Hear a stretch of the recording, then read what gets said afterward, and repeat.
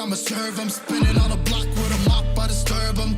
I never killed a nigga, but I'm ready to spit a hollow right on a person. And the curse, I'm about to merge on a nigga's turf. I'ma let a nigga burn, burn, let him burn. And these bitches better learn when I pull up, I'm a burst. Make a nigga see stars spinning, leave him on a curb. Burn him, burn him. All this money I be making, I'ma burn him. Burn him.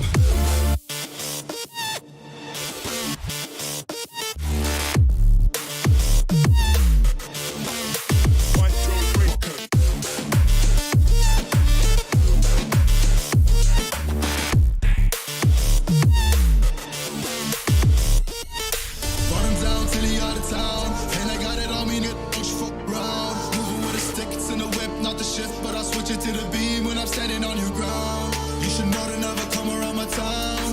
You're not welcome in the hood cause you a clown. I got shooters ready just to let you down. And they not afraid to waste a couple rounds. Burn them, burn them. All this money I be making, I'ma burn them.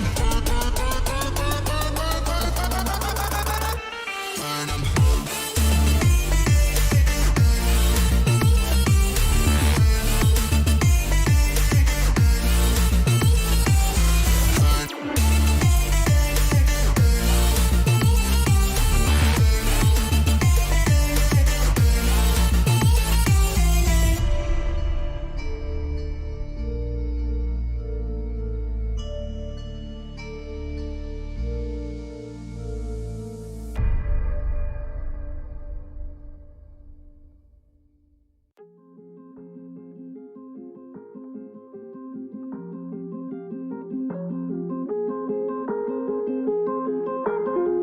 Drama. Yeah, I've been running and running to keep it 100, it's all that I wanted. But lately I don't get the stomach. The higher the summit, the harder the plummet. They know me all over this planet. I'm just a man and I can't understand it. Proud that I win and I did it myself. Probably wouldn't if I got the help. Hearing subliminals all on myself. Feel like I'm breaking, I'm falling to hell. Told me I'm sick and I tell her, oh well. Rather be dead than to know that I failed. Live for the chase, life is a race. I'm out of space, I'ma get on my face. I got a taste, want the whole plate. Finna get laced if you step out of place. Like, first off, you don't run nothing. All talking, your team bluffing. My squad, we all dream crushing. We ain't rushing, no discussion. All I know is us made for this. Paid for this, yeah, slave for this. Get him down and I'ma get it right. Get on sight like.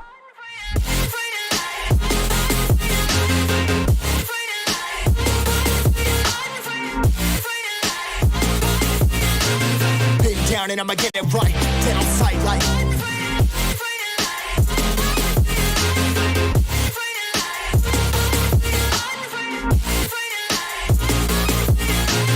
Big down and I'ma get it right. Dead on sight like.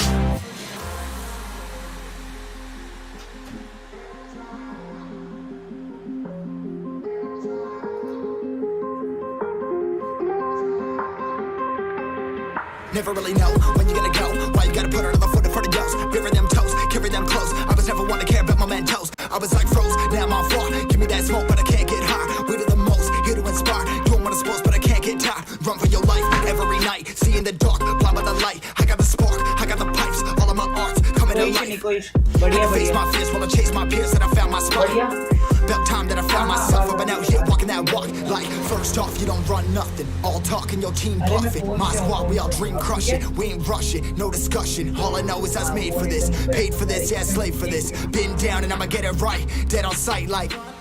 First off, you don't run nothing. All talking, your team bluffing. My squad, we all dream crushing. We ain't rushing, no discussion. All I know is I was made for this. Paid for this, yeah, slave for this. Been down and I'ma get it right. Dead on sight like.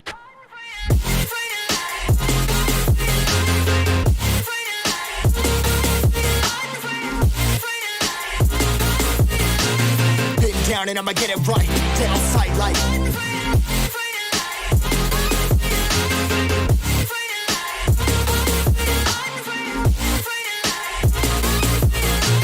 Big down and I'ma get it right. dead on sight like.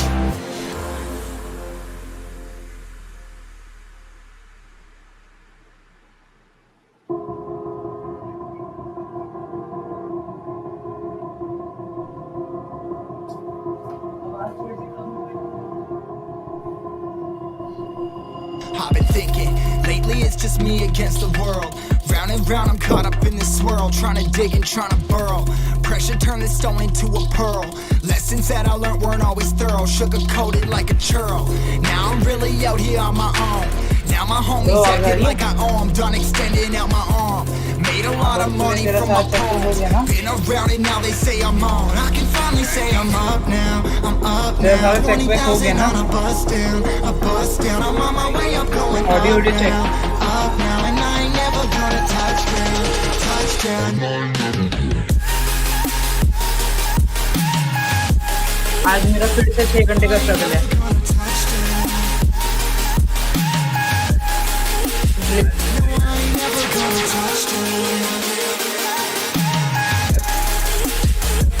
रात के time पे मुझे चाहिए किसी भी हाल में मैं 8 बजे चला जाऊंगा, क्योंकि मेरे मॉम डैड की आज एनिवर्सरी है।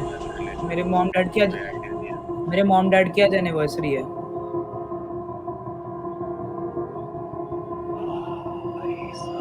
Mine's on, I can't turn it off. Late nights and I'm turning up. Hate life and I learn to love. Down and now I'm way above. I always knew I had it. Now I'm living out my dreams. Treat that money like an addict. It's a habit. I'm a fiend, feeling that rush. Rocket ready to launch. Hands up, ready and gone. Been waiting too long. Trust I'm feeling that's wrong. Old me's dead and that's gone. Thank God I'm headstrong. I don't wanna wake up with a doubt that I ain't show 'em everything I'm about. I ain't never going out. I ain't never getting for no clout. Now I'm sitting really on the cloud. Please कर ले मेरे को पास करने custom मिले तो कैसे जान सकते हो?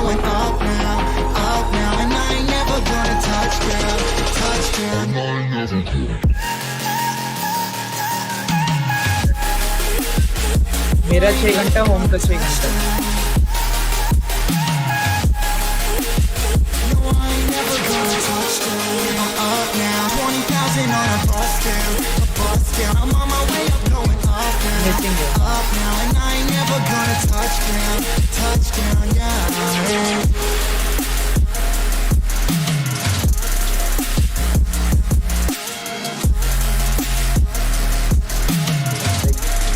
कल टीटी किस हालत में किया 2 घंटे उससे नहीं हो रहा था।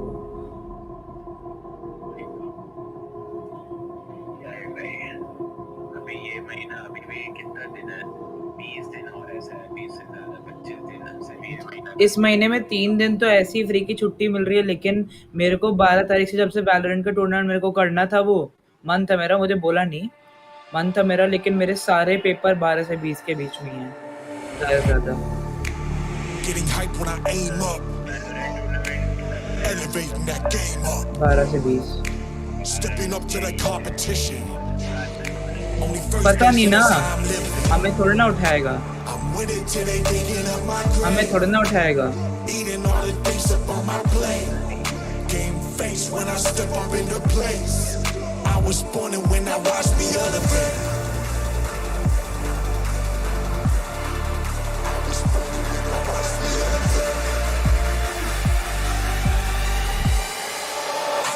मैंने क्लिक से मांगा है। कॉन्ट्रैक्ट तो मेरे ख्याल से मेरे को चाहिए खत्म होने से पहले, ताकि मैं मेरे पास एक सबूत रहेगी मैंने और कुछ काम किया।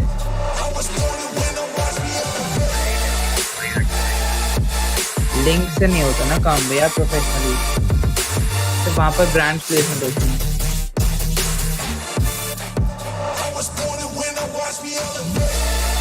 रेडबुल ने एग्जो को स्पॉन्सर किया क्या?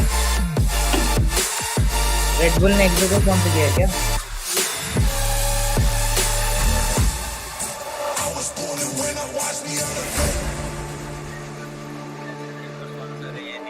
बट हमें यहाँ पर इसमें नहीं लेके बैठना।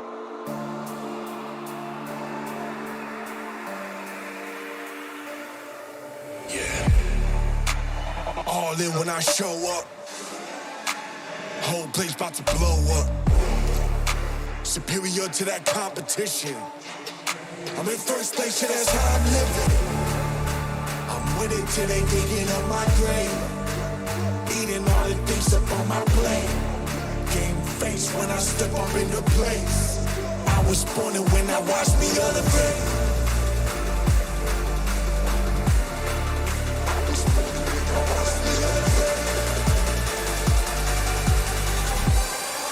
I was born and when I watch me elevate.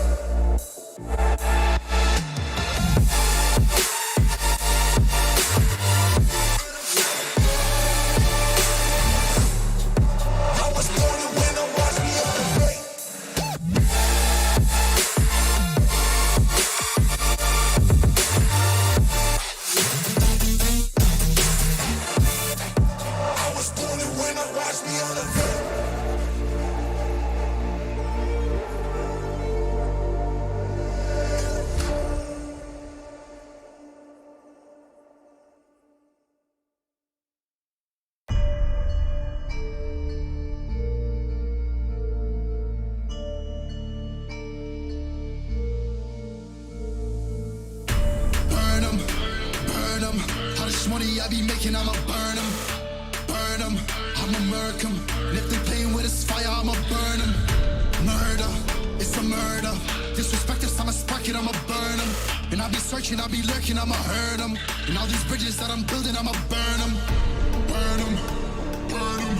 All this money I be making, I'ma burn them. Burn them.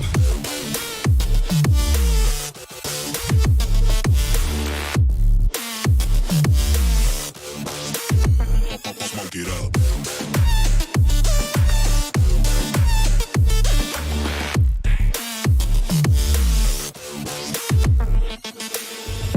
Burn them. Whopping niggas bucket, I'ma serve them. Spinning on a block with a mop, I disturb them. I never killed a nigga, but I'm ready to spit a hollow right on a person. And the curse, I'm about to merge on a nigga's turf. I'ma let a nigga burn, burn, let him burn. And these bitches better learn when I pull up, I'ma burst. Making niggas see stars spinning, leave him on a curb. Burn them, burn them. All this money I be making, I'ma burn them. Burn them.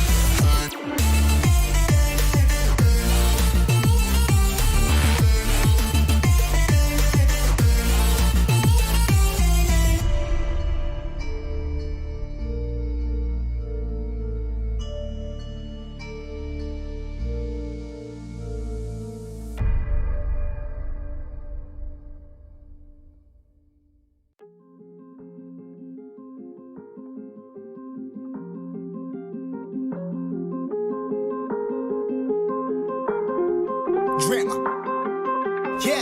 Yeah, I've been running and running to keep it 100, it's all that I wanted. But lately I don't get the stomach. The higher the summit, the harder the plummet. They know me all over this planet.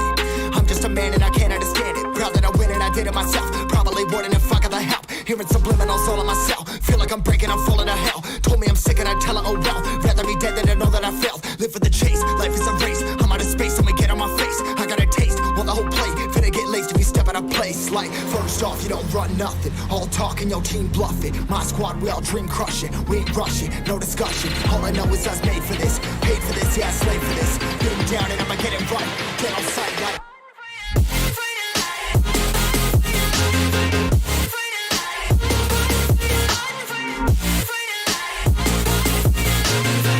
Down and I'ma get it right. Get on sight like.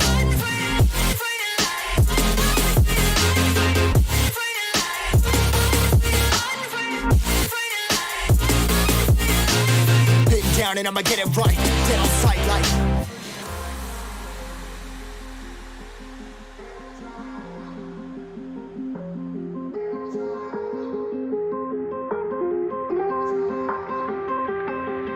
never really know when you're gonna go.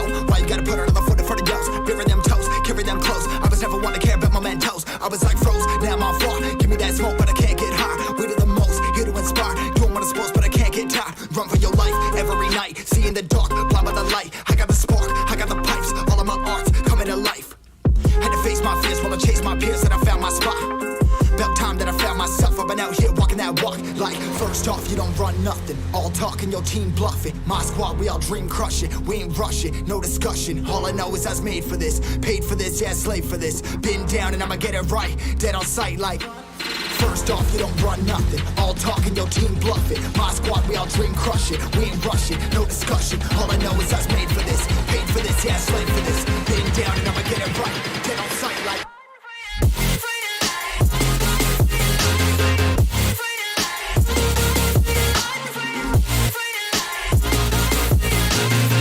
Down and I'ma get it right. Dead on sight like...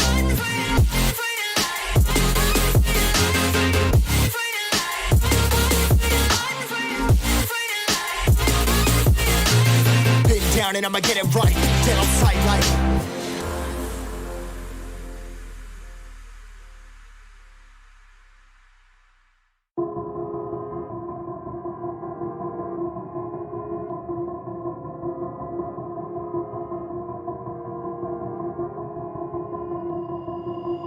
I've been thinking, lately it's just me against the world. Round and round I'm caught up in this swirl, trying to dig and trying to burrow. Pressure turned this stone into a pearl. Lessons that I learned weren't always thorough, sugar-coated like a churl. Now I'm really out here on my own. Now my homies acting like I owe 'em, done extending out my arm. Made a lot of money from my poems. Been around it, now they say I'm on. I can finally say I'm up now, I'm up now. 20,000 on a bus down, a bus down. I'm on my way up, going up now, and I ain't never gonna touchdown, touchdown.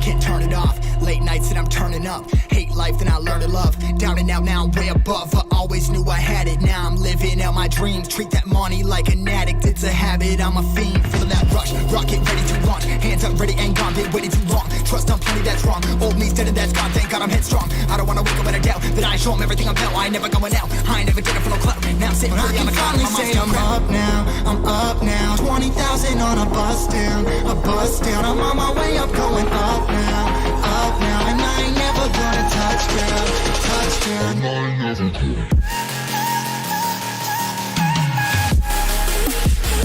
I ain't never gonna touchdown. No, I ain't never gonna touchdown. I'm up now, 20,000 on a bus down, a bus down. I'm on my way up, going up now, and I ain't never gonna touchdown, touchdown, yeah.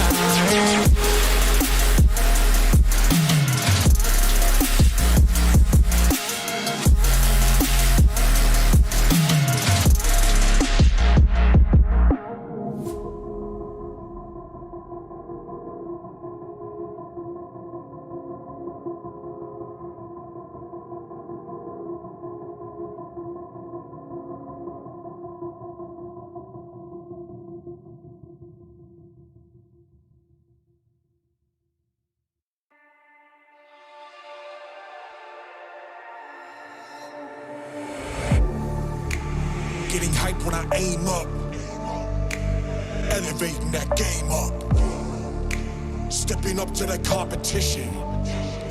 Only first place, and that's how I'm living.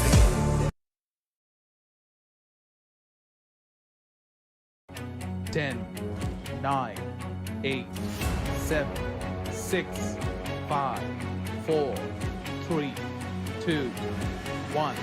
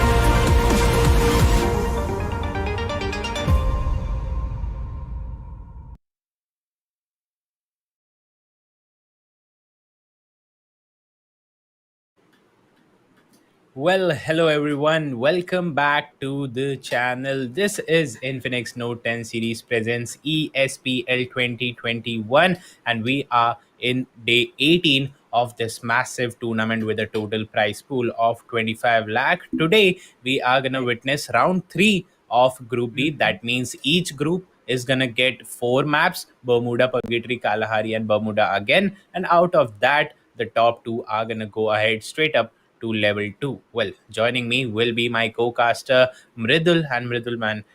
We were casting yesterday as well. That was round 2, Yeah. and the Right. qualified teams have made it till this point. That is round 3. Only the toughest have reached here. So, what kinds of fights and what kind of a gameplay do you expect today? Yes, exactly. As you said, only the toughest and only the best have reached here Mm-hmm. to the round Yeah. three of this part. So yeah, Group B has performed really, really well throughout these days. And like coming forward to Group B's last round, that is going to be round three. Well, it's an emotional moment to like to see these teams growing through these rounds and qualifying for the Yeah. further rounds because the other teams have been knocked out from the tournament and now Mm-hmm. just the best teams will be qualifying. So yeah, that's a great thing to watch.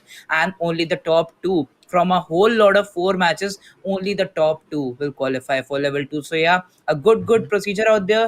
But let's see how exactly they will perform because they have performed throughout the tournament real well. But with that, guys, we have our sponsors Infinix and Today Gaming. Thank you so much, Infinix and Today Gaming, for partnering together and making this event happen. Well, yeah, great event indeed. 25 lakh Yeah, of prize pool. Plus, on top of that, we've got some huge opportunities for the audience as well. right, 1 lakh 50,000 diamonds as giveaway for the audience, which will later on take you through how the process is and how you can avail those diamonds. Well, as of now, you are seeing our social handles popping up at the bottom of the screen. Make sure to right, check them out. All the schedules, all the events, the prize pool distribution, etc., are being provided on all these right, social handles. So yeah, make sure to check them out. Meanwhile, again, talking about the day to day, right, it is, I mean, the pinnacle of all the filters out here. First, you had to come up to the round 3 in round 1, in the top 3 in round 1, then again top 3 in round 2. But once you are in round 3, now only top 2 are gonna go ahead. So as Mridul you pointed out, it's gonna be very tough. Meanwhile, we talk often about the prize pool, a massive one indeed, 25 lakhs altogether. Mridul, please take us through the breakdown of this immense and huge prize pool today. well, yes, an immense and huge prize pool, as GP stated. But yes, talking about the first position here, 12 lakh prize pool for the first place, while the team that gets placed at the second position will get a share of 6 lakh rupees. Team getting at the third position will get 3 lakh rupees. At fourth, 1 lakh 25,000. Fifth place, 1 lakh rupees. Sixth place will be getting 50,000 for themselves. Mm-hmm. Seventh place, 35,000. Eighth place will get a share of 30,000 rupees. While talking about the MVP and fan favorite team, so yeah, MVP getting 30,000 in total, while fan favorite team also gets a 30,000 if even if they got a win there. So yeah, they'll be having a good amount of 30,000 rupees with them as being the fan favorite. While talking about the MVP, the solo guy gets a 30,000 amount. So yeah, you'll have to fight for that also. And we have seen Mm-hmm. players getting most amount of kills, just like 13, 12, 11, and just dominating the whole lobby just by their own Mm-hmm. beautiful gameplay. But yes, this was a massive prize pool of 25 lakh rupees, while the teams getting at the top three will get the highest share of this prize pool. One thing, if I have to talk about, if they really want to qualify for the level 2, level 3, level 4, and as we will see Mm-hmm. clash squad modes coming up, so yeah, it will be Yeah. a 4 versus 4 there. So you'll have to be the best out there. So only the best Mm-hmm. can qualify for level 3. So make sure you're getting your best gameplay in all those rounds. For sure, man. And yes, when you have a tournament at as this one, such a Right. huge stature over here, you'll have to be your Mhm. best. And of course, the filtering process in any of these big reward situation is gonna be very cruel, I would say, because they won't Right. allow any of the weakest squads to come up itself. Only the top two out of such a strong lobby, which we are gonna witness in a few more Right. minutes, is gonna go ahead. So yeah, we've emphasized that enough that yes, it's gonna be tough. But for sure, Right. if you want to go ahead and play with your favorite teams, which are gonna join up in level two, you'll have to Right. perform like them as well. So yeah, we'll have to watch out. The entire day is right ahead of us. We'll be streaming live for approximately 6 hours, maybe more than that. 12 maps are gonna come up, but the structure Right. this time is gonna be like this: that three groups, and per group we are gonna have four maps: Bermuda, Right. Purgatory, Kalahari, and Bermuda. Once again, Mridul, a question to you: like, how will the strategy, Mm-hmm. point wise strategy, change for the teams accordingly for round three itself? Because in round two there were three games, so Mm-hmm. we often discuss Right. the strategy that yes, go Right. aggressive in the first, then play calmly in the top two. But now again, an additional map, Bermuda, will be played twice, and Bermuda being Yeah. the main map of Free Fire, what do you think? How will that impact the strategies of the team? Well, yes, talking about the strategies, the teams will have to maintain a good point structure also. But yeah, as you stated, many teams have a good map Hmm. structure on the Bermuda, so they will go good with those strategies here. But yes, talking about the points table here, for the rank one, the team gets 30 points for themselves. Rank two will get 20 points for their team. Rank 3, 17. Rank 4 will get 13 points for them. Rank 5 will get a total of 10 points for their placement. Rank Hmm. 6, 8.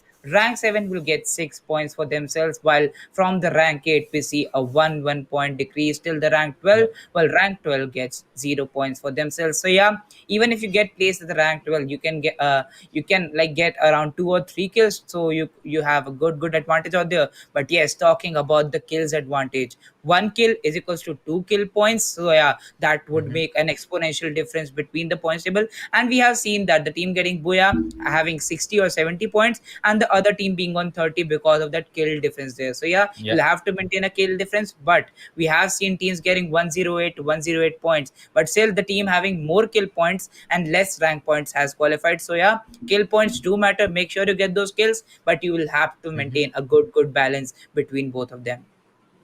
Yeah, for sure, man. Totally agree to that. And I think for the first few games, at least, the team Right. should rely heavily on their rank point, because that will give Mm-hmm. you, that will provide you a good enough base. Right. If you're ending up at the top three, you at least have 30 point, 20 point, or 17 Mm-hmm. point respectively. Plus, on top of Mm-hmm. that, kill points will just act like the icing on the cake. You have a beautiful Right. cake, you have a good enough point, and then of course, if you get 10 kills, 12 kills, you'll add up 20, 30 points in your overall score, and then you'll be able to create that gap. We were discussing this yesterday as well, Midul, that Right. of course, the if you're landing on the top, that's good, that's very good, but if you're able to create a gap between you and the team below you, Right. that affects your entire game even further. And this time, once again, since we have an additional map altogether, that will Right. again let all the teams score a bit more. Maybe today Oh, we are going to have many teams, at least 2 3 teams going above 100, and the toppers might be somewhere around 150. We'll have to check that out. Meanwhile, peak area, man, no, doesn't matter what kind of a map that is, doesn't matter what round is being played, man, this position, this area in the map is always the center of attraction. Look at that, Midul. Three teams very close to each other: Team 5, Team 8, Team 12. No shots have been fired as of now, but maybe there could be a fight cooking up at this place. yes, exactly. And as you stated, one thing that we have to take in care of, the teams are still going for that aggressive strat. So yeah, even if one more Bermuda is added to the table structure, still teams Hmm. are performing those aggressive gameplays. Yeah, well, I do like that performance and that strategy. Also, like teams choosing that strategy is still here, and they have qualified to the round number three. TSG. Looking forward to this team too. 80 Ronit. Oh, okay. Dracula is not present here. Hmm. Well, I'm amazed about that because Dracula, we all know what an amazing gameplay was put up by him there. But yeah, Ronit Hmm. was a great supporter fragger too. Right now, talking about RJX. Well, just seeing these names, Maro F70, those sprays by those LMG Hmm. guns. Whoa, M60, Parafel, literally M2492, just literally dominating each of those guys out there. With that, still no knocks have come up. I think so. One kill has been confirmed or not. Correct me if I'm wrong. I think so. One team is there with only three of those guys coming up into this match, and yeah, from the starting they have a player disadvantage. Yeah, for sure. And I don't think any elimination has come up yet. It's only that one team has dropped off with only three guys. How will that affect that gameplay? Their gameplay? We'll have to watch out. Meanwhile, I'll just quickly skim up through the map. The peak area, of course, was occupied by three teams very close to each other. Meanwhile, the other two spots are going to be Cape Town, which we already are seeing on our screens. It's going to be Team 1 going against Team 11. Already, the pre shots have been fired by Yashvir. However, he's a bit separated from his teammates. So either you can bring in your teammates or vice versa. Either you can fall back. Meanwhile, the other place is going to be Peak. And yeah, of course, Peak we talked about. Peak, Cape Town, and Sentosa is going to be the third place. Well, I'll talk about that in detail. Let's first cover up this fight. Team 12, Team Fight going in super strong. And by the time I came up to this fight, Mridul, Right, Ronit already coming up with those actions. He's got two kills, a total of four right, kills. A good start for Team TSG in this round three's very first map. So yeah, a good start for them. The right. peaks fight. Three teams were there. One decided to go away. The rest of the two teams clashed against each other. That was Team 12 and Team Mm-hmm. 5. Out of which Team 5 has been sent home very early. Well, yes, this is the first game, so they still have chance to come back. We'll see that later Mm-hmm. on. Apart from that, Cape Town's fight, we saw Team 11 going very close Right. to Team 1. However, I think they didn't bother to engage later on. We'll get to see that in a while. Mm-hmm. And the third spot I was talking about is going to be Sentosa. Sentosa again being occupied by two teams. So once Peaks fight is over, I think we should take our attention to Cape Yeah. Town, and there it is. And the third space, it's going to be Sentosa Island. So let's see what happens with these teams. And there you go, Mridul. This was the team. Team number 8 we were talking about. Right. These guys are the ones that have dropped off with only three players today. Yes, exactly. And as I was saying, that one of those teams dropping off with one player disadvantage, but looking forward to the fight that happened in the peak area. Well, it was an amazing fight indeed. And Ronit now has to become the not the supporter fragger, but he has to become the assaulter there from the team, the top fragger and the front fragger too. So yeah, he'll have to make some entries out there. And well, he did perform out good in the peak area, getting that first squad eliminated at the 12th position, still standing out strong with 43 players on the map. All teams are there with all of those guys surviving from their team. So yeah, Rahul Raj making a left flank, gets spotted there, but will get a cover fire. If he gets a cover fire, Yashvir might have been knocked out. But yes, those M60 sprays won't correct there, and there will be no knock. But there is an M60 spray connection, and with that, OBT Roy gets out of the game. The first elimination between these two squads come up, and Team 12 man, Team TSG again coming in for their very second fight. Meanwhile, CY squad has equalized this position. They Mhm. got a knock, and I think that was the teammate which we were talking about very early, that he was quite separated from his team. But there you go, White Bat has been taken down as well and will be confirmed as well. So there you go, the lead which you had has now been Right. taken back by Team 11. However, it's a 3v2 position. Both the teams have suffered losses. Team 8, I think, now deciding to totally fall back. They don't want to engage anymore. Of course, only two guys left. You'll be hanging by a cliff if you don't, run away from that fight. And that's exactly what they'll be doing over here. I think, okay, you lost two guys, but you're still in the game. Let's see how will Team 8 come up in the later fights. Meanwhile, Team TSG just got done with their very first fight. Now trying to engage in a second one. Meanwhile, a triple threat coming up, because as Team 1 were facing Team 12, there's another squad that's going to be Team 3 coming right Mhm. from behind. And now Team 1 in a sandwich situation where they have to take care of both Team 3 on one side and Team 12 on other. And I think that's looking very bad for Team 1 over here. Yes, exactly. And with those orc sprays, two of those guys gets eliminated, while like players still surviving. Well, let's see. As we can see, note team number one player is present there. Delta HS spots the other guy, and with that, team number three confirms the third guy from team number one. Team number one just down to one of those guys surviving, while team number 12 still holds that compound. One guy from the team, that is team TSG, has already been eliminated. So yeah, team number three did the damage that they really wanted to do on team TSG, while only one guy from NS is still surviving.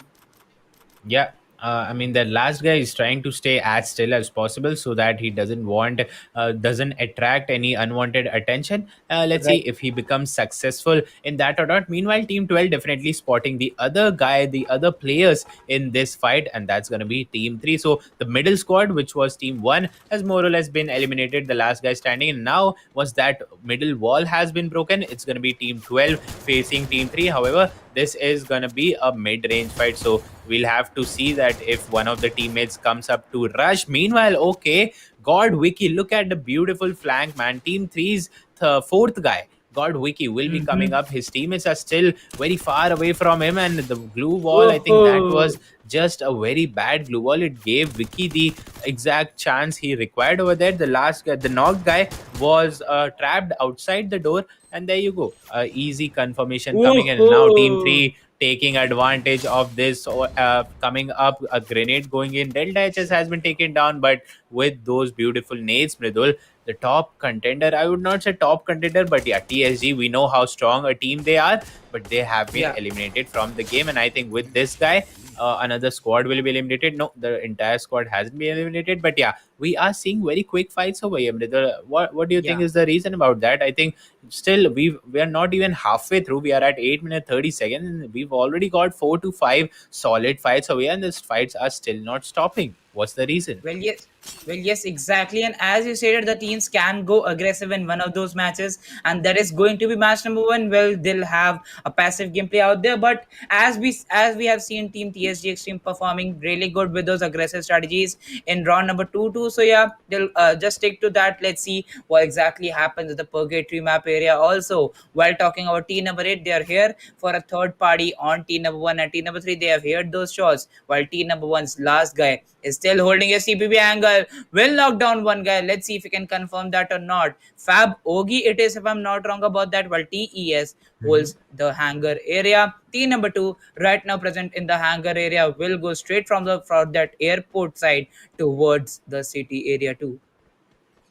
Yep, there you go. And never settle this team again, Mridul. Of course, we will talk about this again and again. After round two, man, the teams making it till this far, they are brilliant in themselves. But now it's the clash between the best. So you'll have to Right. eliminate the other stronger teams in order to get to not even the top three, the top two actually. Let's see who becomes successful. Meanwhile, Team 8 barely surviving from the fight at Cape Town. They have now reached over here. CY squad in front. CY squad are these guys. Two-man standing on the left. They are gonna face. They might gonna face Team 10, and yes, they will take shots on them. But it's an equal fight, so that's a good thing. It's gonna be a 2v2 fight. But there you go. Ahulaj has been taken down. Somu will be the last guy standing. Builds a wall, quickly comes up for the cover, gets the revive. But have you invited Team 10? Yes, there you go. The grenade going in, misses it, but you've invited Team 10 over here. Now they will not let you go. They will not let you go away by Whoa! taking a shot at them. The second grenade hits over there. Will they be able to get that revival time? No, I don't think so. And there you go. See why the two-man standing have been eliminated. Team 10 surviving. However, things not looking good for them as well. Of course, you won this fight. Congratulations for that. But it's a marathon today. You'll have to face all four maps, and in the end, the longest runner is gonna stay till the end. Well, let's see who that's gonna be. Meanwhile, Team 10 at Kota Tua, and look at the circle. If they decide to go exact westward perpendicular to the circle, they are gonna face a very strong team, Team 3, who recently eliminated TSG. I like the zone, Mridul, and I think it's Yeah. almost towards the center. Lot of good areas. I see a part of Clock Mm-hmm. Tower. I see full Pochinok and factory over here, a part of Peak over Right. here as well. So I think a very interesting circle. And yes, the Right. final fights are gonna be super important for the first game, plus super interesting as well. Mm-hmm.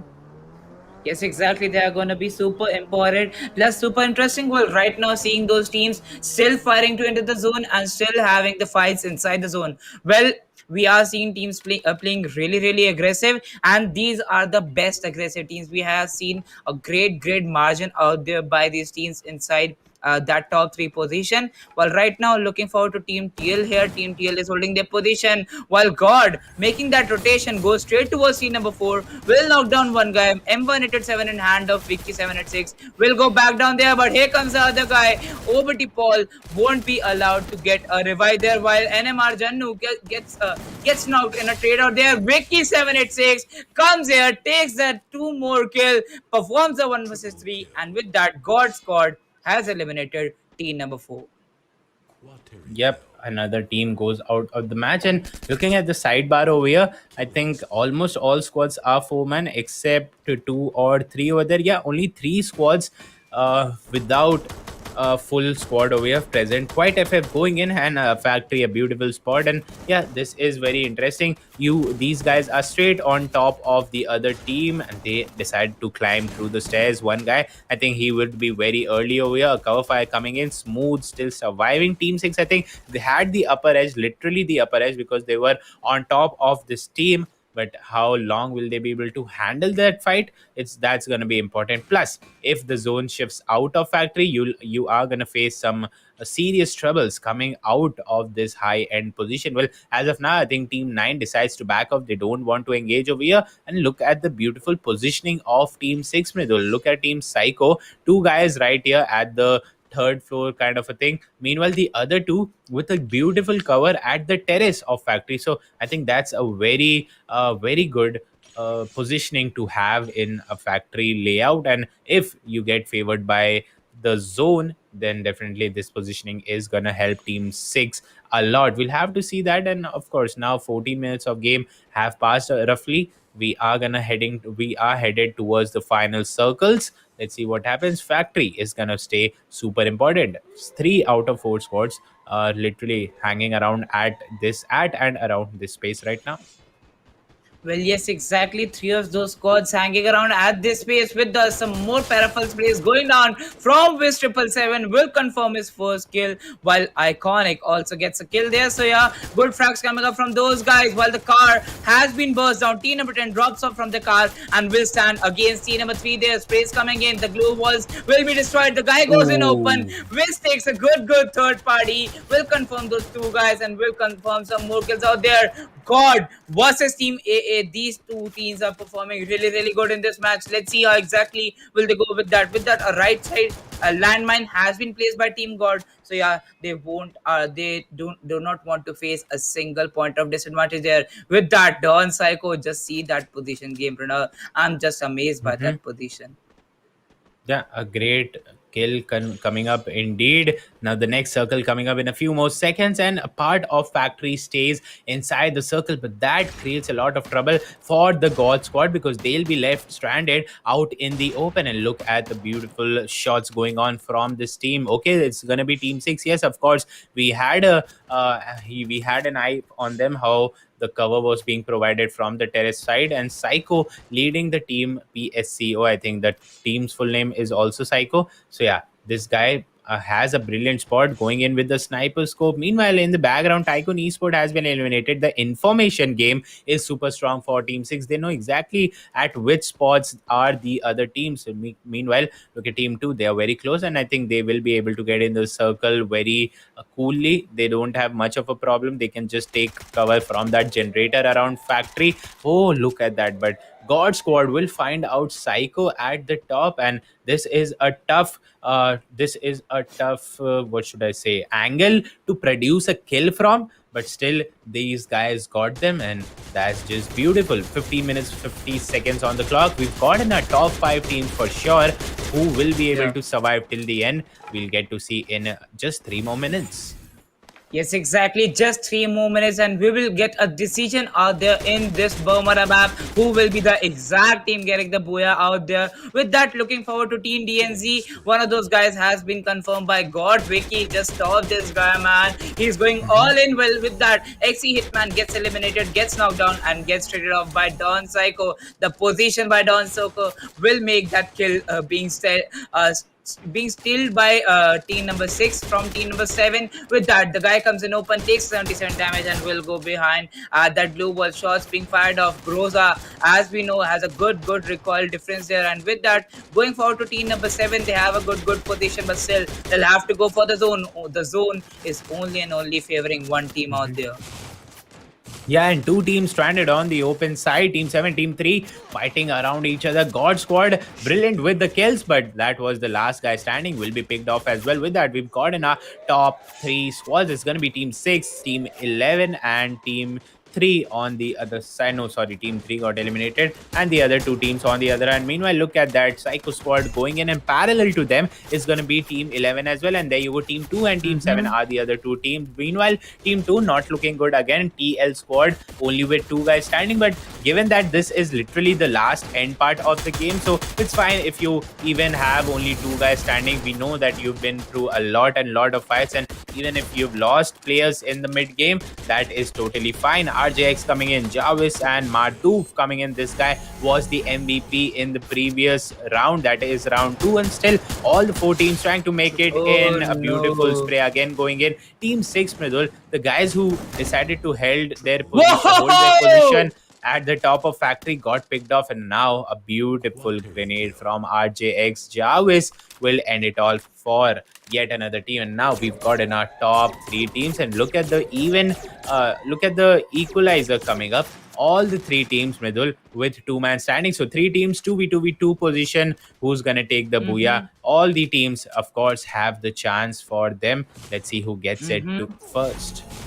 Well, yes, exactly. With having that fight advantage, height advantage, to team number 2, team number 7 will make a difference out there. With that, some more grenades going it towards team number 11. There goes a grenade by base out there. Jarvis confirming the first knock will take down two guys. Only North Zone has been eliminated. With that, going forward to team number 2, Wiz will take down Jarvis out there. With that, the kill confirmation comes up, takes up Oh, another ho, ho. guy, and the booyah goes forward to the team. Wiz 777 again becoming the MVP for the team. Well, to look over to that damage, it is exactly equal to 8 kills. Still, he got 3 kills Mhm. out there. So, yeah, doing the damage on all those teams. And yes, winning that end zone with not even having that height advantage. Team number 2 and team number 7 had Yeah. that height advantage, and still not having that height advantage, they won the booyah in the red zone. The red zone would not favor anyone. You don't have any zone left for you. It will be all it as you see, and with that, top legacy maintains their legacy and wins the first match of the day.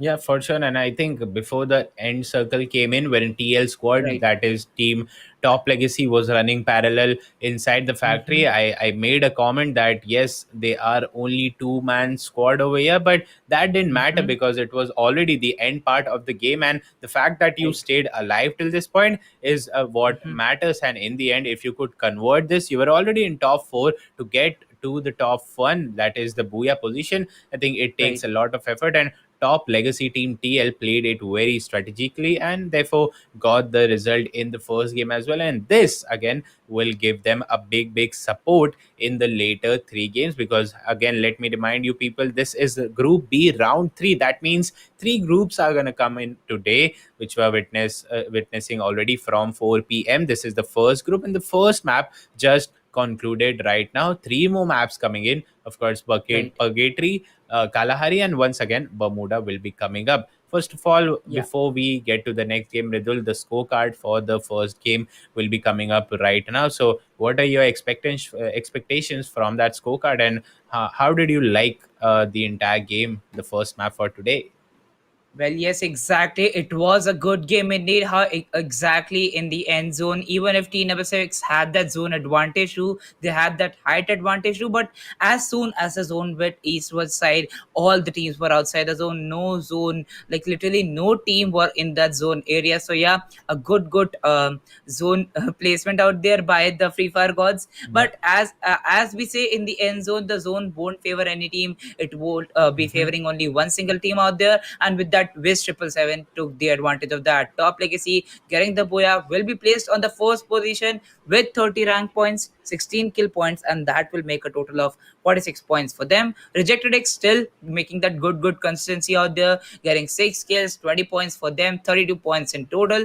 Well, just look forward to that, how exactly the teams in top 5 have Yeah. performed. Only talking about North Zone, we have seen teams like North Zone playing really passive in round number 2 too, and they are going with that strategy only, while the teams that have maintained a performance of aggressive strategy, the teams Mm-hmm. who have just gone forward with just aggressive strategies, look over to that. TSG Extreme getting eliminated at the 11th position, still they are in top 6 in the map by scorecard. Mm-hmm.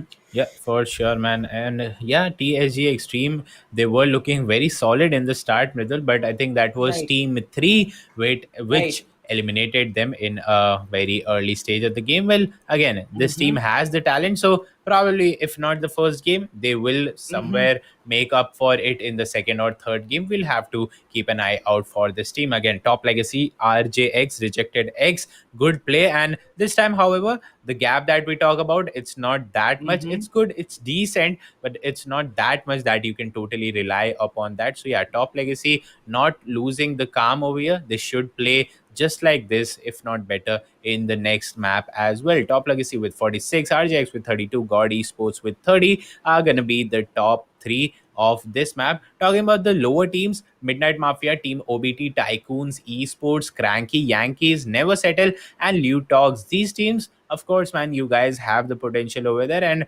don't get discouraged by only the first game. We've often seen teams coming back strong and taking away the booyah in the second, third games, and eventually mm-hmm, landing up and qualifying to the second stage. And the fact that this was just the first map, you still got enough opportunities in hand. Just play your best and try to beat the other teams and get to the top. Yes, with that, the scorecard will be coming into the end. Now, Mridul, the MVP is gonna come in. And mm-hmm. since we've got the top kills from Team Top Legacy with 8 total skill, and God Esports especially with 10 total kills, Right. I think Yeah, the top three players are gonna be the top three team are gonna be from the top three teams itself. So yeah, we'll have to yeah. watch out for them. And what do you think? Do you agree to that? That yeah, the top three teams players from the top three are gonna end up in the MVP list? Well, yes, looking forward to the table, as we saw many of those teams getting 6 to 7 kills. So yeah, I'm still not Mm-hmm. sure about that. As you took two names from those teams, still I'm quite not sure about that. If we see the 3 names from those 2 teams only, Mm-hmm. but with that, here comes the MVP scorecard. And as I just said, the 3 teams Yeah. will be there present there.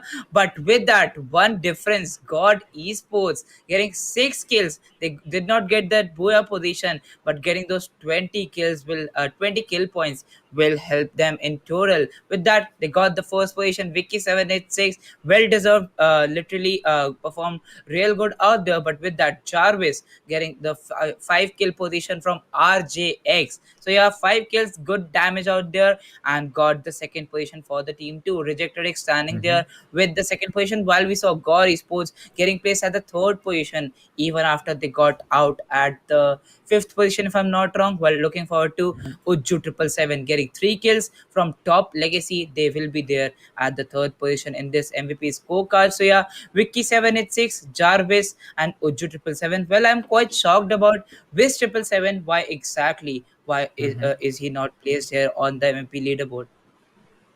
Yeah, maybe I think both of them got three kills each. That's why only one of them could come up at the third spot. But whatever the Right. reason might be, I think MVP is not the goal over here. MVP is just Mm-hmm. the byproduct of what you do. If you are playing immensely well for your team, and your team ends Right. up getting a good position in the game, with that you Right. will also be rewarded with MVP. Talking about the MVP, by the way, in the overall tournament, a good chunk of 30,000 INR is kept for the star player, for the most valuable player of the entire tournament. We'll get to know who this guy or who he or she is, but yeah, it will take some time. This is a big tournament. We are still in day 18, and altogether we are gonna have a maybe maybe still a 1 month gap before we get to see the overall results. Meanwhile, the second game coming up, and things don't look good. I think as soon as the flight launched, Mridul, some of the teams decided that no, Whoa. we don't want to stay alive in the stay for long in the flight, and they decided to drop off very early. And because of that, two teams have landed up right on top of each other, and one of them is going to be God Squad. In the previous game, they had a beautiful play, and in front of them is going to be Team 9. So both of these teams very, very close to each other. I think we'll spend a few initial seconds to get as much loot as possible, but after that they'll start off with the fight. And already the first knock comes up, the support coming in from Team 9, but anything can happen over here. And by the looks of it, Team 3 doesn't want to back off at all. They want to take these guys down. What do you think, Mridul? Two initial fights, two teams coming in the initial fight, and both of these are Whoa. very strong. However, Team 3 already getting two knocks straight up. So do you think they will be able to convert, or will Team 9 be able to hold back at this position? Well, yes, looking forward to this fight out there. It is between Team Gore, who got a good position out there. With that, they confirmed the third kill at that position, and only the last guy from that position will stand on. Let's see. Going forward to that, team number nine's last guy, that will be iQuad FF, goes in the open, will get spotted down by Janu's MP40, and will be taken down. With that, the first core getting eliminated. While we saw Team CY getting down in the first match with three guys, they're now here with four of those guys surviving. But already we see Team Gore making that consistency in the map number 2 too. Yeah, for sure. And God Squad ended up in the top three in the previous game. A good start in this as well. And thank God, fingers crossed, that they didn't lose any of these guys, because often in these initial fights, you get the win. You, of course, eliminate the other team. But with that, you lose one or two of your teammate, and that is not good, because later on you'll have to face full on squads like 4-man 3-man squads. So for that, in the long term, that won't be helpful. Of course, if you're winning a fight plus all your four guys are healthy and wealthy, that is all that matters. Meanwhile, Team 2, looking at the northern part of the map, I see Moat House in the background, and I see one guy from Team 11. Okay, there you go. I think Team 11 decided to drop off right at Moat House, while one of their guy has is busy looting the western side compound. And I think the loot over here is pretty good. I uh, often used to I've played very less game on Purgatory, maybe 20 Mm-hmm. 30 games only, but yeah, I have gone to Moat House quite often in that. So yeah, let's see what happens. As of now, most of the teams busy in their loot, and after that we'll see what happens. Okay, Whoa. Brasilia, Mridul, of course, just like we saw Yeah. initial fight at peak, we had to see Mm-hmm. something at Brasilia as well. And there you go, Team 8 Yeah. going against Team 1. Team 8, last time, Mridul, if you remember, there were only three Mm-hmm. guys got eliminated Right. pretty early, but this time they are not making the same mistake. Four guys landing up, and they are against Loot Dogs, who were actually the least performer. They went out at the 12th position in the previous game. So Right. let's see Right. what this fight brings up and who actually survives till the end. Whoa! Well, yes, exactly. With that, they got three kill confirmations, got a cover from the team, and with that, Dogs wiping out Team CY out of the game. Well, that was an amazing performance by these players. Andrew literally going all in with the shotgun in his hand, while one shot covering up his teammate gets the last kill out there. So yeah, four kills up for the team, and they will be the Brasilia Kings, as only two teams drop down to this area of Brasilia. Yeah, there you go. Another team goes home, and Lutox looking good this time. Last time I saw that they were literally with zero rank point and zero kill point, and overall also 0 point. But a good start once again for this team, and especially when you end up conquering a space like Brasilia, that's going to be very, very huge. And of course, it's going to benefit you in the later part of the match for sure. But looking at the zone, I don't feel that Brasilia is going to end up till the last circle. However, I think it will be helpful, because many bypassers will cross out from this position. Like Team 3, Team 10, they might be rotating and they'll go across Brasilia. Then that could be your chance to, just go on and go super aggressive on these teams passing by. All this is hypothetical, of course. If that happens, then this could happen. We'll get to see if that happens or not. As of now, Team 12 just chilling around at the ski lodge, and yeah, it is gonna be very interesting over here. Well, talking about ski lodge, Mridul, have you ever been to skiing? Have you ever skied before? Because I haven't. I This is for sure in my bucket list. Do you have any experience with skiing or what? Well, yes, as you said, going forward with the ski lodge area, well, exactly. Hmm. I just love this area too because we have not seen any snow map coming up in the Free Fire meta, but this ski lodge area just gets a feel of that. And as we have seen some more maps out there in some different battle royals from that. Snowy position, but with that, going forward to TSG here, TSG Extreme dropping off on the ski lodge area. Well, they are looking good, and yes, I haven't still been there in the ski lodge area. I have not dropped on that area, but yes, I do love Brasilia in this purgatory map. Yeah. Well, let's see. Well, my question was that if you have landed, if you have done skiing in real life, not in gaming life, well, you can answer that later on. But meanwhile, two fights coming up. Team one going against Team three, and yet again, Team three had a good start in the starting of the map. Let's see if they can convert this as well. But Hmm. LTX Lutox man not falling back at all. They got one from the space as well with that a four kill initially by eliminating an entire squad, and now getting the fifth one by taking one guy down from team 3 as well, and they are not going to stop. Oh, Andrew has a beautiful position over here. It's a 2v1 situation. Hitman brings up a chrono shield, brings up the wall, but there's no support by your teammates. Where are your teammates, man? I think if you maintain such a big distance amongst yourself, this is going to end up very badly for you. And there you go, Wiki goes down as well. He's not been confirmed, but I think in the next few seconds, there you go, he gets down as well. The third guy gets eliminated as well. I think it's the end for team 3. The last guy lurking behind, trying to get away.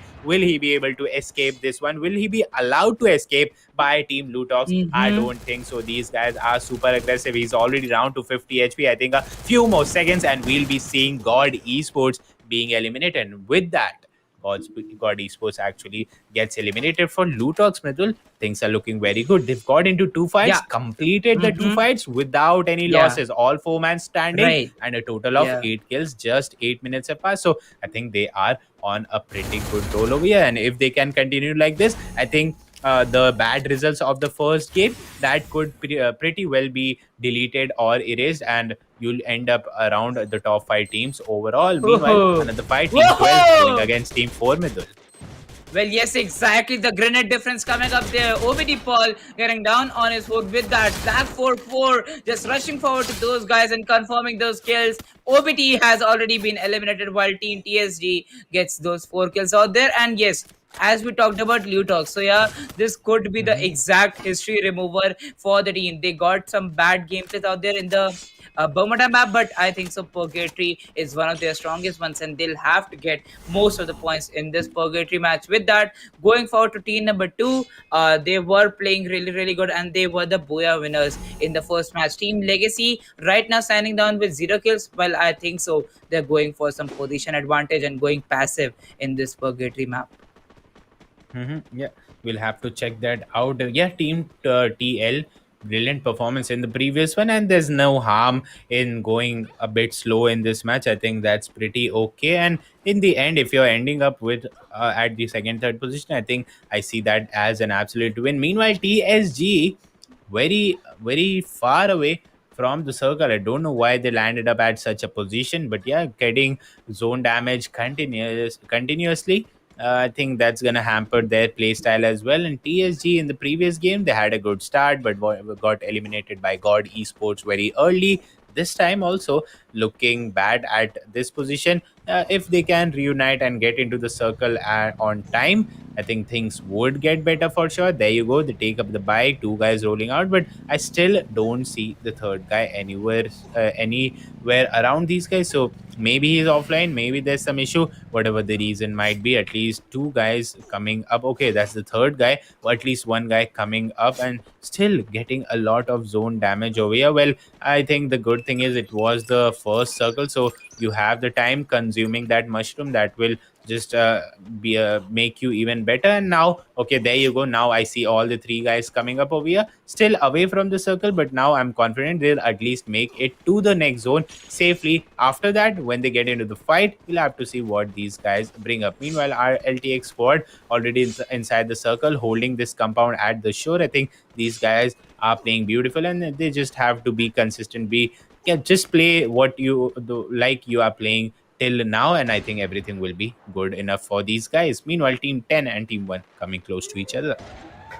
Well, yes, exactly. Team 10 and team number 1 coming close to each other and having a fight against Team Ludox in Purgatory area. I don't think so. Team number 10 would be taking that fight because Bermuda, well, went good for them, but not till the end. They got some good fights, they got some kills, but still they'll have to aim out for some position points because you can go aggressive with the first match, but with that, you'll have to get some kill points for the team. While LTX is looking real strong out there, having that in those hands, just literally one shot and the player in front of you is knocked down.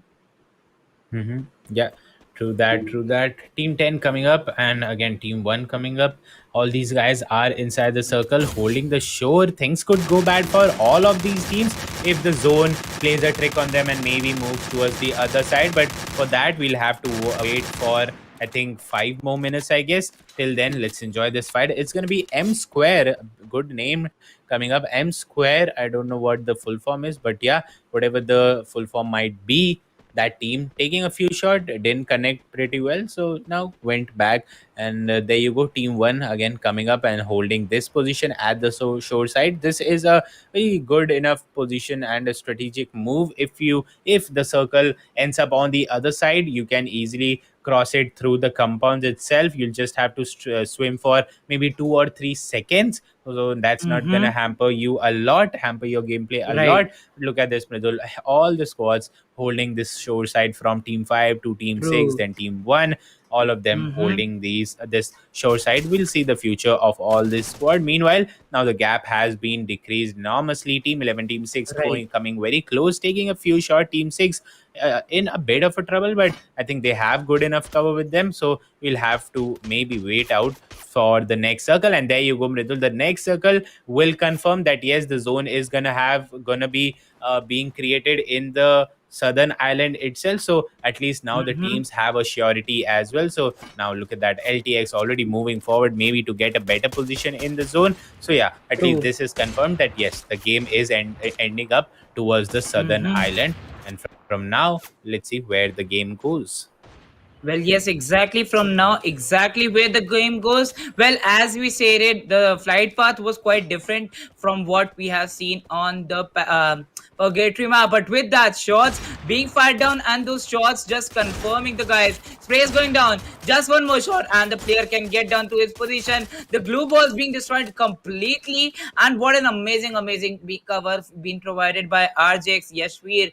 Gets that knock and gets the kill confirmation. But with that, Jarvis from his team goes down. So yeah, a good cover, got one kill, but still loses down his player also. But with that, T number 5 right now present outside the zone, they'll have to be T number 11 to enter the zone. T number 11 holding the marble works area looks really good on their position. Yeah, a good enough cover for these guys. And on the other hand, we have Team NS coming up, and these guys are also almost inside the circle. But now things are going to get tougher because you'll have to get into inside the next circle as well. And all the teams are holding on these positions. All the compounds are totally booked, just like maybe a festive season where all the restaurants, all the hotels get booked. Now all the compounds, whichever are actually available, everything is booked over here. Meanwhile, 14 minutes 30 seconds of the game, and LTX coming back in action. I see one shot from Team LTX taking kills after kills. Whoa! On the other hand, RJX, the last guy standing, he's in a little bit of a trouble over here. Let's see if he can hold on to that. He is being spotted for sure. It's going to be NS taking shots of them. Meanwhile, M Square squad coming into action as well. It's going to be top 7 teams with 21 people. The zone now looks fine. However, the problem is not with the geography of the zone, it's with the size of the circle. The size is too Yeah. small, and now there's not enough space for all these 7 squads. So eliminations are Right. bound to come for sure. Meanwhile, I mean, dangerous for Team 10 and 12. The more you are away, the farther you are from the circle, the more dangerous it is Mm-hmm. going to be for you. Look at LTX, how Right. beautifully Mridul, they are just holding on to the edge of the zone. Plus, they have a Right. beautiful cover for them as well. So, any teams bothering enough to, daring enough to come up from that side, LTX will surprise those guys for sure. Taking a few shots over here from Team Psycho, but I think that's not gonna cause any harm. LTX has a good enough cover for them. Still, seven squads. I think in the next few seconds, Mridul, we are gonna have two or three Mm-hmm. elimination, and then we'll get the Right. top four for the day.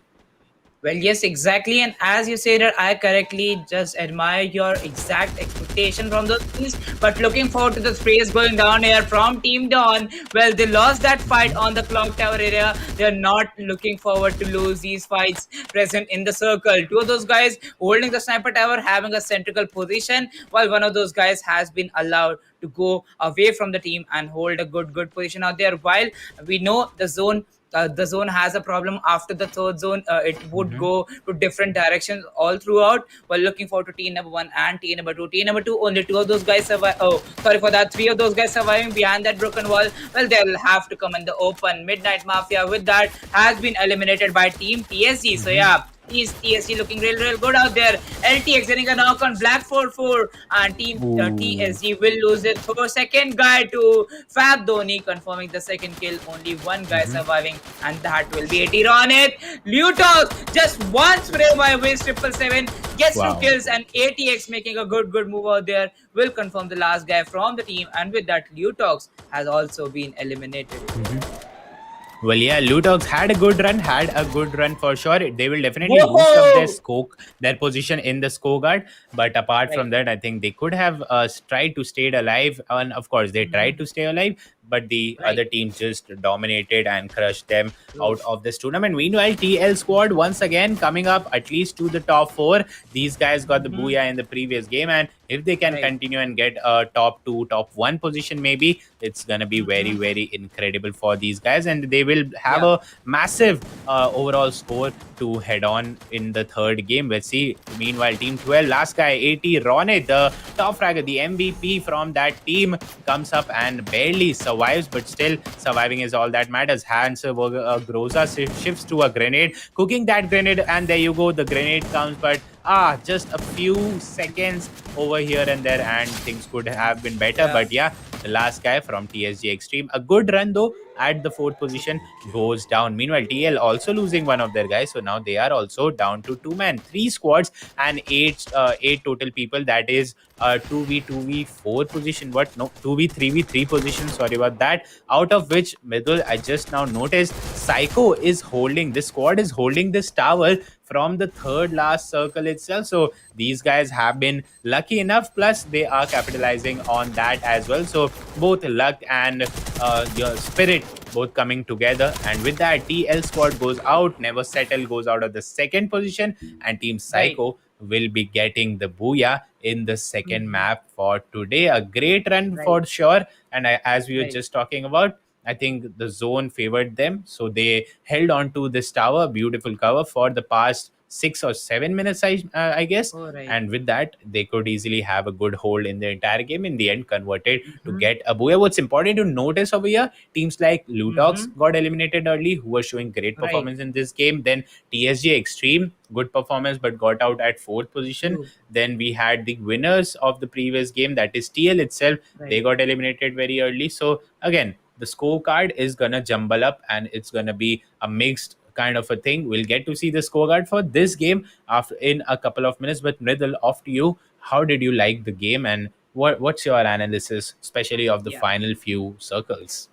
Yes, exactly. I was just going to make the analysis of some of those last final Mm-hmm. circles. But looking forward to the last top three teams. Team TL got that Yeah. third position, so yeah, a good consistency has been confirmed by them. With that, we saw Team Dawn trying it real hard in the first match to get a good position. The Mm-hmm. position was with them in the clock tower area, but as soon as the zone went into the open, the zone did not favor them. And yes, exactly how they predicted, the zone went in open from that marble works area, if I'm not wrong about that. So Hmm. yeah, they had a Yeah. good advantage near the shore. They had a good position from the start. Two of those guys standing in the sniper tower, while one of those guys present and the river area was having a good angle on all those players. With that, they got some good positions out there, and they got the booyah here also. While looking forward to team never settle, two of those teams never settle and Dawn were really good performing in the first match Hmm. also. Yeah. While looking forward to Lutox was on the bottom position,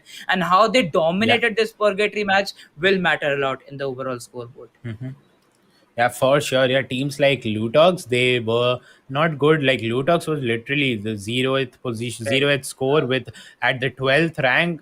So they had to do something, and they did do something over here. And I think they Right. didn't end up in the top three. I think they got eliminated at the fourth position, if I'm not wrong. Mhm. But still, Right.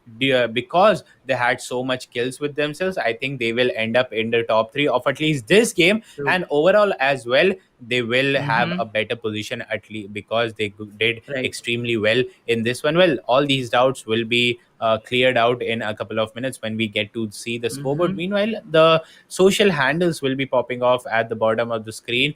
Do check those Right. out as well. Make sure to follow Right. us on as many social media as possible. We are on Instagram, we are on Facebook, we are on Twitter as well, and of course we are on YouTube as well. And now, Mridul, the scorecard coming in. First thing I notice is look at the gap. There's no gap, Oh, literally no oh. gap. Of course, FICO Gaming with 38 will lead the charts, but teams like Lutox, look at that, 36 with 13 kills, coming up at the second position, and Never Settle with 34. So yeah, what's your take on the scorecard, especially since there's Mm-hmm. no gap in this game? Yes, exactly. As we see, there's no gap. So yeah, the teams went aggressive too. Well, they were playing a passive out there with some strategy position. Looking forward to Psycho Gaming. They stand here on the first position with 38 points, getting 30 rank points. Still, they got only 4 kills. So yeah, a good passive gameplay and zone favoring coming up from those sides. But look forward to that. Lutox getting eliminated at the fifth position. Still, they'll get placed at the second position in the map wise scorecard. But what will matter in the end would be those positioning points. 36 points for them, and they will get placed on the second position in this map by scorecard. Never settle, getting 34 points. Second position, 20 points, 14 kill points for them, and they will be there with 34 points. TSGX team getting 27, a good balance of rank and kill points, if I say.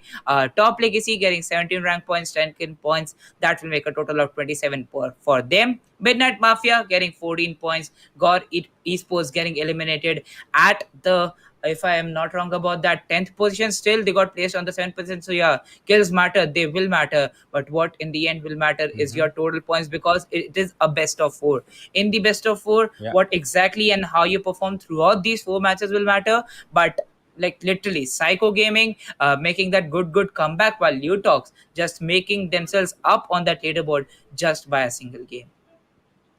Yeah, for sure. An amazing game comes to an end. FICO Gaming, Lutox, and Never Settle. Of course, you will be at the top three, but as you said, Mridul, the hard work is should not stop at this point. There are two other Right. games, and since there's essentially no gap right now, you'll have to Mm-hmm. create your gap. You'll have to take the lead. Otherwise, it's going to be very tough. Since once again, let me tell you, this Right. is round three of Group B. That means not top three that we've seen before. Only the Right. top two are gonna go ahead, so things are gonna be very clumsy and very difficult to get through. So yeah, for sure, the hard work, the hustle should not stop at this position. At least you'll have to keep going in order to convert this one and eventually get yourself into the level 2, and a lot of reward waiting for these guys as well. If they Right. qualify today, Mridul, level 2, they'll Mm-hmm. be essentially standing neck to neck uh, with their favorite teams. All the T1 teams will be joining us, and that's going to be incredible to watch as well. So yeah, you have that great benefits on the other side of this race, but in order to get Mm-hmm. there, you'll have to cross the finishing line first or maybe second. So yeah, we'll get to see which two teams actually do that. And what do you think, Mridul? Right. After this, how should these teams play? Because now only two games are left. Almost 50% of the maps are over for True. this group. So what do you think about that? Yes, exactly. All the like 50% maps are over, two maps down with that, Hmm. down the lane, and we are looking forward to the MVP scorecard for map number two. One shot from Lutox. Lutox will stand a chance to get placed on the first position. Well, he has 5 kills and getting that MVP position, a massive amount of damage. If I say, like, literally, he was covering up the team. He was having a good support for the team by a sniper rifle in his hand. So yeah, a good gameplay put Hmm. down by him. While looking forward to Never Settle, Lucas 26. Well, what an amazing gameplay by this player too. Standing on that second position with 4 kills, and yes, Wiz 777 will get a good advantage of getting 3 kills and having a lot more damage from the first game. So yeah, his player had more damage than him in the first game, but still because of some other factors, just like consistency, headshots, and just like that, the other Hmm. guy got placed on the third position. But with that, with 777 placing on the third position from Team Top Legacy. So yeah, Top Legacy maintaining that consistency and some getting some good points out for themselves. And yet, team like TL Top Legacy, which you talked about, these guys are playing very smartly. I think in the beginning of the game, we talked Right, how I think Top Legacy was going outside the circle and was getting some zone damage. So I had made a remark that maybe Top Legacy, I mean, what are right, you guys doing? But actually, they ended right. up at the top three position. So I think that's all matters at the Mm-hmm. end. Whatever strategy you Right, take, you want to go for a late rotation, go and right, you'll have to take the risk. But if right. eventually it works out, then who are we to say, I mean, you're doing wrong or you're doing right? So actually, that's why what it is. The teams know what's best for them, what should they do actually.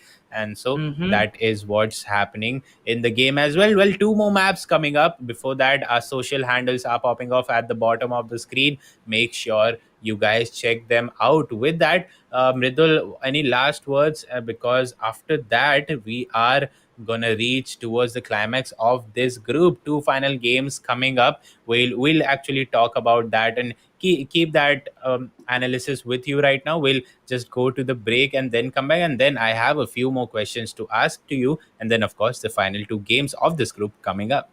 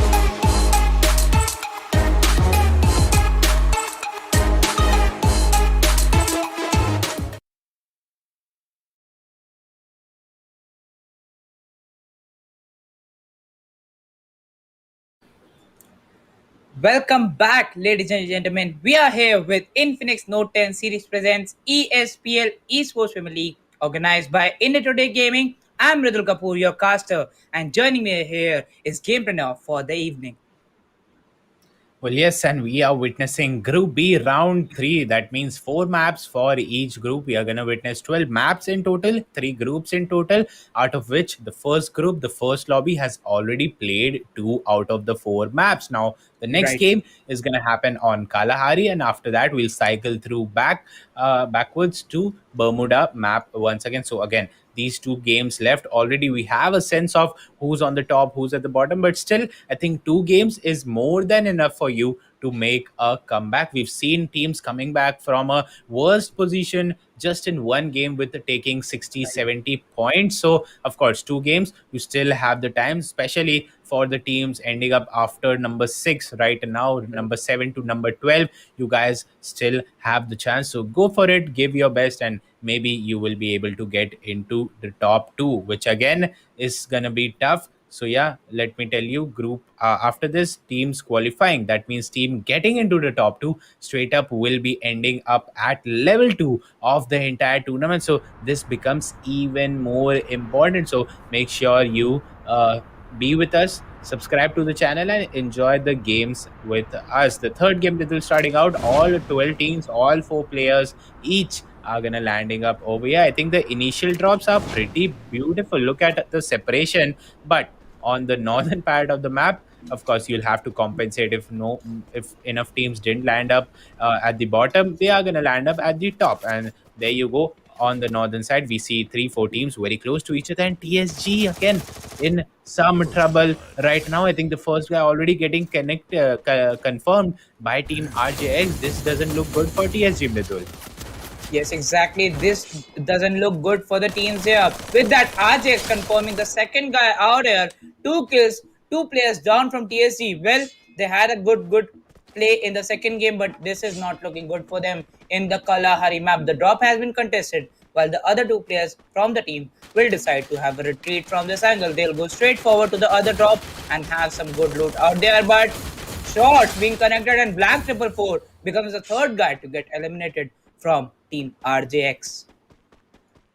Yep, there you go. RJX getting 3 straight kills, and what a beautiful start to the game of Kalahari, the desert map right now, right here. And I think in round two as well, Midul, we saw Kalahari being a very fast paced game. And I don't know what the reason is, because many times people stay till the end. It's a slow start game. But in this tournament, at least, and at least in the maps of Group B itself, I think whatever the reason might be, Kalahari was quite a fast paced map. I think the last game yesterday, if I remember correctly, that ended up almost at just 15-minute or 16-minute mark, which is very absurd amount of time. I think the overall games land up at around 19-20 minutes. So yeah, let's see if some sort of a thing is going on, and if that continues, that streak continues today itself with this game ending very shortly. I hope not, because again, the teams need their time to get comfortable around the map, and after that they will give their best. Team 9, team 5 meanwhile coming very close to each other. Already shots have been fired, and Perfect has been knocked down. I see no cover over there, so he will be confirmed as well. And there you go, he has been confirmed. So team 9 looking very good over here with 4 man standing, and team 5 3 man plus. They are so very separated. Oh my god, Augie, he is isolated. All his teammates are on the other corner of the map. He is stuck over here. I think the support would not come in time. Now, Augie, the best way to defense over here is just go offense, try to take down the other guy. But no, he will not be able to do that. And with that, team 5 losing 2 early players in this game, and this doesn't look good for them. What's the plan? That's NS squad, Nidul. What are they trying to do? Do they want to engage? They are holding for sure. Let's see if team 9 rushes on and takes them down, or maybe team 5 gets to run away from this point. Well, yes, exactly, GP. I totally agree with point of view. So yeah, team number 5 holding down a good split out there. Still got around 2 kills only there. So yeah, a good loot in the blue tier loot area. But while team number 5 having that like large split over the map, 2 guys dropping down to some other drop, while 2 guys dropping down to some other drop. This doesn't work out for them. So yeah, two guys from Team Fab, that is Team NS, has have already been eliminated, and they will face a backlash for that. Devastator had a good gameplay in Purgatory, but it is not looking good for them in Kalahari too. Here, Field is going for some sprays out there. On Vikas will confirm some good shots, but would deal damage too. And with that, Fearless, Vikas firing some shots out there might confirm the kill, but oh my god, here comes a good spray from Fab Dhoni, and will take down and confirm a guy from Team 404. Yeah, true that. And team two, we've already seen how great this team has been performing throughout the day. I mean, the first two maps looked brilliant for this team, and very smoothly they were able to convert it as well. This time again, being a pain point for team number six. I think who's one or two maybe guys have been confirmed from team TL. Yes, I think two have been confirmed. Meanwhile, we left a fight over here. Team 9, team 5. We left it at a point where team 5 were with two guys, but I think now they're only down to one. And Fearless already entering the very same building that Fab Dhoni is holding, but I think he will not be able to hold. Okay, he was not the last guy for sure, but I think it's not looking good for them because wherever the fourth and final guy is, he's so far away and will not be able to cover up for Dhoni. No support coming in, no revive coming in. He will either bleed out or will be confirmed in a few more seconds. With that, Team 9 almost destroying Team 5 over here. Just one guy standing from Team 5, and I think they go out as well. Never Mhm. Settle has been Right. eliminated from this point. Yes, exactly. Never Settle becomes the first team to get eliminated on this point. But with that, Lutok still maintaining the consistency of getting some initial kills. No, yeah, oh my god. He had that chrono shield exactly Mhm. at the exact point when he wanted that. With that, some good space going up there. But a shotgun comes in, and Yash will take down the dreams of White Mhm. Batch there. White Batch getting confirmed. White Bat, sorry for that. Another guy going down. Only two guys survive from the team, while the kills are being confirmed. On that point of view, Lutox having a fight against Team M Square.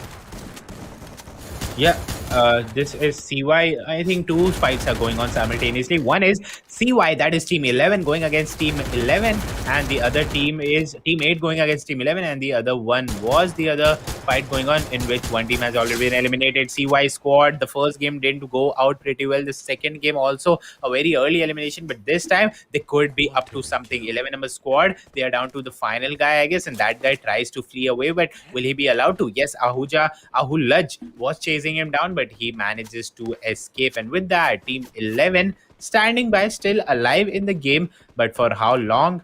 That's a big question mark. So we'll get to see that. No worries over there. Team 8, sorry, team number 8, yes, CY squad. Of course, they will have a drawback as well.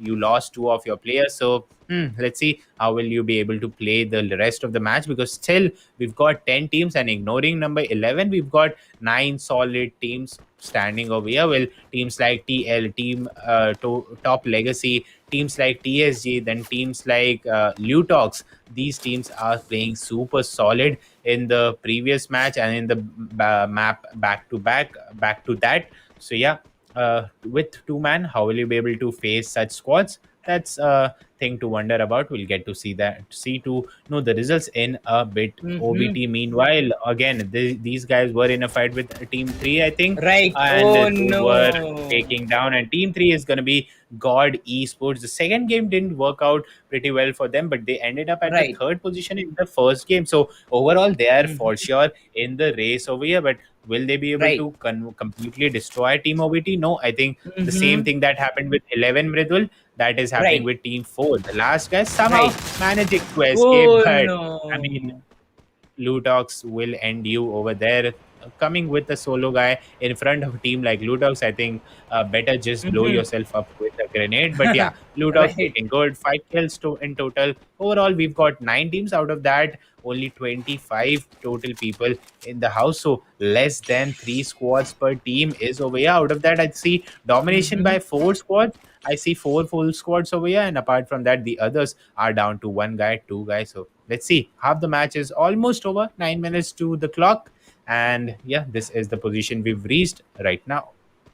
Yes, exactly. This is the position we have reached right now. We're looking forward to Team God out here. Team God standing down with one of those guys confirming one kill on the team that was team number 4, if I'm not wrong. So, yeah, the team has been eliminated and they will become the second team to get out of the match. While they got their last kill from team number 1, they got their last blow up from team number 1. Team number 2, look over to that split. Iconic still outside the zone knows how exactly he can use that hook grappling gun and come in around 3 stages or 4 stages of that grappling gun, and he will be right inside the zone. While team number 8 Mhm. are right now having a fight against team number 6. Well, they have got 3 kills. Team number 6 not looking good. Oh yeah, they are on a player disadvantage against team number 8. While also we can see team number 6 they are present there with two of those guys surviving. So yeah, a 2 versus 2 can come up. These teams had a fight against two other teams, while 80 Ronit will be the guys coming on that position.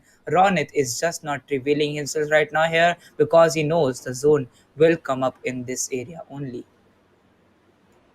Well, yeah, a lot of teams coming up in the far corner. I see Team 2 as well, but they are a bit far away. Team 6, Team 8, very sure they are very close to each other. And first of all, I think they engaged with Lutox over here, who are at the opposite end of Refinery. They missed out the squad that was right underneath them, and yeah, it might be missed sometime because they are right underneath you. Meanwhile, God Esports and Lutox, they have engaged in a very close call fight over here. Now, who's going to be the winner from this point? Let's see, because both these teams have been performing immensely well. Lutox loses the first guy in the beginning of the fight, and God Esports taking advantage of that, but Delta HS from God Esports has been knocked down. Again, a Chrono Shield comes up. Janu still standing over here. Now, the race is to confirm the other guys. If you're getting the knock, well done, but you'll have to confirm them as well. And look at this. Aulat will come in, and God Esports on the verge of elimination. LTX also on the verge of elimination. I think they are down to a 1v1 point, so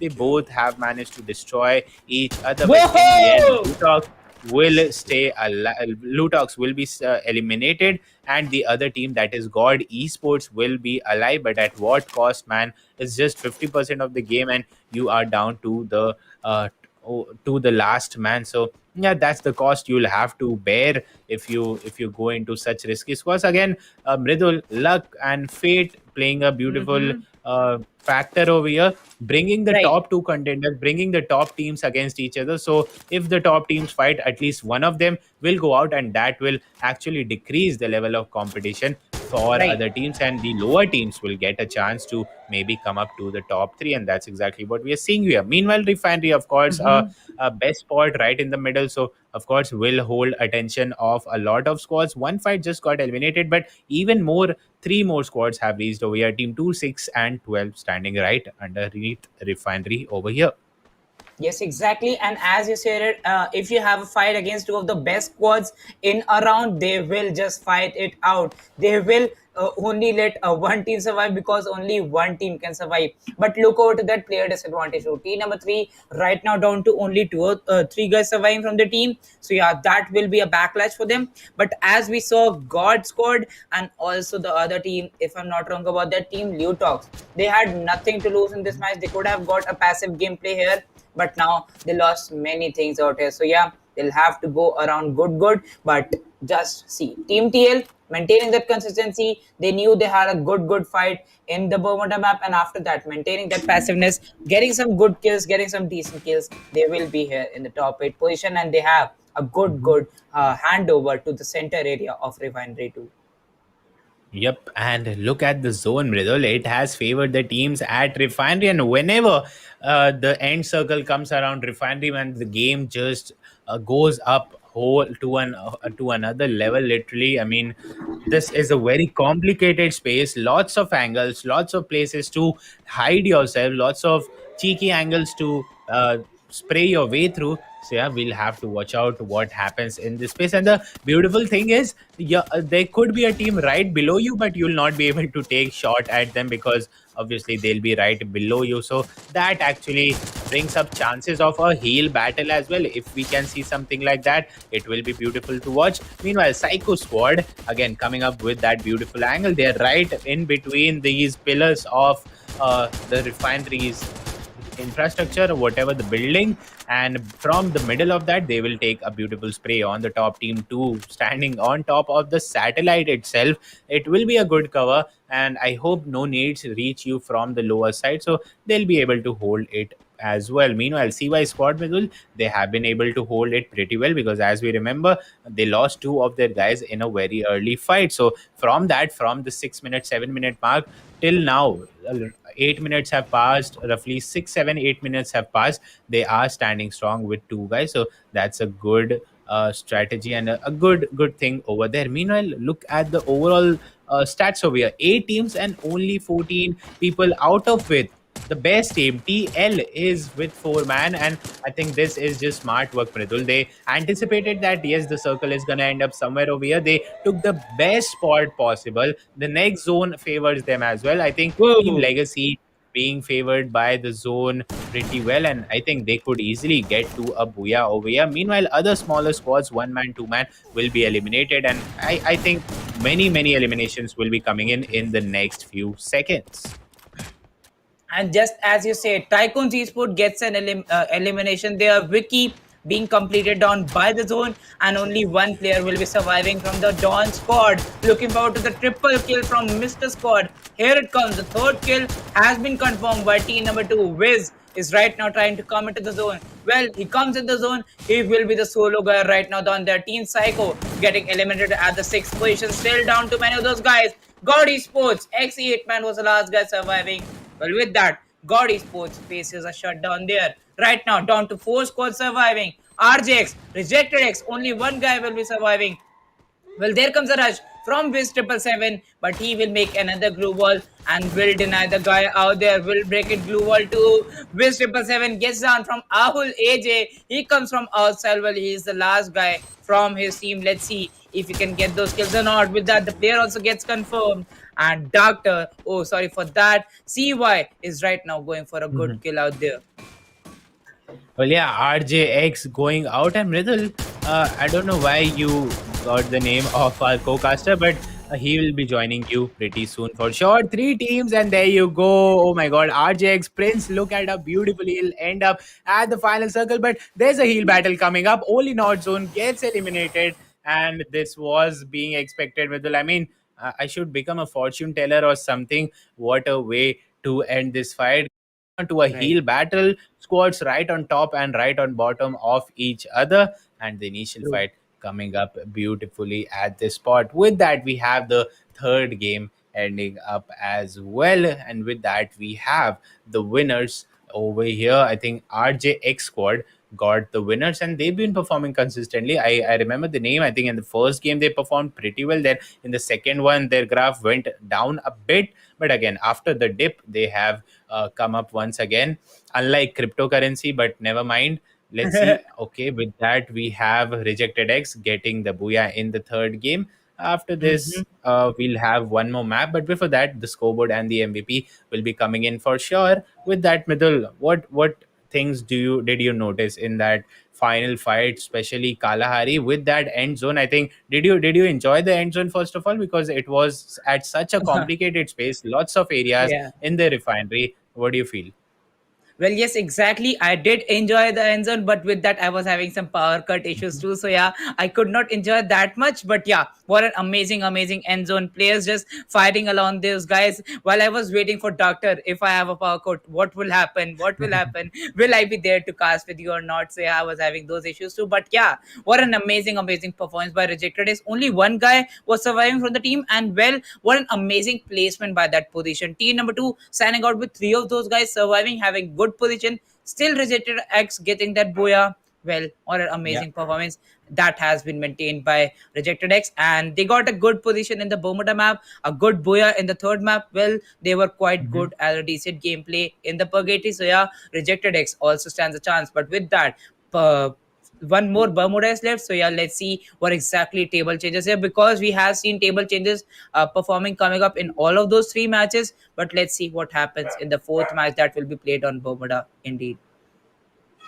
Yeah, for sure, man. Before the fourth map, the scorecard will be coming up, and there you go. I'm interested to know. Of course, Rejected X is somewhere in the top. Yeah, at the top. I wanted to know about the other squads like TL. Okay, there you go. Top Legacy, Middle. These guys are super consistent. I think the first three games they got a booyah in between, and top two position throughout. This time also TL squad remaining at the second spot. So I think these guys have a pretty good chance to end up at the top two after the end of the fourth map, which will be coming up in a couple of minutes. As of now, I have Cranky Yankees coming up with a total of 25 point. Only North Zone with 24. Lutox again, a good team. This time ending up at the fifth position, but the total points have gone down severely. A total of 19 points for Lutox Esport. Then God Esports a total of 18 at sixth position. Tycoons, FICO Gaming. Okay, a big downfall for FICO Gaming as well. They got a booyah in the first game, if I'm not wrong. After that, they went straight up to, I think, a decent position in the second map, but in the third map, they are down to the eighth position. So, if you want to get back in the race, you'll have to perform brilliantly in the next game. Meanwhile, Team OBT, TSG Extreme, Never Settle, and Midnight Mafia with 4, 4, 2, and 1 point in total. With that, this will be our scorecard for the day. This is the third map. After this, we are gonna have a look at the MVP.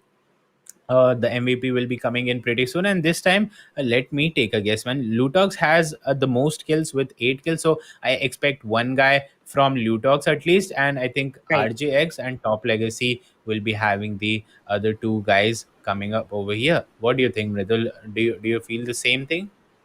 Yes, exactly. Well, Lutox having the most amount of kills. I totally agree with your position out here. And with that, we go forward with the MVP scorecard. And as you still, oh my God, top legacy. Well, this score has just got me their eyes just literally getting amazing performances throughout the games, and still they stand strong on the MVP position. Iconic becoming the MVP here from Top Legacy, and will have 4 kills for the team. Cranky Yankees, well, that's a good name, and that's the name I do like about that. But with that, Somu on the second position with 3 kills, and Ahul Aj stands on the third position with 3 kills too. So yeah, cranky Yankees, two guys, and with that top legacy, maintaining that top legacy even on the MVP scorecard and maintaining that consistency throughout the 3 games. Yeah, I mean, if there was a reward for being consistent in the MVP list, Top Legacy Right. would have got that for sure. No matter if True. they're slipping away down or not, then also the top fragger always comes up from Team Top Legacy. So that's a good True. work, and that just shows how good of a team you have with you. Talking about Right. that, the fourth and final map for this lobby is coming up right now. All packed over here. 12 teams, 48 people in the house, all dropping off. This flight path will be coming in from southwest to. I think it can be called west to east, almost from the center. Let's see how do the teams come up. And once again, people, this is their final chance to Right. perform good and get to the top two, which is the end goal over here.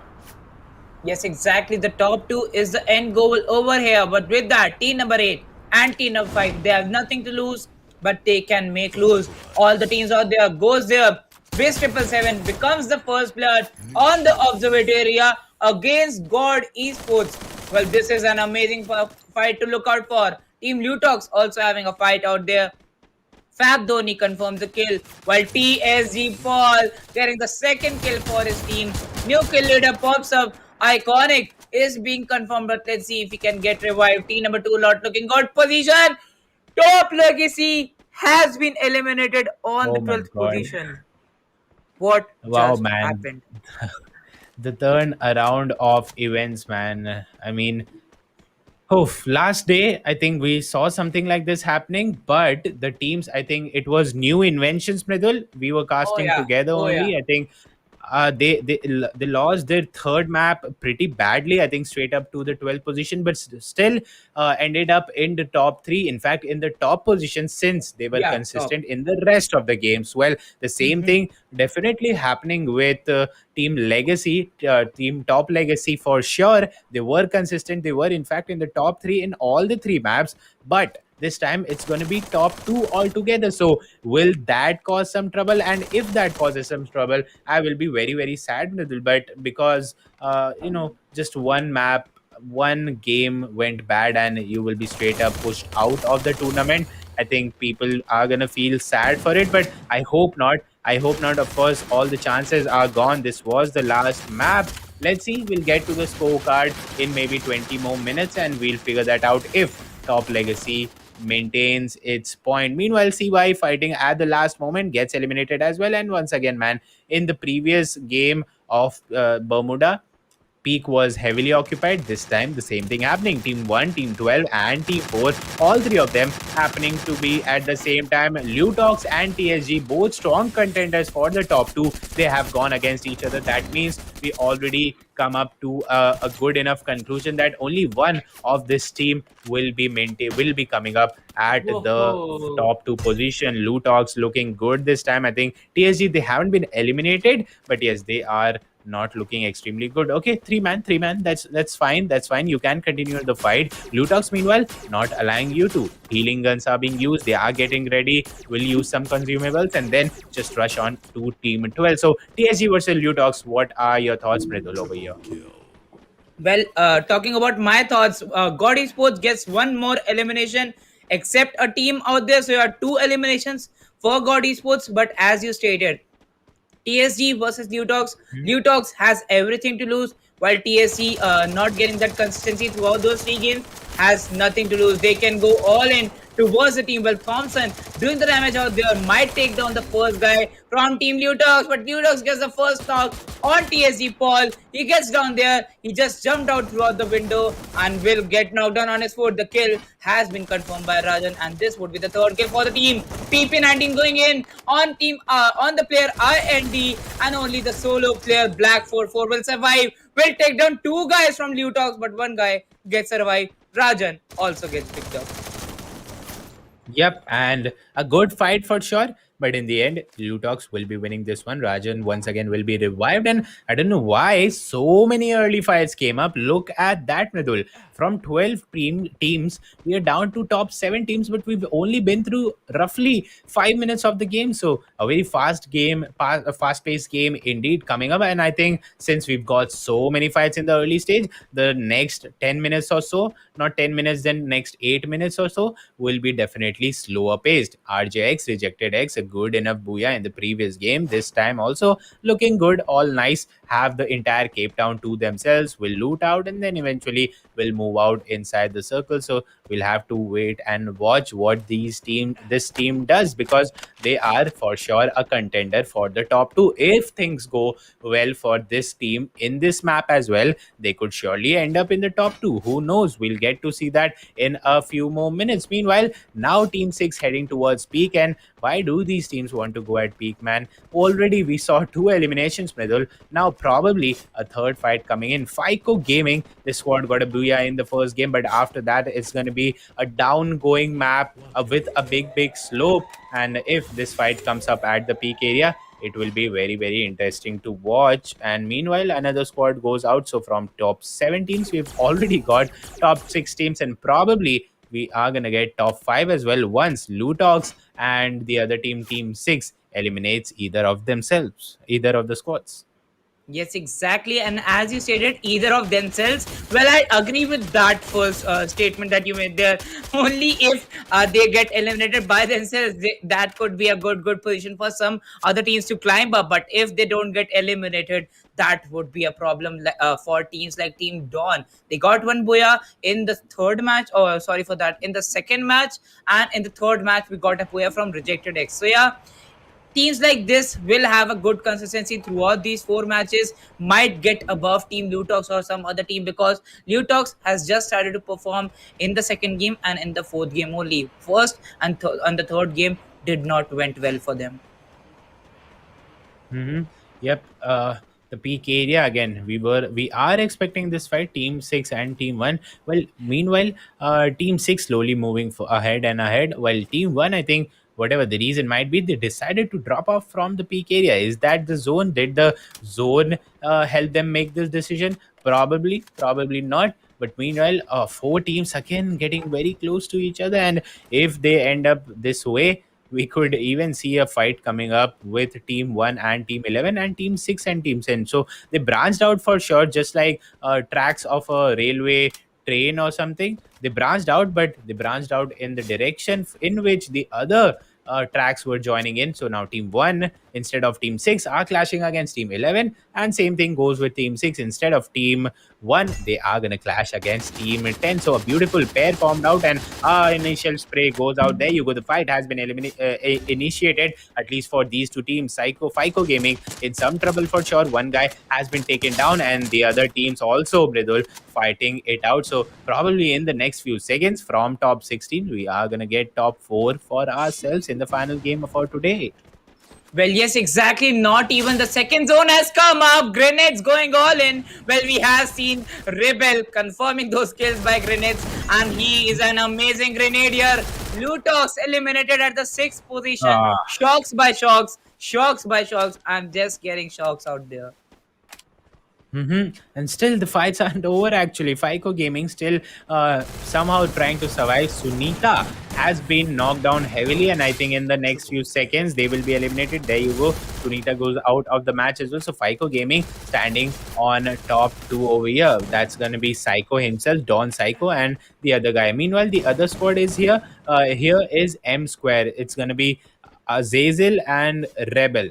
So these two teams, a 2v2 fight coming up, and in a few more seconds, maybe we are gonna get the top 4 as well. I mean, what was the reason? I don't know. Maybe the teams were like too fed up or something that, oh man, we've tried enough. We can't go and qualify to the top 2. So let's just go all in. Let's just put in whatever we have, and we'll see what happens. So teams like Lutox getting eliminated, that's gonna be troubling for them because they were the contenders for the second spot for sure. So all this storyline, Mridul, this is just confusing for the audience and for us, because now we can definitely not predict anything that this team is going to come in the top 2 or this team is not going to come on top 2. Right. That is for Right. sure. Top Legacy, of course, got eliminated so early. So again, they were the contender for number 1 position. They got out. Alright. Now who knows who's gonna end up at first position. Then Lutox, they were contender for second position. They also got eliminated at the 6th position. So yeah,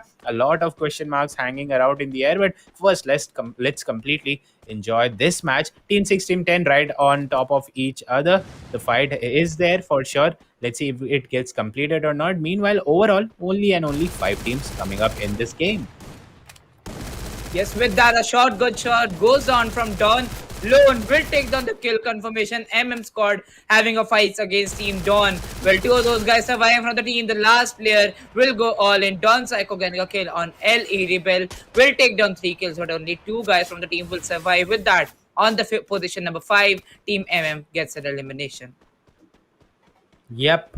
And with that, the top 4 teams, but I think it's good in some ways, because now the remaining top teams, we've got RJX. Oh my god, all these solid teams. RJX, as we were discussing, Mridul, I think they were the only squad that remained calm in this game. They dropped off at Cape Town, if I'm not wrong, and from there they played it super slow, not getting intimidated at all that this is the final map, just played it their way, and they are at a good position. On the other hand, it's going to be team 3. Okay, and these two teams going against each other. It's going to be Rejected X versus God Esports. Both these teams have performed well prior in the third and second map respectively. But this time it's the 4th and final map. If you get good kills, if you get a booyah, it will surely boost up your overall presence in the scorecard, and eventually the final goal is top 2. So let's see what happens. Both the teams closing in, and this is a fight for sure. Both the teams have made it pretty clear that yes, they want to engage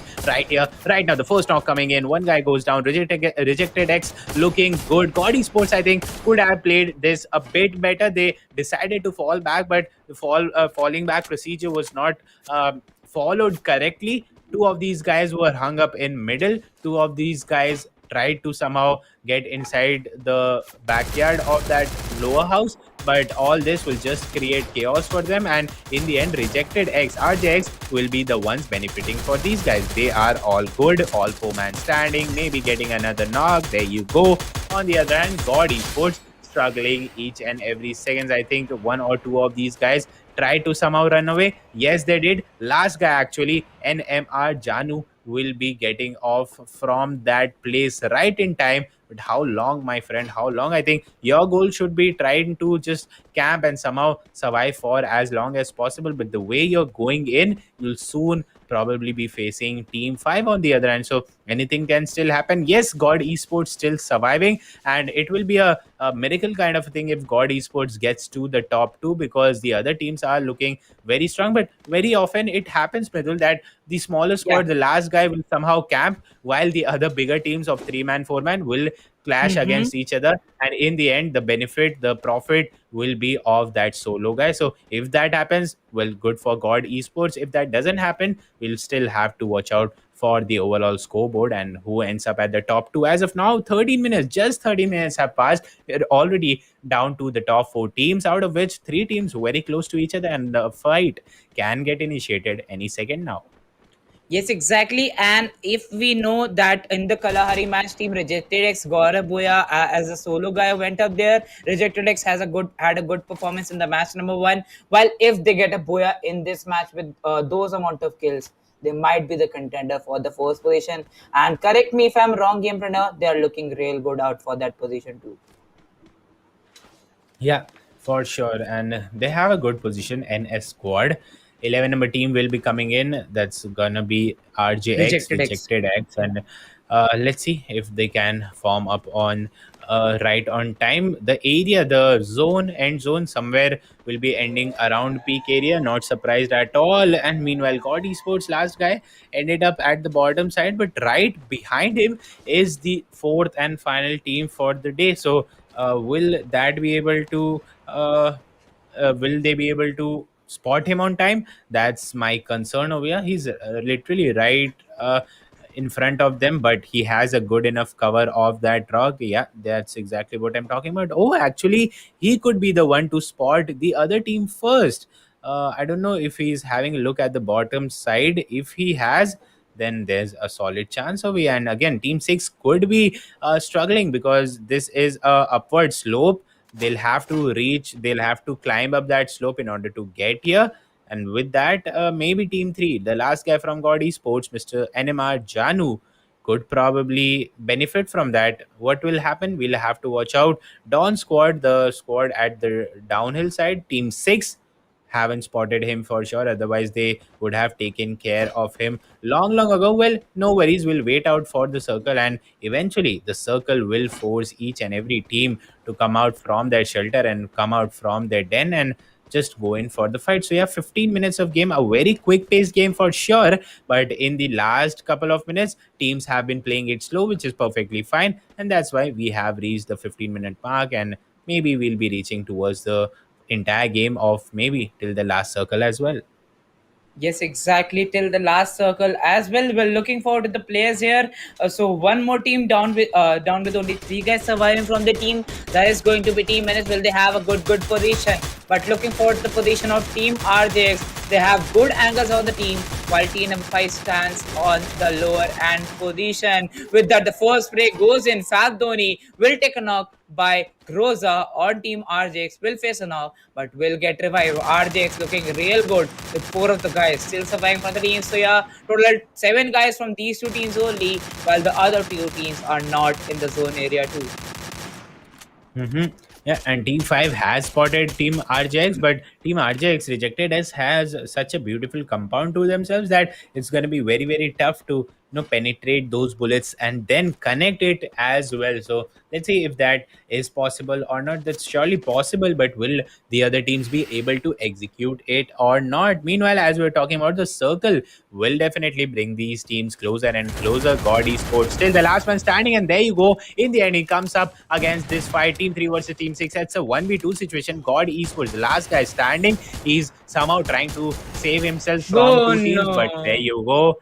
FICO team will eliminate God Esports, the last guy standing. With that, we have another elimination, and I think by taking a few shots, the FICO team has attracted the attention of Team Rejected X, and these guys, Mridul, I think they are gonna finish this one with a booyah. They have proper information of both the other teams. Of course, they are causing a lot of trouble for Team 5 from a long time, but just recently they got the information about Team FICO as well. So now all they have to do is wait out. They have the circles to themselves. When and as and when the other teams try to get into the circle, they just have to stop that. Of course, it looks easy when I say that. It's tough for sure, but if there's a team like RJX, I think they can execute it as well. With that, the final few fights in the fourth and final map for this group is coming up right here, right now. And in 2 more minutes, we'll get to see who gets the booyah in the final game for today. Yes, exactly. In the final game for the match number one will be against team number 11, team number 4, and team number 5. Fab going all in towards RJ. They have nothing to lose, but they can make lose. RJX on their position. With that, we can see the oh my god, the two guys being confirmed from Psycho down to the last and fight. Mario, just stop. Your M249 is in my ears right now. It's just breaking down my headphones. We'll get a kill confirmed. Fab Ogi takes a kill on RJX, and with that, we are down to a 2 versus 2. Well, Fab doing the damage on RJX. They did not C4, and Fab getting 7 kills and the second position till now. Let's see if RJX can win or not. Yeah, I think a few seconds ago, Rejected X were looking solid, but since they lost two guys, now it's an equal fight, and this could go in any direction. Of course, if RJ gets the booyah, I'm very sure they will end up in the top two. But no, it's gonna be very tough. The last man standing, but he is the MVP. He was the MVP in the round two as well, but gets eliminated, and NS squad will be the ones to get the booyah in the final game for today. So many ups and downs, man. I mean, I enjoyed this match thoroughly. I think very quick fights coming up, then a slow paced strategic game, and then in the end, again, gunfights, gunshots here and there, in which RJX got eliminated at the second spot. Not bad at all. We'll have to see how this impacts their overall score. But yeah, Right. NS team, good work for sure. You guys got the booyah. So for sure, congratulations to Never Settle. I think the first two games they played horribly. They ended up at 12th, 11th position, but third game they were a bit better, and fourth game, of course, booyah. But again, I think it's too late for them to get a booyah. Mridul, what do you feel? I think they got the booyah, no doubt. Congratulations and well played in this game. But if talking about overall, since we only have two spots out of these 12, Mhm. I think one booyah and not being consistent will not help these guys. What do you think? Well, yes, exactly. One boya and not being consistent will not help, but they would get a good position in the overall leaderboard. But as we know, only the top two teams will qualify for level number two. So yeah, that's a good position out there. But right now, looking forward to this match out here. Uh, they have played a good match, never setting getting a booyah against Yeah. God Esports. Sorry for that. Against Rejected X. So yeah, God Esports got eliminated at the fourth position. Still, Rejected X had a four-player advantage. They were there with four players, and as we have seen, teams having that player advantage always win the boya. But Never Settle performing a good 2 versus 4 and getting that boya because of their positioning in the zone. Well, that's a great side that we saw. But with that, if I make some assumptions for the overall leaderboard, I think for the hashtag one position, there will be a fight against Rejected X and Top Legacy. Talking about that, we go forward with the map by scorecard for map number 4. Yeah, and the beautiful device Infinix Note 10 series. Do check it out, man. They are our title sponsors. Without them, the tournament, the event would have not have been possible. So make sure you check them out, show them the love, and yes, if you're genuinely interested in getting a new phone, do check that out for sure. Amazing specs, amazing award-winning designs, and budget-friendly. All your boxes will be checked by Infinix for sure. Flipkart, go and search just Infinix, and it will pop right on top. Meanwhile, now moving towards the game. This game's result, Never Settle, of course, with the booyah. 10-point lead, and they and Rejected X actually got exactly same kill. In fact, God Esports also got the exact same kills with 8, 8, and 8. But now we see the rank point playing a major role. Never settled since they got the booyah. They had a 10-point lead, so 46. Rejected X with 20, a total of 36. God Esports, in fact, landing up at the fourth position, but a good enough kill will secure them an overall 29 position. Then we have FICO Gaming at the fourth position with 25 kills, Lutox and Midnight Mafia with 22 and 22. Then we have TSG, T-Mobity, Tycoon Esport, Only Not Zone, Cranky Yankees, and Top Legacy with 6, 6, 5, 4, 3, and 0. Mridul, take a look at Top Legacy, man. Literally 0 points, straight up 0 points. What do you think about that, man? I mean, a downfall is okay. You go from number Mm-hmm. 2 to number 4 to number 5, but straight up going from 2 to 12, I think that's a horrible fall. And if that affects your top two in the end, I think they will Mm-hmm. feel very bad, and I will feel very bad for these guys. Right.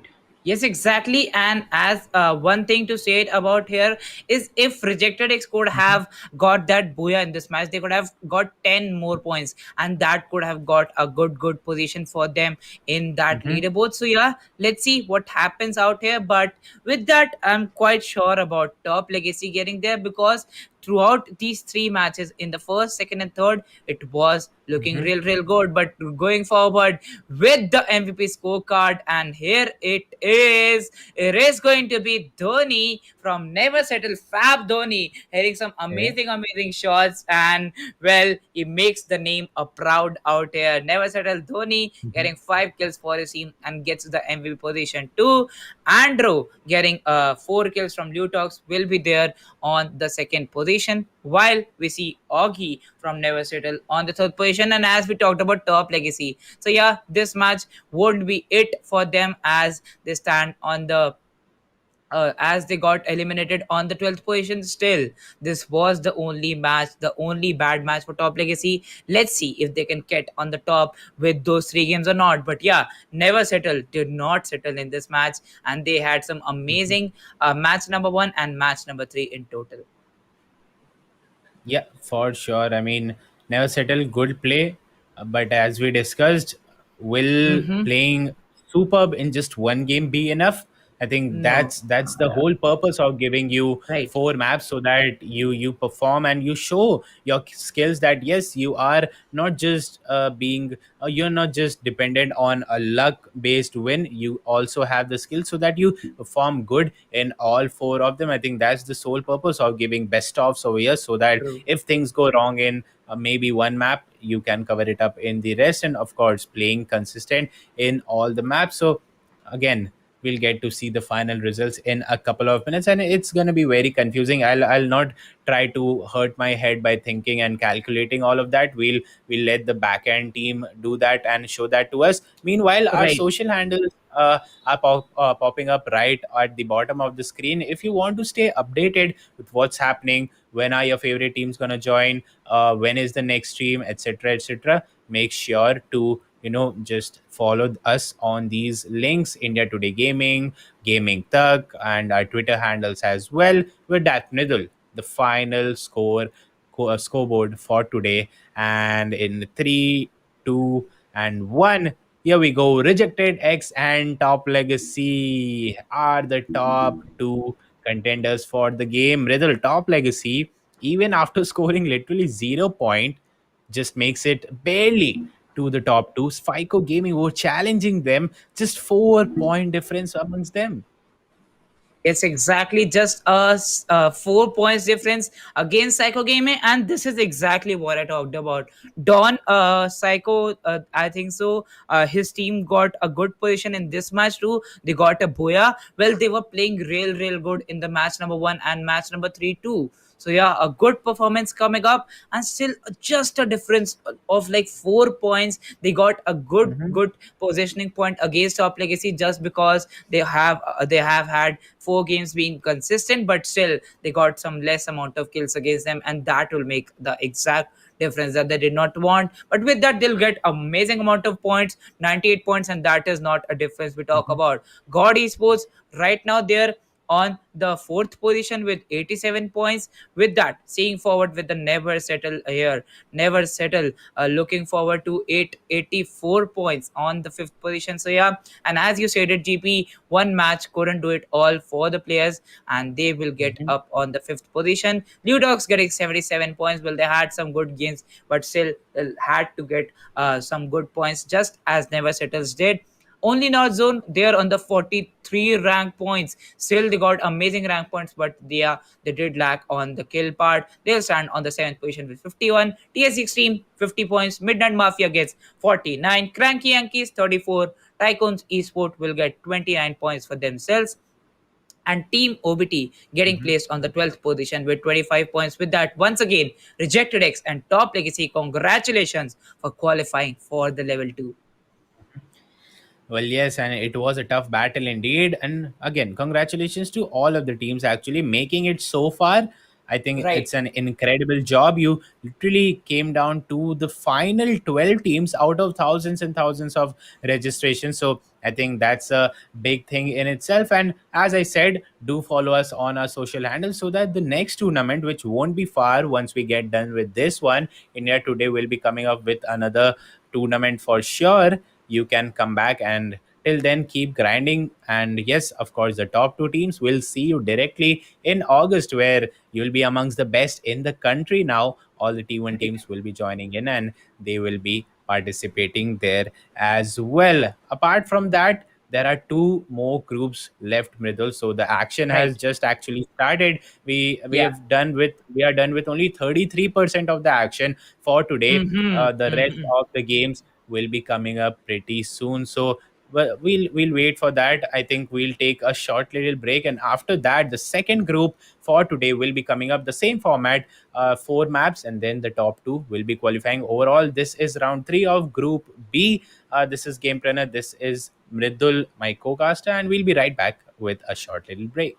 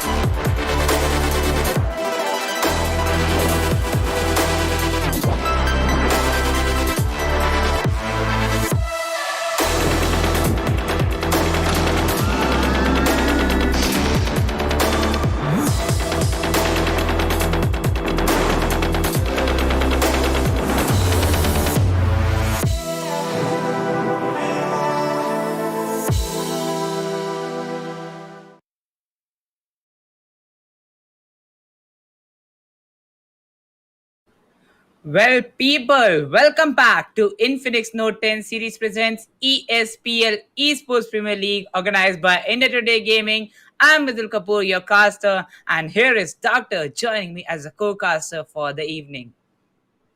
Yep. Hello, Mridul. How are you? Yes, I'm looking real good out here, Doctor. How are you feeling joining me here for the evening as we saw match number one and looking forward to that map number four? Well, let's see if the evening can be more awesome just like that match. Yep, definitely. Now we have the best of first with us, so I'm pretty much excited as well to see how the players are gonna play it with. And here's Mm-hmm. the schedule just for your information. Yet again, the first map will be Bermuda, then Purgatory, Kalahari, and then again Bermuda. This is round Right. three, so this is interesting because the players are gonna get qualified in towards level two, Mridul. Yes, exactly. The players, only the top two teams from this best of four will qualify for the level two, and in that they will fight against one of the top tier, one of the best teams in the country. So yeah, they'll have to go good with that, and they'll have to be the best in the group, in the level number one. And with that, we saw the schedule for the day. We will see matches from 4 p.m., 6 p.m., 8 p.m., and like 4 p.m., then 6 p.m., and then at 8 p.m. Yep, definitely. Now the 6 p.m. match. Now this is the best of four. It is gonna be really interesting to see how the players come up again with the strategies because they are gonna play Bermuda for two times. So they Right. really need some variation in their strategies, variation in their True. drop locations to actually try and continue on Bermuda the second time. Otherwise, it's gonna be very easy for the other opponents to actually read the game. And talking about the first map, well, it is looking pretty good, starting from Pochinok going on towards that bullseye area, and we can see team number 5 dropping in towards Sentosa Island, team number 8 at Mars Electric, team number 12 going on towards that Pochinok area, blue zone area. They're gonna get themselves some loot. And on the other side of the map, we can see team number 11, team number 4, and team number 10 pretty close to each other, but team number 11 they are going way too far, and team number 4 they have changed their direction of the drop, and team number 10 they will try to contest that clock tower. So it is going to be very interesting right now because the players have dropped in towards different locations, towards secure locations, and team number 4 is well split up right from the start. So this is going to be interesting to see, Mrudal. Yes, exactly. This is indeed going to be very interesting here, Doctor. We're looking forward to the teams down there. Right now, looking forward to team number 10. They have dropped down towards the clock tower area, while we can see team number 11 on the hangar area too. Yep, definitely. And I'm pretty much happy to see the players going on towards different directions, going on towards different drop locations and not clashing right from the start. Because, yes, we need to get the loot. We need to go on strong for four maps. So you need to be pretty sure what you have to do and what you want to do about your drop locations, about those early engagements and everything. On the other hand, we can see the player of team number 4, they were quite split up right from the start. Now they are trying to get in a certain position, they are trying to rendezvous at a certain point, and they really need to meet each other's as soon as possible because they have too many teams near them, that is team number 9 and team number 10 close to them. So it is going to be very difficult for the players of team number 4 to actually if they get targeted or if they get engaged in a 1 versus 4 or 2 versus 4 fight, it is definitely going to be very hard for them to carry on. Yes, exactly. It is definitely going to be really hard for them to carry on. While here are some mushrooms being picked up for those amazing boost ups. But with that, we see Team HYH right now present in the middle area. These are the top best three teams from round number two coming up in the round number three, and only the top two teams will qualify from a best of four to level two. Yep, only the top two teams. That is a lot. To be honest, everything's on stake for these players. They have been playing till round three, and they have beaten almost every other great team in this match as well. And now they have to beat the champions of level one to actually be able to go in towards that level two. So it is gonna be very difficult for the players because just two of the teams are gonna qualify out of 12. It is there's a lot on stakes, and it is very difficult to be honest to maintain the top two positions in all the four maps, Mrodul. Yes, exactly, doctor. I totally agree with you there, and it is really, really difficult to maintain that top two position. And as we saw, one of those teams not maintaining the top two position in the map number four, they got transferred to the second position. Still, there was only 4 point difference, and with that 4 point difference, that could have made a great difference throughout that map. But looking forward to team number one here, Team OP, right now present in the graveyard area. Well, Graveyard, to be honest, is the best place, if I'm not wrong, for these early and premature looting because you can scout a lot of teams out of that area. Graveyard gives you a great view towards that bullseye area as well. So, Graveyard is a kind of a good spot, to be honest, to drop in, where you can, if you can get a scope and a rifle, you can deal a huge lot of amount of damage to the other teams as well. So yes, they are looking pretty good. On the other side, we can see Team FS, Team number 9 on that riverside area trying to loot these compounds, trying to loot these houses. And they've got some decent loot with them as well. We can see through health kits picked up very early as well. So that is actually great to get, to be having 3 health kits. Well, no nades right from the start, but that definitely is gonna help you. You can even help your teammates with those health kits. So yeah, health kits are very important, and getting them early on, it gives you a huge, huge boost. To be honest, brother. True, true, exactly. Getting those health kits, getting those boosters up in your hand will get an amazing, amazing position for you in the end zone while looking forward to the glue ball advantage. Looking forward to the players here, we can see many, many players close to each other while we have around 5 teams inside the zone. So, yeah, a good, good position coming up and looking forward to the zone here. It will go straight forward in the center. Yep, the zone might go straight forward in the center, and it is definitely gonna be kind of easy for the players to rotate in from the southwest side. But if you look at the player side near Bullseye and a Graveyard, the players of Team Number 1 and Team Number 2, they might find it very difficult to come inside because they are gonna use that same rotation path to go inside the zone. So it is gonna be very difficult for either of Team Number 1 or Team Number 2 to get inside. And looking at the looks of it, Team Number 9 is trying to go on for that long rotate as well. So either team number 9 or team number 1, they are gonna be fighting against each other. And just say that in that hangar area, we can see team number 7 and team number 11. They have started off the fight. They have started off firing as well. They are inside the zone, but team number 11, they are contesting this area and they have the possession of this area completely. Still 48 players left. That means team 11 and team 7, both of these teams are gonna go in a 4 versus 4 fight. And we can see team number 11 on the other hand, they're trying to push back. They really don't want to contest it. They really don't want to invest this many players onto the players of team number 7 at this point of time. They really want to be safe. They don't want to actually engage in any kind of premature fights. On the other hand, we can see TB Lochan using that launcher to go in towards the Bhima Shakti strip. It is definitely gonna help him out.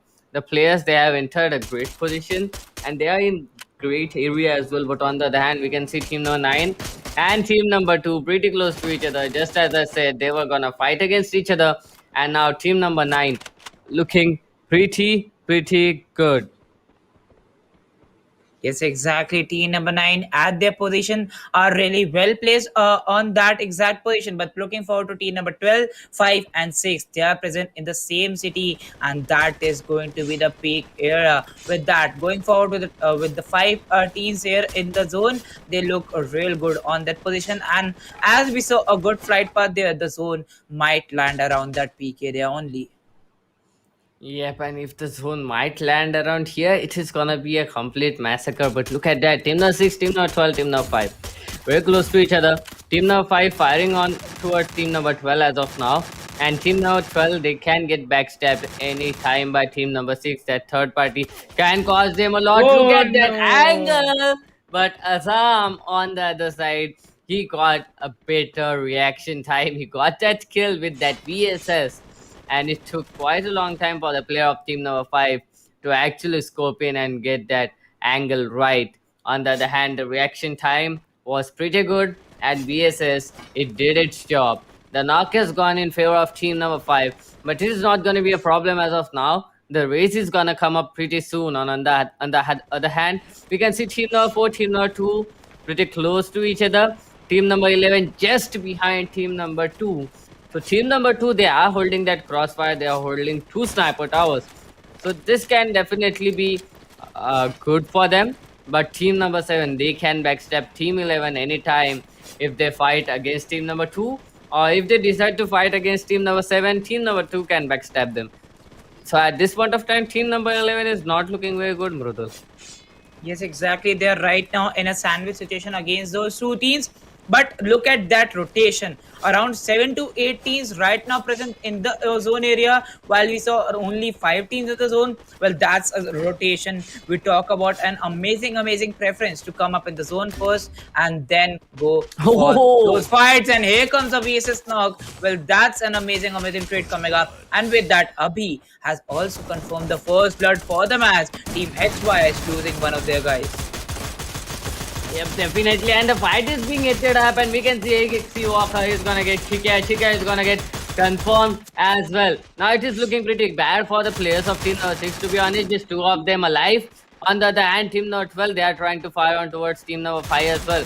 So if team number 5 can actually survive from here, but they are directly going on towards the players of team number 12. And oh, Azam, on the other hand, he's gonna get a knock for himself yet again with that VSS. And look at that damage being dealt with that VSS. Again, Azam looking pretty good with that sniper rifle. He's gonna get a knock. He's gonna do some damage to other players as well. On the other hand, we can see team number 10 and team number 7 near the factory area fighting against each other yet again. So this is definitely going to be interesting to see how the players of team number 10 and team number 7 now tackle this situation, because team number 2 is pretty close to them as well, Mrudul. Yes, exactly. Team number 2 is pretty close to them as well. Well, right now we talk about team number 12 and team number 5 on that position. The knock goes out and Chaser confirms his kill also. Moving on towards that position is really looking well for him, while team NTL holds a single separate tower, while the other 2 guys get on forward with the factory area. And here comes the kill confirmation. Two knocks straight forward coming up on D2H, and 1 kill confirmed. New kill leader pops up, TSG, just annihilating all those guys present in the area. Yep, definitely. TSG was the team to get that first blood as well. Now TSG is the team to get that first kill leader as well. TSG looking pretty good. They have got 2 kills already. And Yoki, on the other hand, we can see that M249 in action. He's gonna confirm a kill. Team number 10 still holding on towards that factory area alongside team number 2. Well, team number 2, they are pretty close, but the angle is not right as of now. So team number 10, they are safe for now, but we have to see what will be their rotation plan when the zone comes up. When the next zone comes up, the warning has been fired off, the zone is collapsing, and it is going to be very difficult for the players in the next zone, because look at that, each and every team right now, they're trying to hold on towards those borders, and some teams, they are going in towards that peak area, going in towards the center. Well, the team at the center will be pretty good, but on the other hand, look at Bhima Shakti strip. We can see team number 9, 11, 7, and 1. They are holding on towards that borders. Team number 1 still rotating in. Just a single player left. Team number 9, on the other hand, they have rotated in as well. The next zone is gonna be completely brutal on these players, and just as I said, that team number 7 and team number 11, they are broken into a fight yet again, and team number 7 will be the one to initiate it this time. Team number 7 looking pretty confident, have got that cliff for their defense, but still it is gonna be very difficult for either of them to just get those kills and move on towards the next zone. And oh, look at that, they are trying to isolate it. On the other side, Fochi, she is gonna get himself a kill confirmed as well, Mrudul. Yes, with that, a kill confirmation comes up for team Pochi. But as we see, team number 11 and team number 7 are real close to each other. So this could be a fight to just go in the zone. This could be the exact fight that team number 11 did not see here. And with that, team TR making the first move, going inside that hurt, will deal the damage because the player was not present there. Shotgun shots coming in. Team TR, 2 players have been knocked down while we don't see any trade coming up. Abu04 will also be knocked from the guy, but here comes the first trade. Team TR will take a knock on XS's players while Nabil is just down to 30% HP. Will take down one of those guys. TR confirming the kills while the kills were not confirmed by X5, but now they have knocked out 3 guys. Whoa! Nikhil was on a spree, but will be stopped by Rupesh there and will be confirmed on his foot. The last guy, Rupesh, is surviving. If he can get those shots behind those blue balls, he can get those kills. But with that, blue balls have been popped in, and he makes a decision to fall back from that area. Will not confirm the guys, and Team TR winning this fight against Team X's. Yep, not just winning, but all the 4 players surviving as well.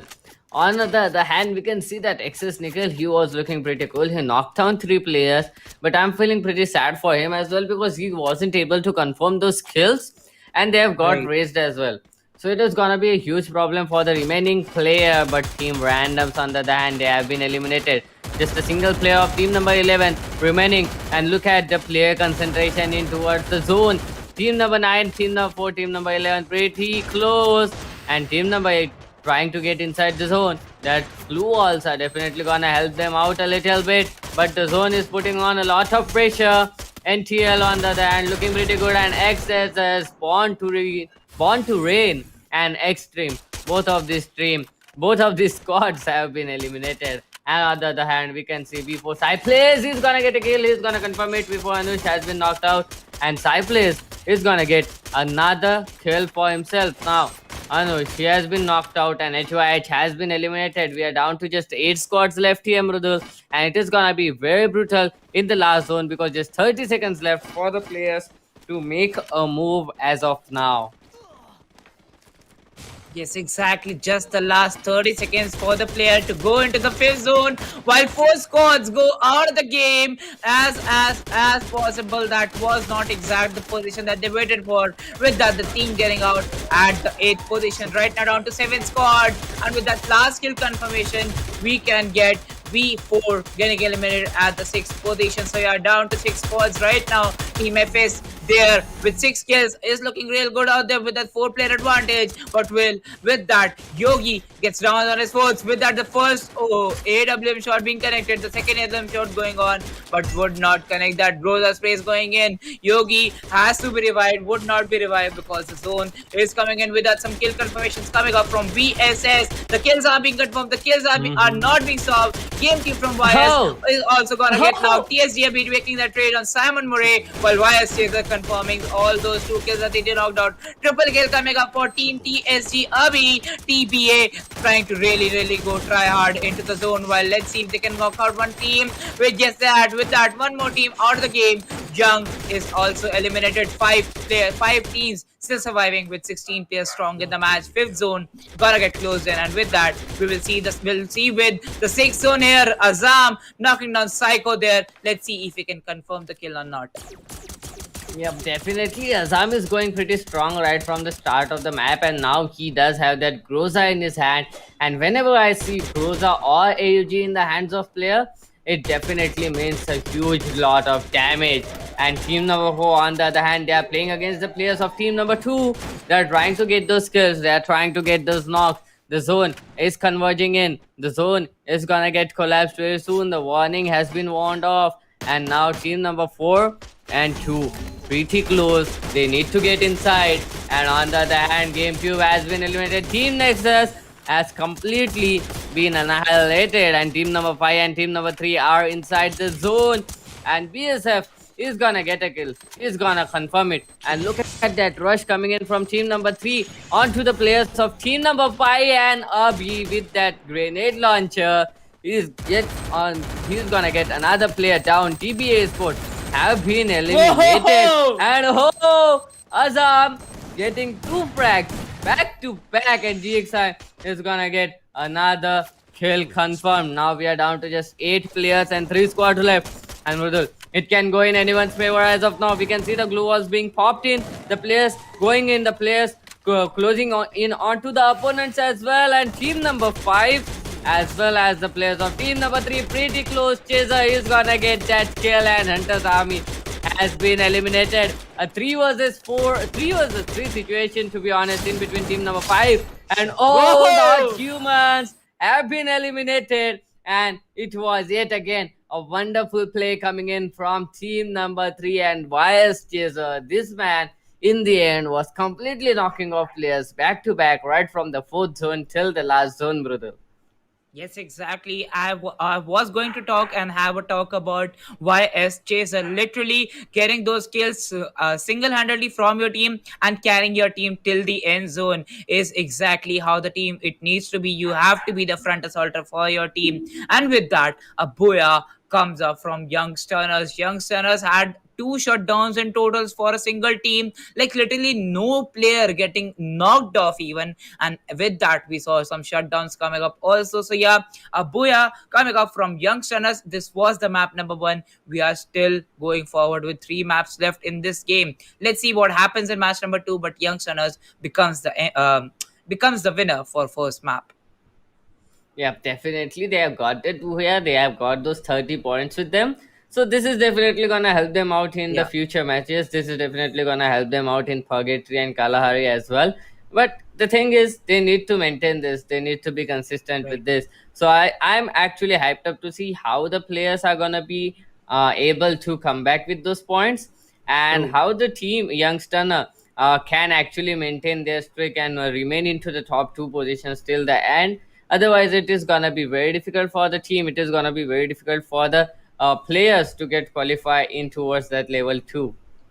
True, true indeed, and exactly as you said it is going to be real difficult for some other players to qualify in that level too. Because if young Stenners will maintain that consistency throughout that 4 matches, it will be only one slot left for some other team to get onto that second position without any boya. But yeah, those are some predictions. Those are just some gameplays as we saw from youngsters. They literally performed out real well, and Chaser getting some amazing kills from his side is gonna get a good position too here. With that, young Runners gets that boy in the first match, but right now waiting for the scoreboard and the MVP position too. Yep, definitely. I'm really excited to see the scoreboard and how many points have they accumulated in all. How many kill points does Team Young Gunners have with them? And it is going to be definitely very interesting to see how much total points they have as of now, and a total of 52 points. That is real great. Youngsters, they have got a great head start, 30 rank points, 11 kills. That makes a total of 22 kills. But look at not humans as well, Mrudul. 20 rank Mm-hmm. points and 22 kill points yet again. That makes a total to 42. Yeah, right. That makes a total to 42 points for them. So yeah, a good position coming up, and that is just a difference between youngsters and not humans. That there was a difference of 10 rank points in total. With that, they'll get placed on the second position. Hunters Army having a 20-point difference from them will get placed at the third position. Flag Smashers getting 20 points. TBA Esports getting 15 points for them. LOC Army 12 points for the team. Team Nexus 12. Randoms getting 6. Nevertheless, 6. Hide Your Head 3. Extreme getting 2 points, and with that, Born to Reign stands out at the 12th position. But with that, it is only the first map. We are still left with 3 maps for the day. Yep, definitely 3 more maps for the day. Looking at youngsters and not humans, they accumulated pretty well points. But on the other hand, the teams such as Born to Reign, Extreme, and Hide Your True. Head, as all the teams at the bottom 6, to be honest, they really Mhm. need to step their game up right now. And if they can step up in the Purgatory map, if they can actually get themselves some pretty good points, pretty good total points, that is definitely gonna help them going on in towards Kalahari and Bermuda again. So they can come back as of now, because best of 4, you have a lot of chances to prove yourself. You have 3 more maps with it. You are not gonna go down with a single map, and not even gonna go down with 2 maps, but you have 3 maps to prove yourself right now. So I really want the teams at the bottom 6 to actually step their gameplay and actually step up a little bit and get those skill points and the rank points in their favor, Brutal. Yes, exactly. They'll have to get some rank points and kill points in their favor. But with that, getting the booyah in this match, they'll have an upper advantage on some of the teams placing down on that scoreboard. But with that, going forward with the MVP scorecard, and here it is.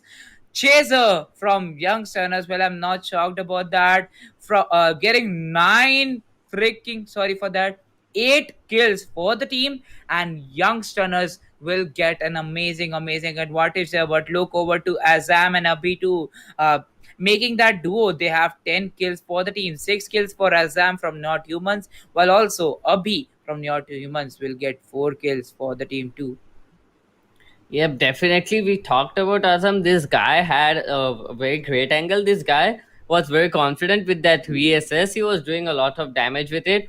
And alongside VSS in the last zone, I think from the fourth zone, we saw this guy using that Groza as well. So this guy was pretty confident with his gun, pretty confident with his aim. He was getting those kills. But on the other hand, 8 kills.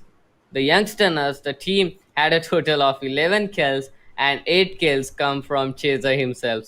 So, Chaser, True. that was indeed a beautiful gameplay from coming from you. And we are expecting the same, to be honest, in the next 3 maps coming from you as well, because now you have set up the bar, and now we are gonna expect too many things from you. Yes, exactly. We are gonna expect too many things from you because 8 kills in the first map, totally dominating the first match. But right now, going forward to some other map, and it is going to be played on Purgatory. Yep, but look at that flight path. Oh, it is so good.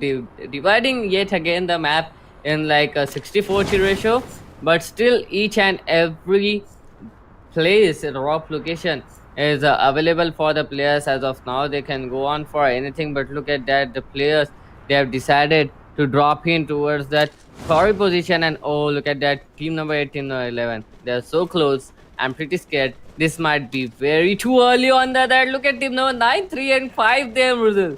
Oh, look at that cluster being formed right at the start of this map, right at the start of this second map of this best of 4. And team number 8, they have started to fire on towards the players of team number 11. Team number 11 doesn't have a lot with them, doesn't have any guns available as of now, just some shotguns and some basic weapons with them. And team V4, they are gonna capitalize on it. But oh, that shotgun has been spotted, and it will not do any damage because that Thompson in the hands of Atma is enough to get that player down. UMP is not gonna do anything against the Scar from Vasu, and 2 players down already for team number 11. Team number 11 with just 2 players remaining. And Bodal, it is not a place you want to be right in the start of the map. It is not a position you want to be, and Vasu is gonna take excess Akash, and last player will be remaining, and he will be the sole player to survive right now. He needs to run away. He needs to try to get those rank points. As of now, he needs to abandon his teammate as well. But just as I said that, he enters up Marble Works, and team number 7, they are waiting for him at that position. It is definitely gonna be very difficult for him to survive yet again, Mrudal. Yes, exactly. It might be really difficult for these players, but with that, teams coming in open, the players coming in open, team number 9 can take advantage of their position too because team number 5 did not know that, but with that, some 5 shots came up, and now they have an idea about team number 9 standing there on those huts. Let's see if they can take down team number 5 or Oh! not. Yep, and Azam again, this guy started up with a great spree. He's gonna get a player down. He's gonna try to confirm it as well. Team 9, Yogi not looking good, but he has been taken down. And Azam has confirmed another kill. Look at this guy, 3 kills coming up from him, and a complete annihilation of the team. First elimination comes right into the 3rd minute of this game. And oh boy, Azam, this guy looking pretty good, and he is not gonna stop in this match. He's gonna get those kill points for him because now he really want to get that booyah. He doesn't want to end up in #2 like the previous map, so he will try everything he can to end up in the position of #1 to end up getting that booyah, Mrudul. Yes, exactly. They will do each and everything to maintain that consistency on their position while looking forward to Team TR here. Team TR is right now looting the fields area while team number 6 holding the Brazil area. Team number 10 has dropped within their area too. So let's see if they will have that advantage of them coming into their territory. But with that, the players coming in open, Agambir will see some players out there, will take some shots, might connect one or two bullets, but the player goes in the cover at his position. Yep, definitely connecting one or two bullets is not enough as of now. If you really want to get those knocks, if you really want to get those kills, you need to be very sure with your aim. You need to be very sure that you are gonna aim for that head. Otherwise, it will just reveal your position to the players. Because team number 6, they weren't aware of the position of team number 10 until now. But when team number 10 fired onto their player, their position has been compromised, and team number 6 will be careful from now on not to go in that way, unaware of, not to go in that way without paying any attention. They will be on their guard all the time as of now.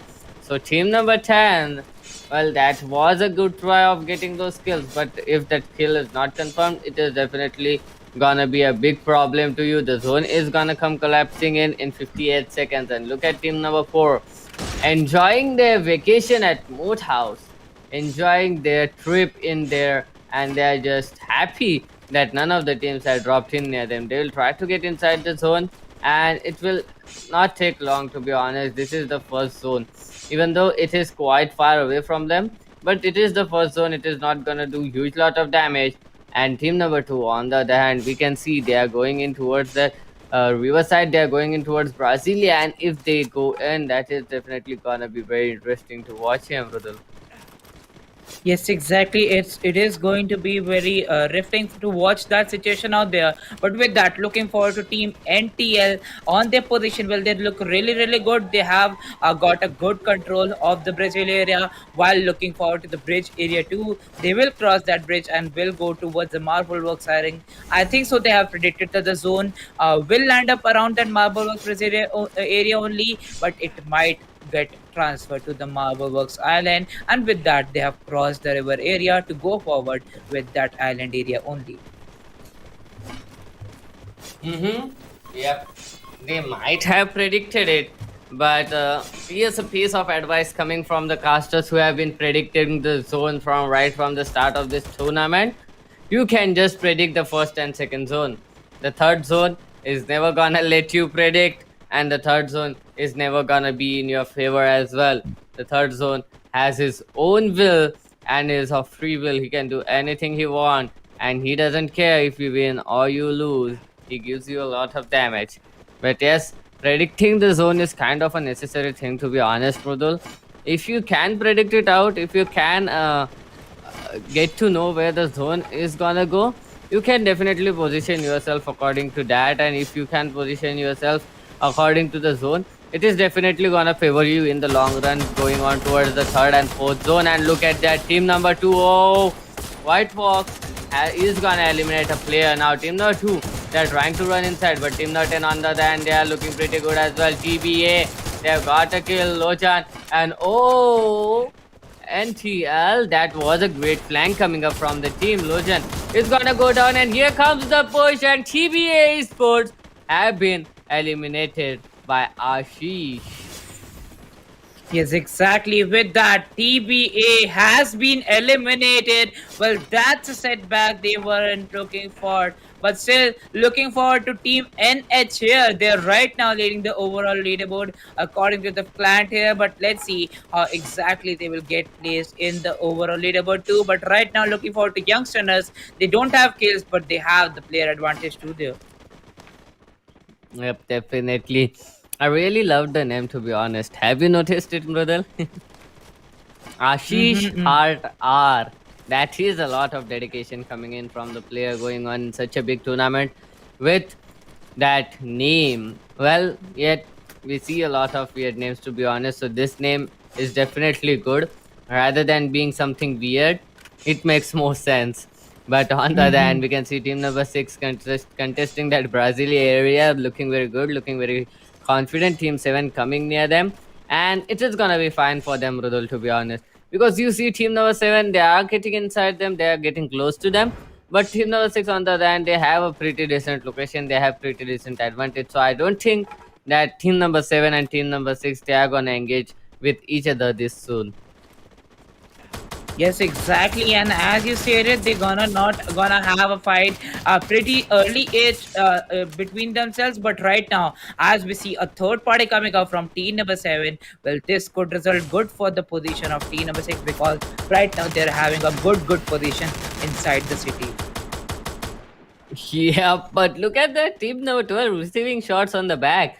Well, they need to get away. They are doing it as they are doing it. They are getting away as well. But to be honest, they have 0 kills as of now, and they need to step up as well. Team EXE, they were not very good in the previous scoreboard.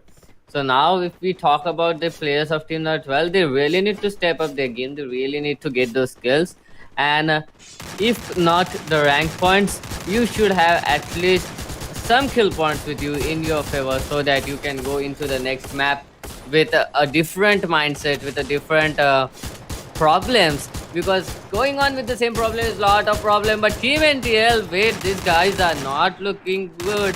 These guys are getting those kills back to back. On the other hand, we can see team number 1 and team number 4 fighting against each other, and team number 1 not looking good as well. Why is Chaser? This was the guy, this was the man, and this man is firing yet again. And oh, this time an AK in his hand, doing a lot of damage. Well, now his gun is gonna go on for that reload, and oh, he's gonna spot him, and he's gonna knock him out as well. Team number 4 looking pretty good. Team Bias, well, these guys are the Booyah winners, and Chaser is the guy, is the man with a total of 8 kills. Now, Frangel left all alone, and the players are gonna rush in on him. And look at that shotgun coming into play, and oh, he's gonna take 2 more players until GameCube comes to the help, comes to the head of his teammate. And oh, now team number 6, team number 5, team number 7. Oh, this is gonna be very difficult for the players of team number 5, because the third party from team number 6 can cause a huge lot of trouble here, Mrudul. We can see team number 5, they are the kill leaders. They have the weaponry, they have the P90s in their hand. It is gonna be very interesting to watch how the players are gonna survive here, Mrudul. Yes, exactly. And looking forward to the fight between team number 6, 7, and 5 here. Well, this is a third party coming in from team number 7. They're right now breaking that bro code there because it was not looking good for team number 7 here in this position. But team number 6 just showing some shots on team number 5. Team number 5, I don't think so. They were present on that position. Well, they are being caught off between team number 6 and team number 7. Yep, definitely. And now it is gonna be really interesting because Team Nurses, they have such an overpowered position. As of now, they can do a huge lot of damage here. And DAD Rush looking pretty fired up. He doesn't want to give any chances to the players of Team number 5. On the other hand, Rupesh, okay, he was not rushed, sorry for that. On the other hand, we can see team number 5, they are the kill leaders, but they are stuck, completely stuck in between team number 6 and team number 7. While team number 7, they have decided to rotate back, they have decided to let team number 5 leave as of now. But I'm not sure if team number 6 and team number 4 are gonna let them leave, because it is gonna be a very difficult journey for team number 5. To be honest, Brutal, getting inside the zone, we have 9 squads still left and 13-minute mark about to reach. Yes, exactly. 13-minute mark we are about to reach. Still down with only 9 teams. So yeah, less teams have been eliminated, and with that, we can see around 4 squads present in a single area. In a matter of 2 or 3 minutes, we will be down to only 7 squads surviving. And if I can say, it would be not possible. And well, a good zone prediction coming up from team number 10, if I have to say. Yep, definitely a good zone prediction coming up. And just as I said, if you have the zone prediction, it is definitely gonna help you a lot in the longer run. And we can see team number 6, team number 4, they are trying to get inside the zone as of now. Team number 5 holding on that position. Team number 5 looking pretty good as well. Team number 7, on the other hand, they have a great position, but they are not inside the zone as of now. And I'm not sure if team number 5 are gonna let them come inside as well, because IGB Azam, this guy, looking pretty good. HY Thani trying to get those sniper kills, trying to get that angle. He does get it, but could not connect that shot, and that is gonna be difficult, to be honest. But finally, Honey is gonna convert a single shot. He's gonna connect a single shot, but Broken Nabil is gonna get a kill with grenade launcher. With what? And oh, look at that zone. It is near the river side. It is definitely gonna be more troublesome when the zone is gonna close in, brother. Yes, exactly. As soon as the zone is gonna come in, well, a landmine has also been placed on the left-hand side. Looking forward to team number 4. They are on a good position. Well, they won't have to fight here. Well, NHS Azam is not looking good on that position. With that, looking forward to team number 5 at that position. They are right now getting a good position. They are getting shots on team number 4, and it is going to be Team YS trying real hard to enter against team number 6. Yep, definitely. And Extreme. Oh, I feel so bad. They have eliminated pretty early at hashtag 9 yet again. But on the other hand, Team Bias, they are down with one player. And oh, a player will be confirmed as well. And Bias has been knocked out, and he will be confirmed as soon as he got knocked out. So the team is not gonna let them win yet again. Youngstana at hashtag 8. This is not something you really want. This is not something you expect. On the other hand, we can see team number 7 and team number 5 pretty close. And team number 5, Azam, this guy is gonna confirm yet another kill. And the players trying to rush in on towards him. That is a bad idea as of now, because he does have that shotgun with him. But on the other hand, Sunny619 is gonna get another kill. Team number 6, team number 5, team number 7 pretty close. And oh, Azam, he's gonna get Rupesh as well. He's gonna confirm it. Why are they rushing one at a time? This is not the place you want to be in. And team number 7. Oh, that is great. But the shotgun is gonna come in handy. And the randoms have been eliminated at hashtag 7. Team 5 still going strong. Still looking strong. Getting those kills. And Azam with 5 kills already. Yes, exactly. With 5 kills already in his hand. With that, looking forward to Team Entil. They have a good zone predicted, but right now they have a fight against them, and it will be Team V4 right now confirming one guy out from Team V4. They're right now behind those glue balls. They don't have a good cover for themselves. But right now, a grenade goes in, will take down TSC Abhi, and as soon as it got in, Team HYH are confirming those kills up for themselves. They are trying real hard to go against team number 12, because team number 5 is already having a fight between themselves. And with that, going forward, not humans eliminated at the 6th position. Top 2 spot getting eliminated at hashtag 6 and hashtag 7. This is not looking good. This might have a good change in the overall leaderboard.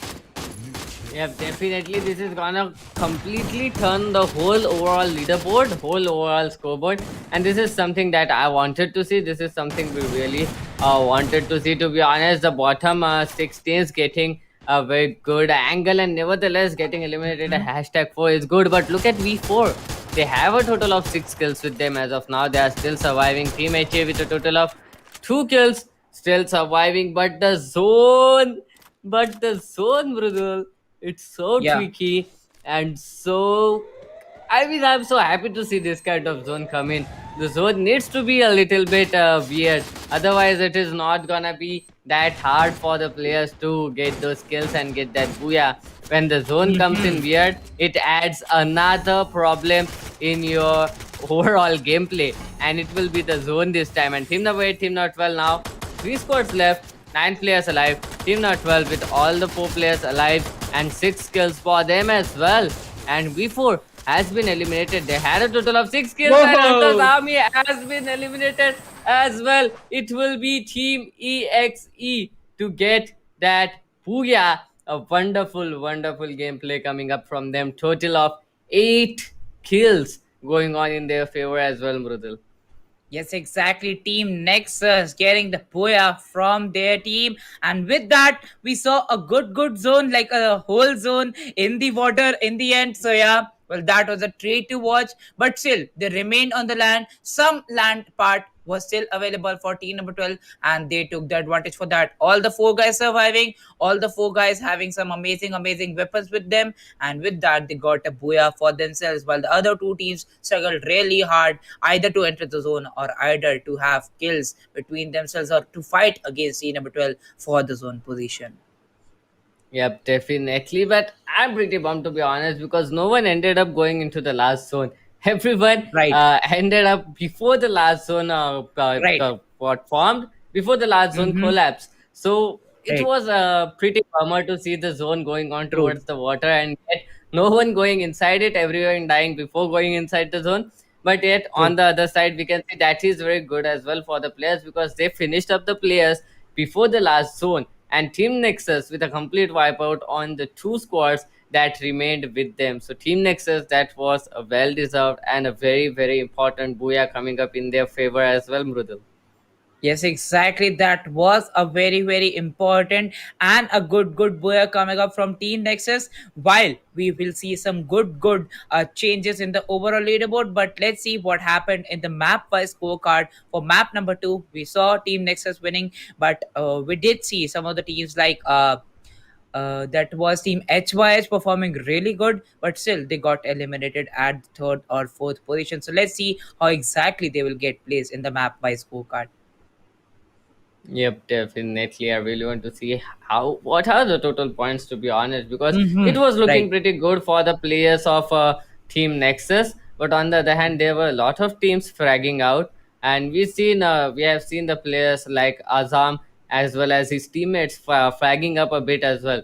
So this is definitely gonna make a lot of changes. And just as I say that we see not humans still getting placed at hashtag third, but Team Nexus Mm-hmm. with a total of 9 kills and 30 rank points and that booyah of 48. Look at that scoreboard. LOC Army getting eliminated at hashtag 3. But with those 6 kills, 12 kill points, they are gonna placed in towards the second position with a total of 29.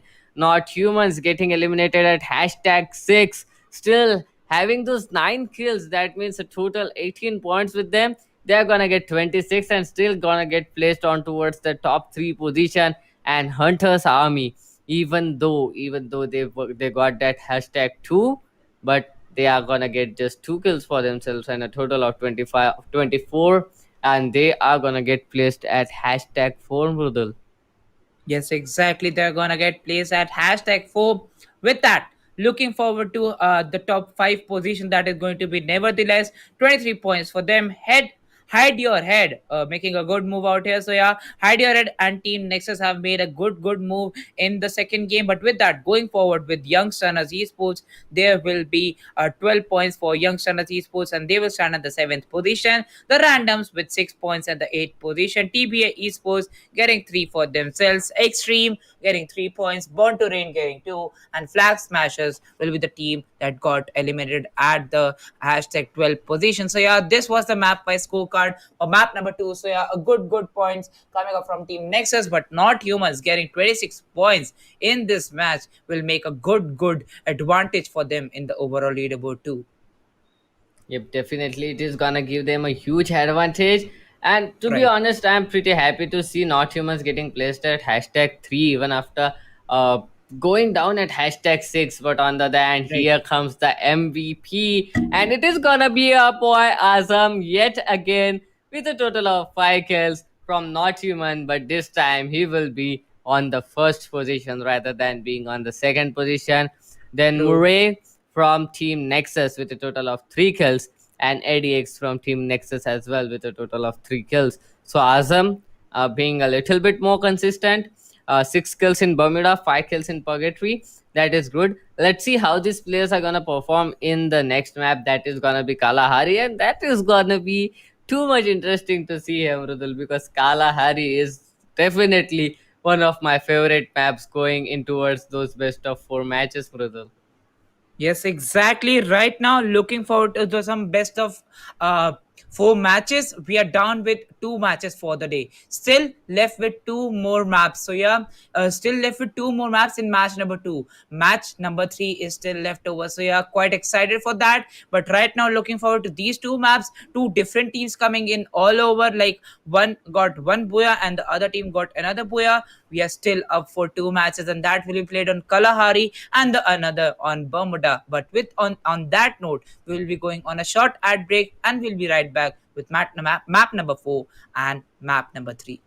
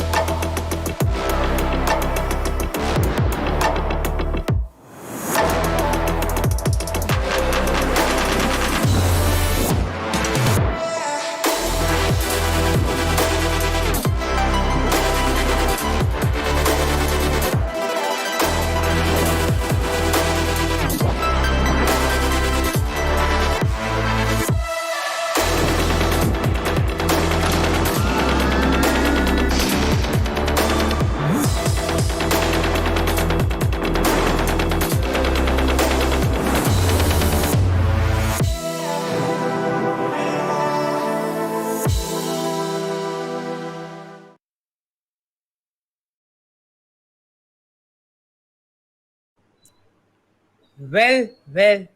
Welcome back, people, to Infinix Note 10 series presents ESPL Esports Premier League, organized by India Today Gaming. I'm your Qasim Mridul Kapoor, and joining me is Doctor for the evening.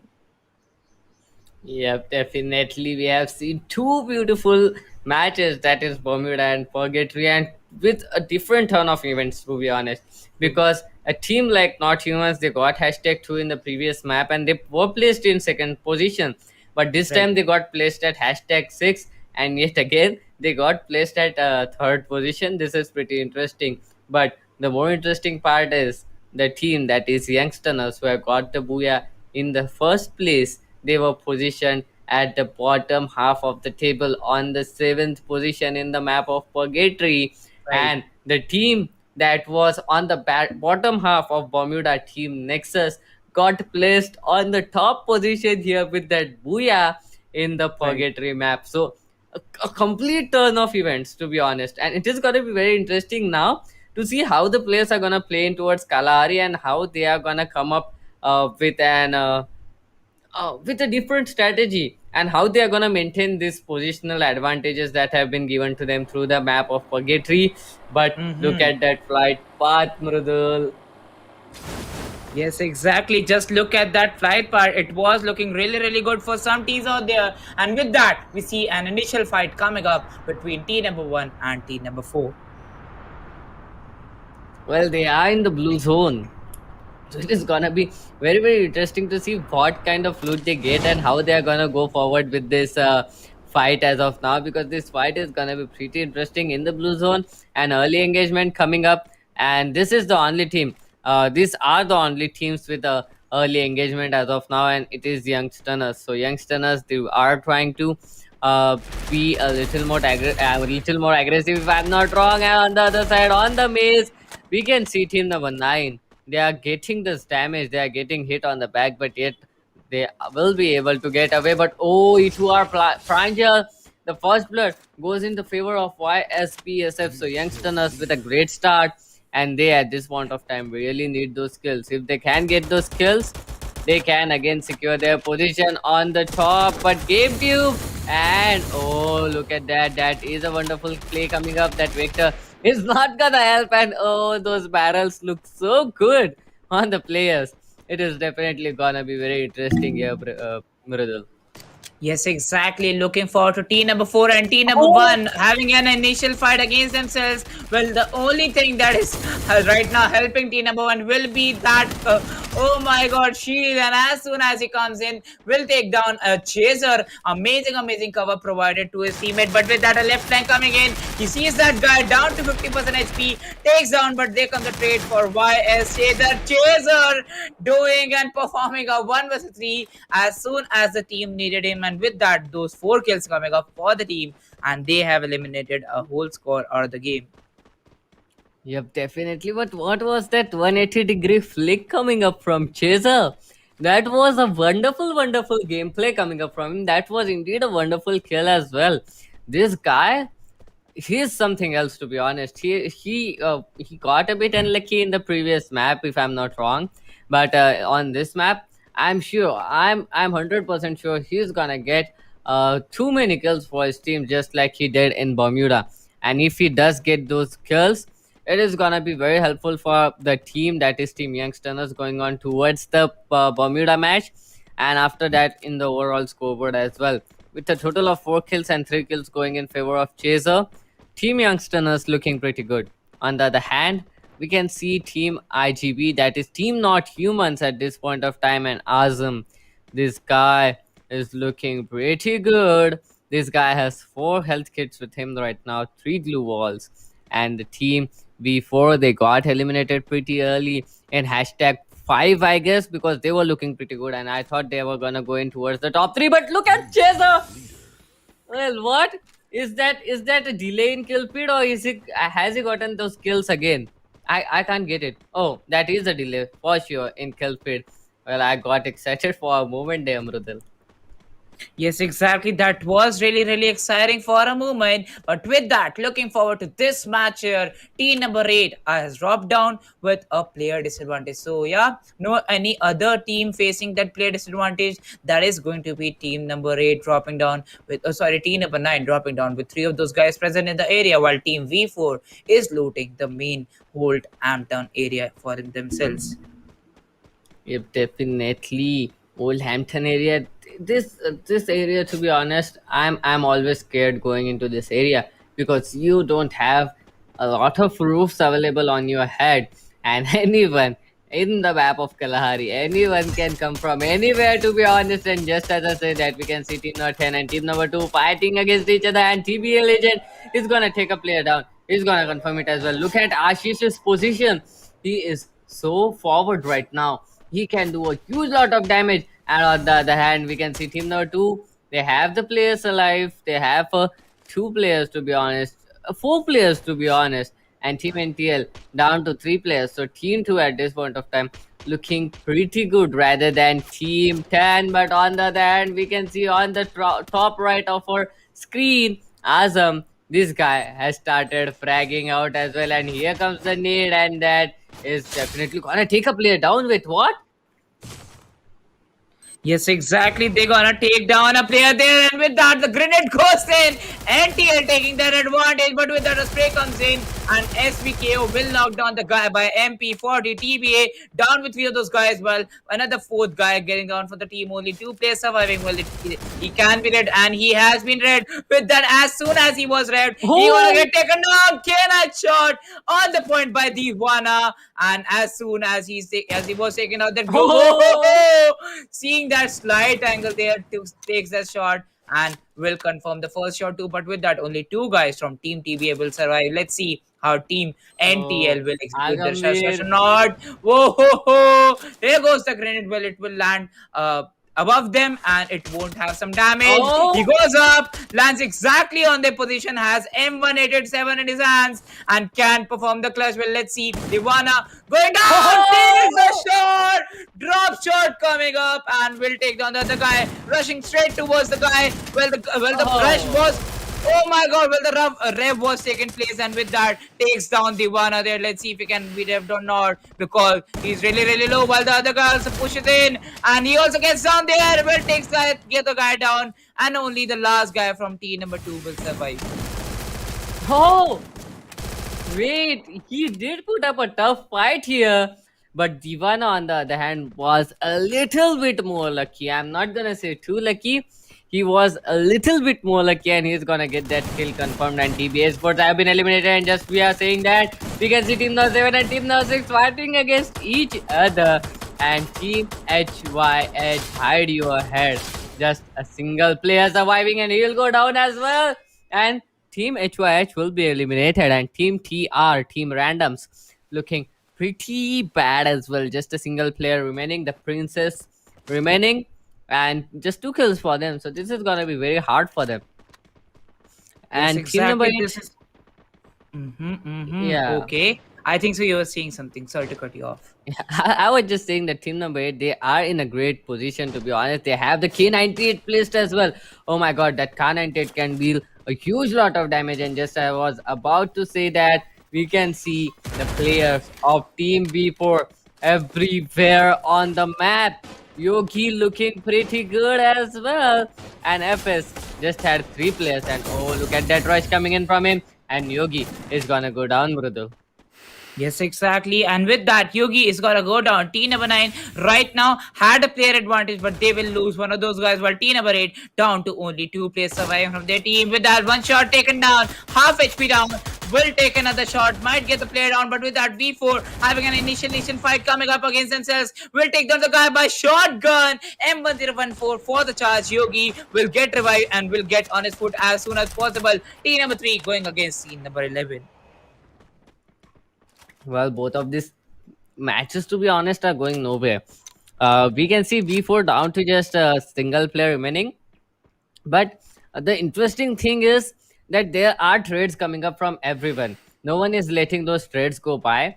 And that is more important than actually getting those kills. Putting on a tough fight and proving to your opponent that we are not bad either. We can take those kills as well. This is very important. But when the rush comes in, V4 will get eliminated at #9, and he will die a hero's death because of those trades coming up from him. But oh, look at that quick scope! Excess Nickel looking pretty good with that Car 98. Lots of Car 98 in action today, Mrudal. And I haven't seen a single Emmet to be yet. We can see a AWM, but Emmet to be yet to be spotted. Yes, exactly. M8 2B yet to be spotted. But with that, going forward for the zone there, we can see the zone coming up right exact in the center. And let's see if we can go towards the refinery area, because the previous Kalahari map that we saw in the match number 1, it landed towards the refinery area. But right now, looking forward to this game, it might go towards the foundation area too. Yep, definitely looking forward to this game. And yes, to be honest, this is gonna be the third zone. It is definitely not gonna go as predicted, so I'm not gonna predict anything. When the zone goes in towards the third and fourth zone phase, I really don't want to predict it. I really don't want to. Uh, I really don't want to eat my words. On the other hand, we can see team Mhm. number 9, they are looking pretty good, holding on towards that perimeter of that zone, holding on towards that border. It is definitely gonna help them out a little bit. It is definitely gonna be a good strat going on. But oh, team number 4 in the Bayfront area do have 4 players still surviving, and a total of 4 kills, and Vice Chaser with a total of 3 kills. They are still the kill leaders. I don't know how, but yes, they are the kill leaders as of now. So this means no other team has more than 4 kills. So yes, we have a great chance here. But well, Mrudul, do you want to say something about that zone? Yes, exactly. Looking forward to the zone. As I stated, it can go to the foundation area, but again, once again, going towards the refinery area, and I'm not shocked. Well, I think I'm a zone predictioner there, but right now, going forward to team number 3, right now they have a fight against themselves. While team number 5, look at that split. Just look at that split, Doctor. 4 of those guys at an amazing angle. One guy on some other tower, while one another player is on some another tower. Well, right now they're having some great strategies being cooked up. Yep, definitely. And these strategies might work as well. But on the other hand, we can see team number 12 holding a very crucial angle at this point of time. They can actually cut off the whole rotation of team number 9. And just as I say that, they start firing. On the other side, we can see Vice Chaser taking down the last player of Team Randoms as well. And Yogi, oh no, he is in a bad position. And look at Murray. That AUG is definitely helping him all out. He's gonna take a player down, and that will be Yogi. Well, Yogi will be raised quickly enough. But the Yes, zone is coming exactly. in as well, Mrudul. Indeed, the zone is coming in as well. But with that, here comes another knock on the leaderboard. And Game Tube coming up with a K9 shot direct towards XEXE Walker. Well, they were the winners of the first map. They have to get in a good edit. Oh my god, Game Tube taking the third shot there. 3 of those guys going down from Team EXE. Well, looking Whoa! pretty bad. Oh my god. 9 kills already for Team Young Stunners. And they have redeemed Mm-hmm. themselves. They have gotten that revenge on that Booyah winning team, to be honest. Right. They have taken down Team Nexus. And they are definitely in a good position, to be honest. Even if yet again they don't win that Booyah, Mm-hmm. they have those 18 kills in their advantage, 18 kill points in their Right. advantage. And they still have a lot of times to actually farm those kills, because we have 6 squads and 19 players left. And oh, wait, what? It was again a delayed kill feed. I need to stop screaming on that delay. Well, it is so Mm-hmm. embarrassing. But Mm-hmm. Yeah. nonetheless, team number 11 and team number 4 pretty close to each other. And YSBSF is gonna get a kill. He's gonna try to get confirmed kills as well. But look at that. Just as I said, team number 5 in a great position. Well, they are looking great. Oh, Game Tube going straight onto the players, and Divane will be the one getting those kills on the other side of the map as well. So Divane, I mean Team NTL team and Team YS, they are looking pretty good. Game Tube down to just 30 HP right now, and YS BSF with a great cover for his team, and Hunter's army has been eliminated. Team 11 looking pretty bad right now. Access Akash can't do anything, but heal himself and he will be spotted as well. Oh, Extreme has been eliminated and it will be Game Tubes. Grenade to help him out. 13 kills already, Mrudul. These guys are farming those kill points like it is nothing. They make it look so easy, Mrudul. Yes, exactly. They made it look so easy out there. But with that, Flag Smashers getting that kill on the teammate, and at hashtag 4, Flag Smashers will be eliminated. YS making the charge there. Nevertheless, eliminated at hashtag 3. 14 kills up for the team, and they're not stopping right now. There are two players already inside the zone. But as soon as GameTube enters the zone, he will face the damage from team number 5 because team number 5 has the zone advantage right now. Zone advantage and the ground advantage as well. And this is something that I wanted to see right from the start. Not humans versus youngsters.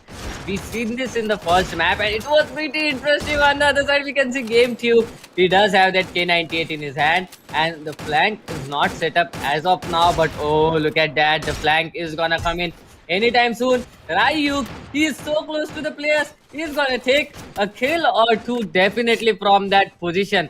And he can do a huge lot of damage. But Team 5, they are looking pretty good. All the 4 players alive, and oh, Team Bias, they are down to just 2 players alive as of now, and 14 kills to them. And look at those kills coming up. YSBSF is gonna get that shotgun kill. 8 again. Azam is gonna confirm Game Tube. YSBSF is gonna go down as well. Ryuk left in the 1 versus 3 situation. He's gonna take a player down. He's gonna use that glue wall, and he is gonna go down. And Youngsters will get eliminated at hashtag 2 and not humans winning their first booyah in this best of 4, Mrudal. Yes, exactly. Winning their first booyah in this best of 4. But with that, YS coming up with a consistency in the third match. And with that, they will get an amazing advantage on the leaderboard. But right now, talking about this match, having that zone advantage, having those players still alive till the last zone will obviously help your time. Yep, definitely, and not humans. That Oh, was a humans. wonderful performance coming up from them, to be honest, because they are consistent. They are more consistent than any other team in this whole Right. tournament. They got Hmm. hashtag 2 in the first match, hashtag 3 in the second. Not hashtag 3, to be honest. They placed on the But third yeah. position in map 5 scoreboard, and Hmm. now they have got that booyah in map number 3 as well. But I'm Hmm. still not sure because a total of 14 kills went into favor of Youngsters, and that makes up the total to a 28 kill points, and they're gonna get hashtag 20 as well. So Yeah. if the team are not humans, they have enough kills, they're gonna get Hmm. placed in the top position, and if not, it will be Youngsters getting placed in the top position yet again, Brudel. Yes, exactly. It will be youngsters getting placed at the top position. But with that, I don't think so. The position will matter in the map by scorecard. What matters is the total cumulative points. The points will be calculated, not your kills, not your placement points. What will be calculated will be the total points. And looking forward to the matches by not humans. They are most consistent I have seen throughout this tournament. Like literally maintaining that consistency in a best of 4 is not really easy.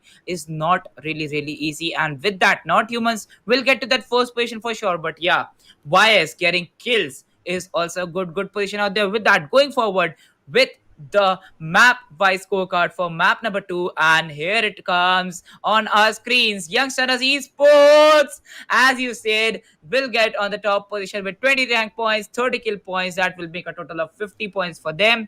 Well, right now, going forward about not humans, they will get 40 points and 48 points in total and will stand at the second position. Yeah, that is not much of a difference, to be honest. Not humans are still pretty good, and if I'm not wrong, they are leading the overall scoreboard as of now. And nevertheless, 29 Flag Smashers, 21 Extreme, 14 Hunters Army. This time they got position in the upper half of this map at 10 points. The randoms at 8. Team Nexus. Oh, this is bad. They are down to just 8 points, and we are left with just a single map, and that will be the map of Bermuda. So it is really important for Team Nexus, Youngsters, and not humans to actually Hmm. try to get that booyah, because that is gonna be the deciding factor in the end. Because the second team, you need to have too many kill points as well as rank points in the last map. That is gonna be the deciding True. factor. And as Right. of now, if I'm not wrong, Team Mm-hmm. Nexus, Youngsters, and Not Humans are the only contestants, are the only contenders of that top two positions as well. So I'm Right. really hoping to see a lot coming up from this team. Hide your head with a total of 6, TBA Sports 3, LOC Army this time. They are gone pretty low, to be honest, with just 3 points. They were on the sixth position in the map of Purgatory, but Yeah. Kalahari isn't looking well. And Born to Rain down to just 0 points. So this is definitely gonna be interesting to see how the players are gonna play the map of Bermuda yet again, because it is the decider map, and it is everything depends on that map as of now. Even Not Humans, Youngsters, Esports, and Team Nexus, everyone has to perform very good. Otherwise, it can end their total journey, because the consistency, well, Not Humans, they have that. They can go a pretty passive, but Youngsters and Team Nexus, they need to get into top two positions in the map of Bermuda. Otherwise, one of these teams is gonna get eliminated, Brudul. Yes, exactly. They can get eliminated if they don't maintain their consistency. But consistency, we talk about YS, and also this team that is going to be, if I don't remember the Not name, not humans.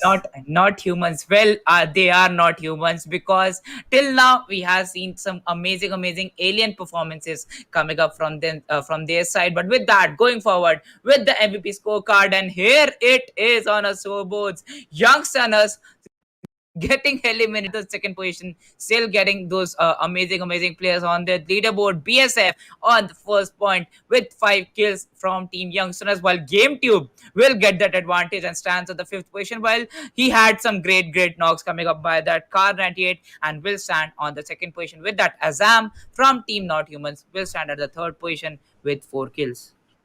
Yep, definitely. My boy Azram, he doesn't want to leave that MVP scoreboard. To be honest, look at that.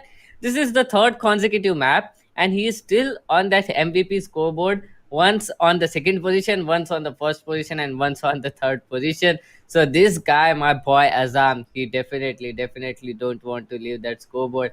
And Mrudul, now we are down with just a single map remaining, and that will be Yeah, Bermuda.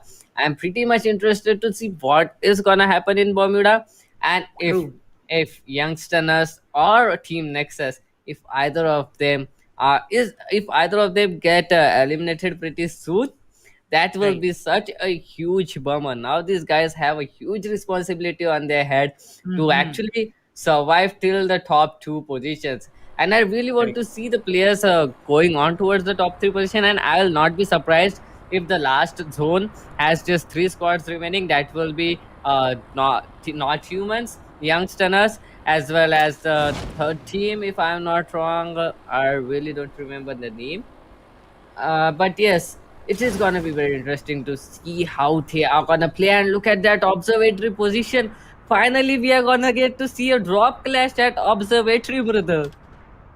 Yes, exactly. A drop clash coming Oh, up on the observatory area, and they're real close for that blue tier load. And here comes the first knock and the kill confirmation too. well, not a single drop clash. Look at that map. We have four drop clashes going on at the same time. V4 are gonna eliminate Team Nexus. Oh my god. Team Nexus have been eliminated at hashtag 11 Rudul. And on the other hand, we can see team number 5.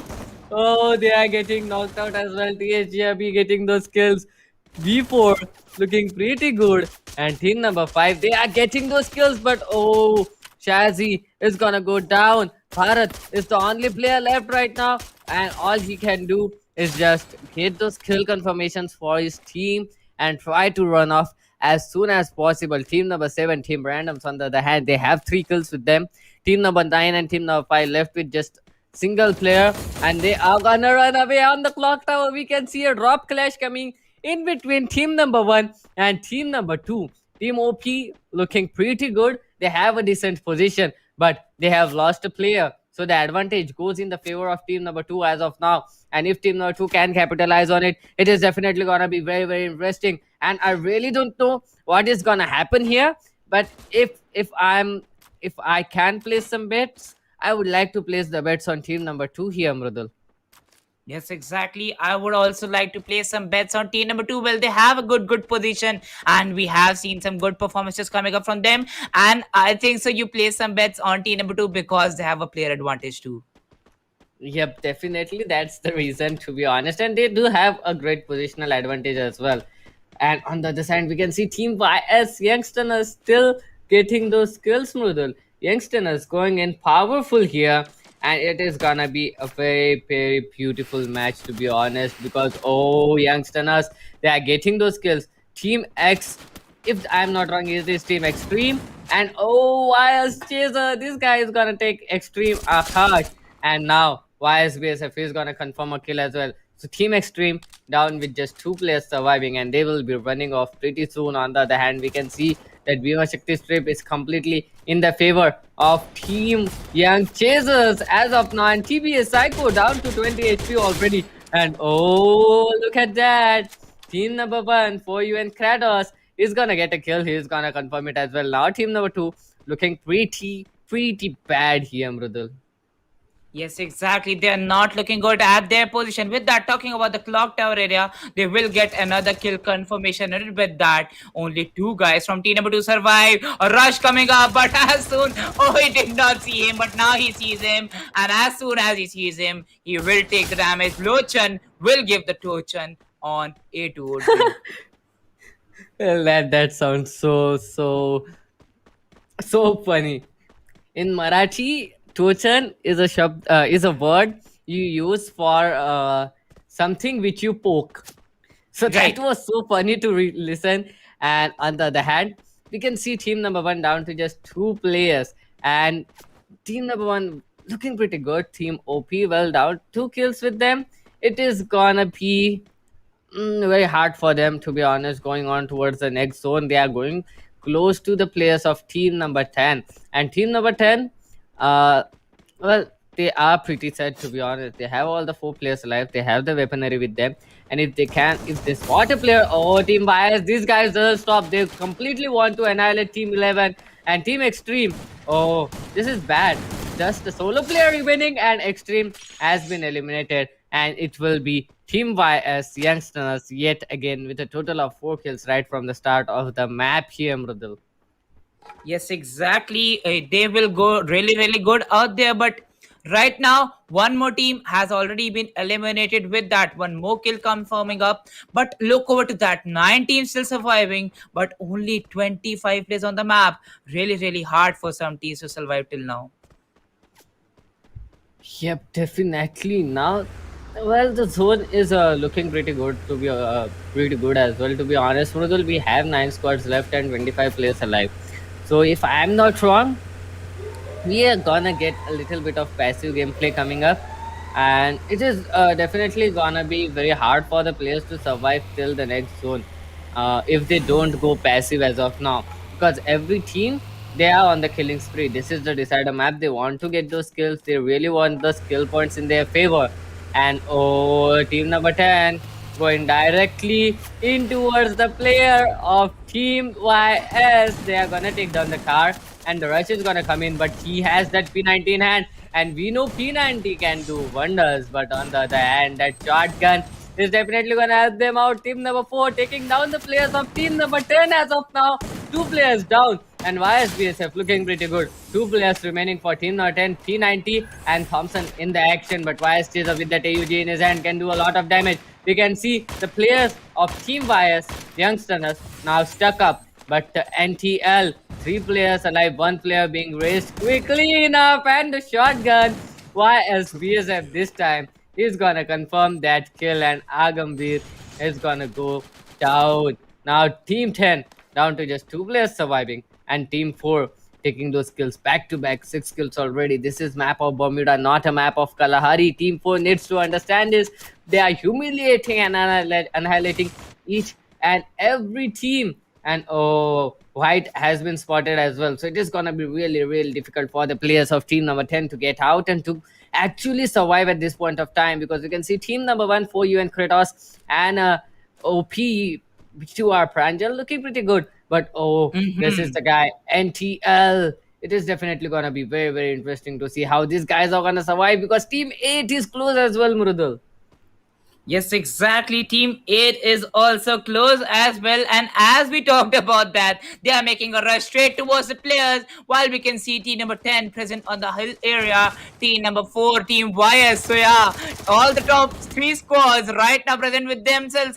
Whoa, BSF rushing towards, like, how he exactly rushed towards that was actually really really funny. As soon as he dropped in towards him, he just made a jump and hit those M887 shots, the two shots exactly on his head, and got the kill confirmation too with that ATM4 firing some shots. Will get a knock on Team YS, but he comes in the cover and BSF will help him to get revived, but Vasu gets a knock there on BSF2. Yep, definitely. Now, well, team number 4, they are down to just 2 players surviving. They do have 7 kill points with them. But if I'm not wrong, at this point of time, they really need to be a little bit passive. And oh no, team 2 looking pretty bad. Getting sandwich, it will be Psycho. But now he will go down as well. Team number 4, they will raise the player quickly enough. And HA Shiva 619 along with his team looking pretty good. Murul, team number 3, team number 7 in a standoff. We are seeing a lots of standoff, and we are just down with 9 minutes, and we are down to 8 squads already. Mrudul, this is something which I haven't expected to go in the map of Bermuda, and that too in a decider map. Look at that zone and look at the player concentration. It completely contradicts each other. Yes, exactly. It is indeed pretty contradictory there. But with that, going forward to the fight between these two teams, Nabil gets a kill confirmation from that player. H. Shiva takes down the other guy. Well, that's a good trade coming up as soon as his guy was knocked down. But with that, Shiva also going down by M187 shot. Abu Dhar taking that out and also confirms the kill. ATM4 fires them some shots, but will get rid of by GameTube. And GameTube looking real good out there. M187 shot from Sunny619, but won't get those shots connected. And with that, Nabil confirms the team. Hunter RV getting eliminated at that gate position. Triple kill.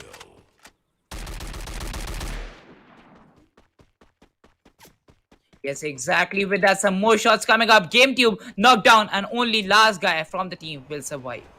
Yep, definitely. YS, just a single player, PSF, he has a lot of responsibility. And just as I said, I really wanted them to go a little bit passive. They have those kill points advantage from the previous matches. So now at this point of time, I think they really shouldn't worry about those kill points, but try to get those survival points and try to get those rank points in their favor. Because if they get it, it is gonna be a very interesting um, thing to see, to be honest. But now he is hiding in towards that peak area, and team 8, they are trying to scout him up, they are trying to search for him, but they are not gonna find him as of now. But if team number 1, they get a sight, they get in the line of sight of team number 8, then team number 1, they are definitely gonna open fire on the players of team number 8, because there are just 2 players remaining who are running berserk right now. And look at that, oh, that UAV is gonna spot the players up.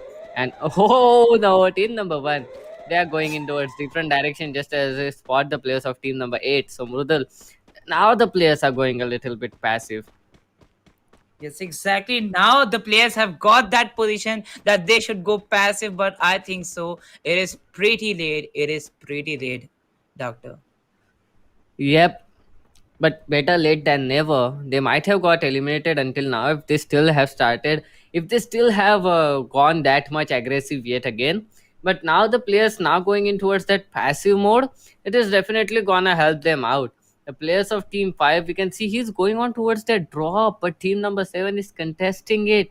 It is not a good position. And oh, he has been spotted. The shotgun is coming into play, and he will get sandwiched by the players as well. Now he's in a bad position. The shotgun is gonna, oh, TSGB is gonna take a player down, but not humans have been eliminated as well.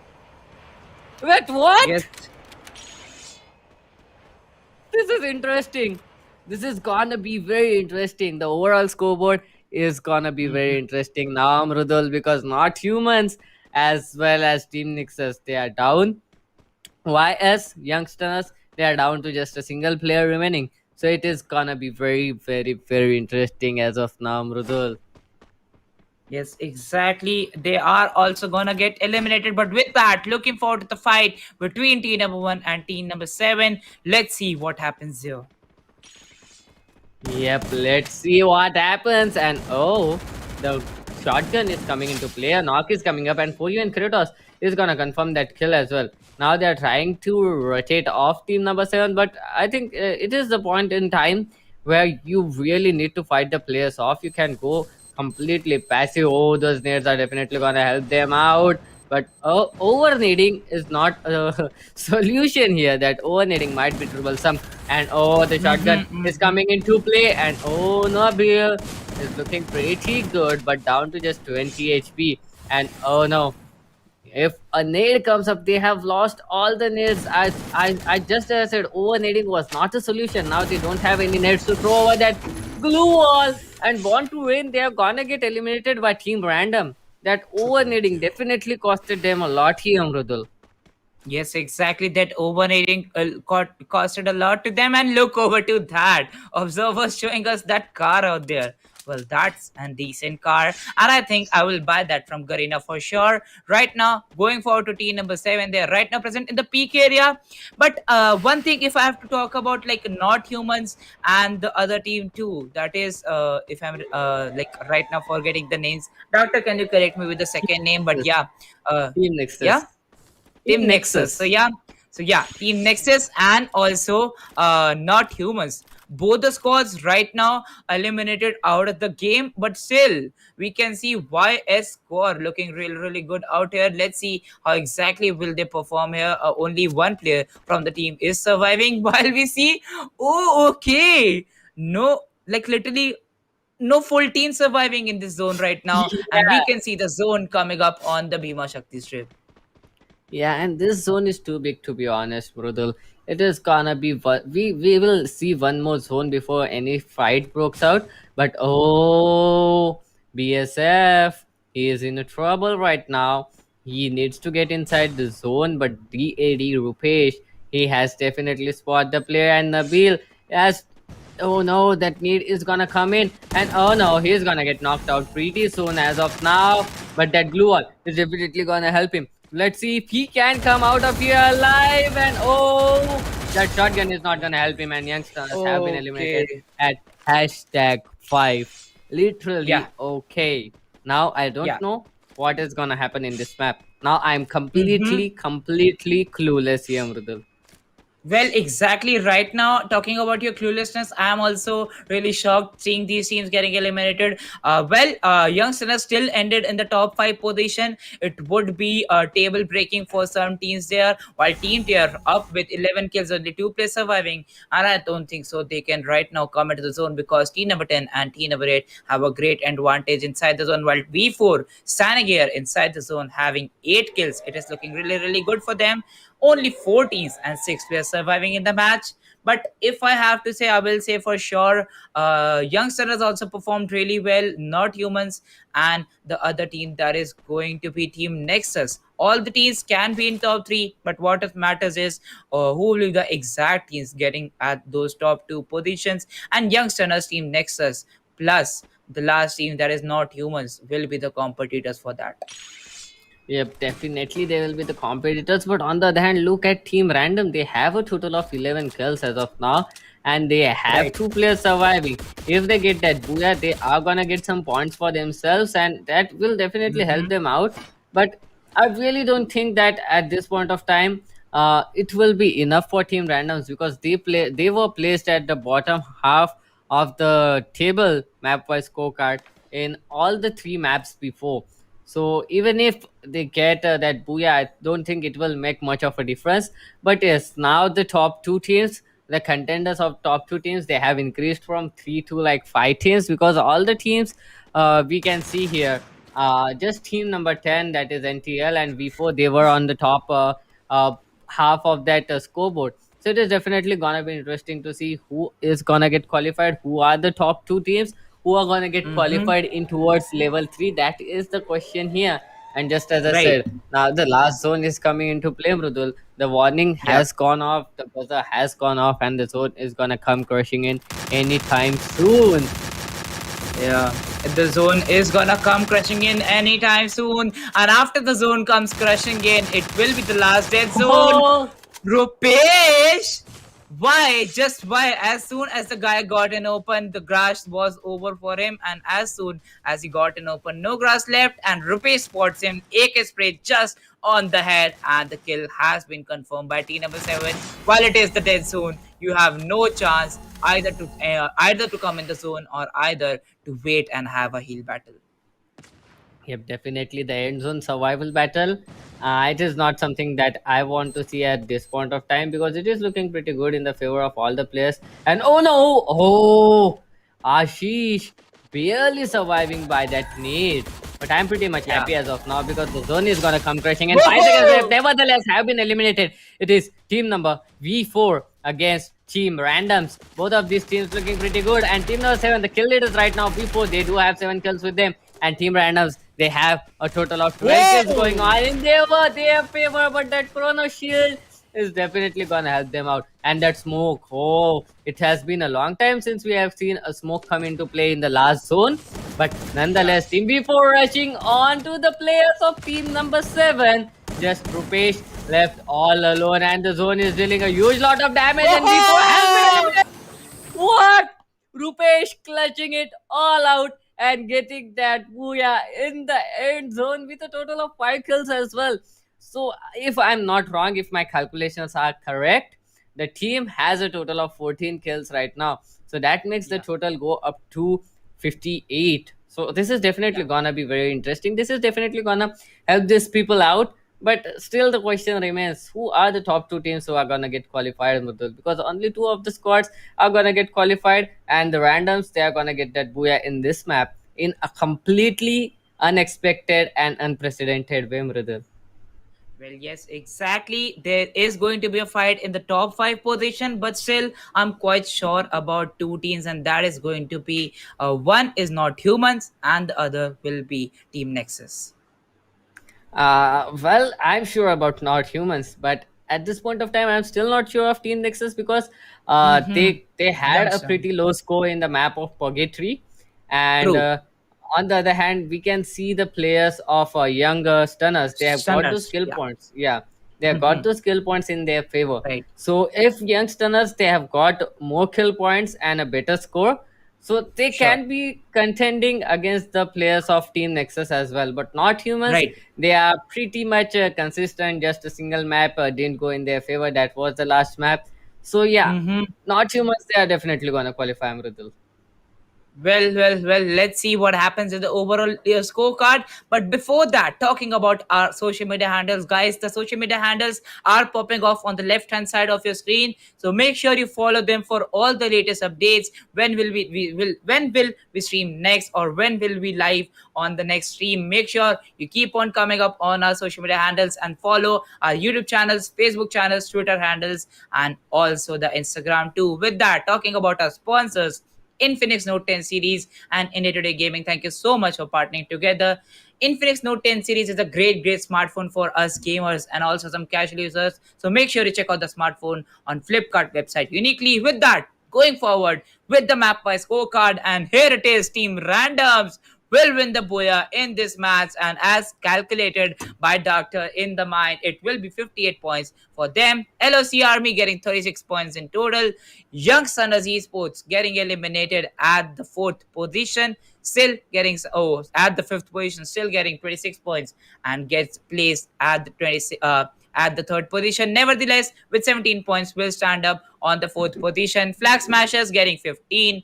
Born to Reign right now coming up in the top 6, but I think so it is too late for them. Not Humans getting 10 points. TBA Esports stands up around that 8th or ninth position, simply as we have seen throughout those map by scorecard. Hunters Army getting 6, Team Nexus getting 3, while Extreme stands on the 11th position with 2 points.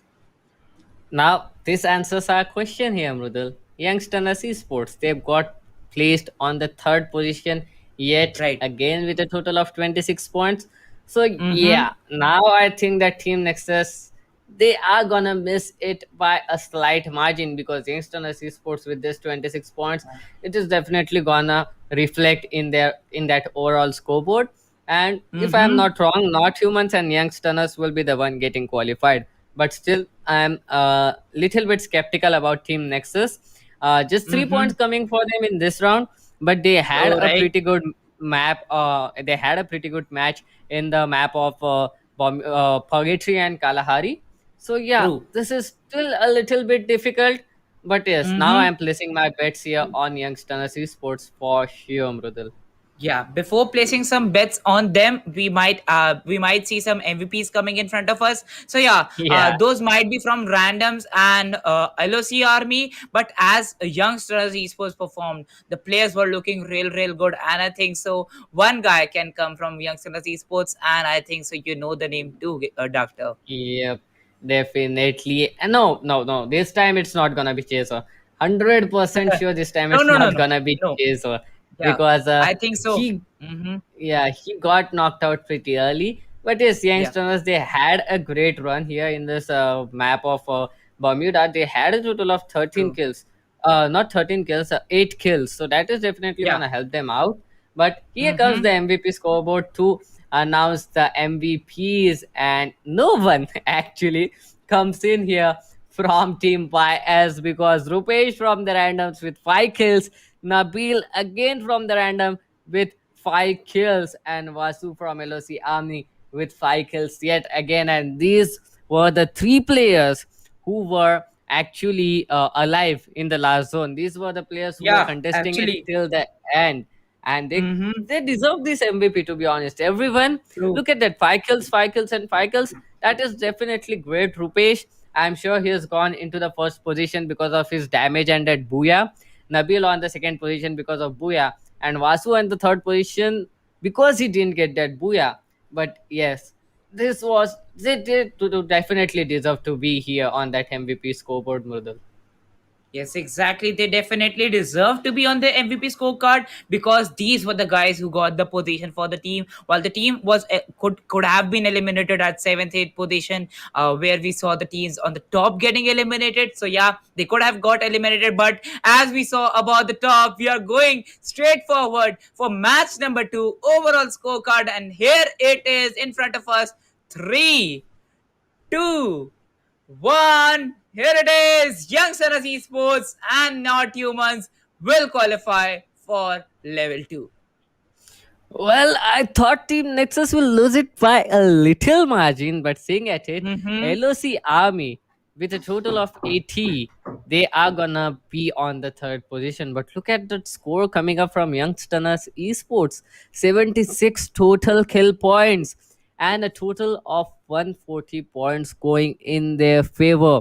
Not humans, they were a little bit consistent. They got in the top three position in every match, and in the last map they got in like top six positions, and still they are gonna get a total of 126 points with them. Just the kill points difference here, and it is gonna matter a lot. And Team Nexus, Mm-hmm. even though they won that Booyah, they are down at the sixth position. This just shows how important consistency is, and how important is it to be able to frag out just 24 kill points. That means a total of 12 kills, and out of those 12 kills, if I'm not wrong, Mm-hmm. 9 came from the match on which they won that Booyah. So Oh, yes, yeah. they have not got a lot of kill points, and that made all the difference here, Mrudul. Oh yeah, right. I think so. If they could have performed in this Bermuda map as they performed in the first Bermuda, it could have resulted good for them. But yeah, only the top two will perform out, and not humans and youngsters being so consistent throughout those four games will make a good charge for themselves. Look over to those rank points. The difference is just because of kills. There is no difference in rank points, Doctor. Yeah, definitely. Just 7 kills difference coming up in between youngsters esports and not humans. Well, youngsters Mm-hmm. esports, these guys have been fragging right from the first map. Even though they Right, haven't got a lot of rank points in the first, in the second map, if I'm not wrong, but they were right. fragging it all out. Team Nexus, they won that Booyah in the second map, that is on Purgatory, but still that was not enough because on the third map of Kalahari, they got completely knocked down. In the fourth map as well of Bermuda, they got completely knocked down. So yes, consistency is very important, and Team Nix as well.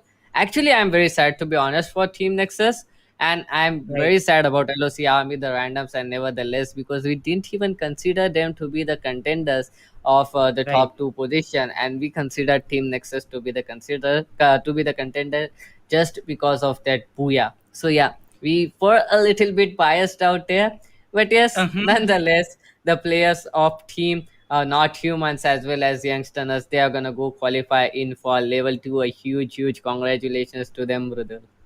Yes, exactly. A huge congratulations on my side too. But with that, we'll go for a short ad break and we'll be right back for the last match of the day, match number three, best of four.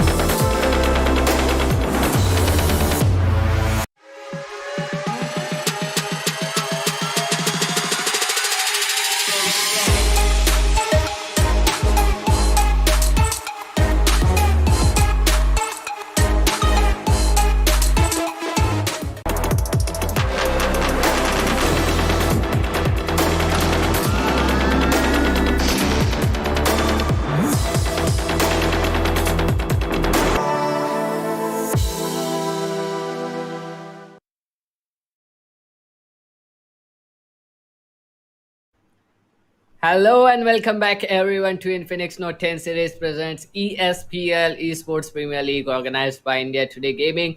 I am Doctor and alongside me is Mrudul and we will be your storytellers for the rest of this evening for the last match of the day for the last best of four.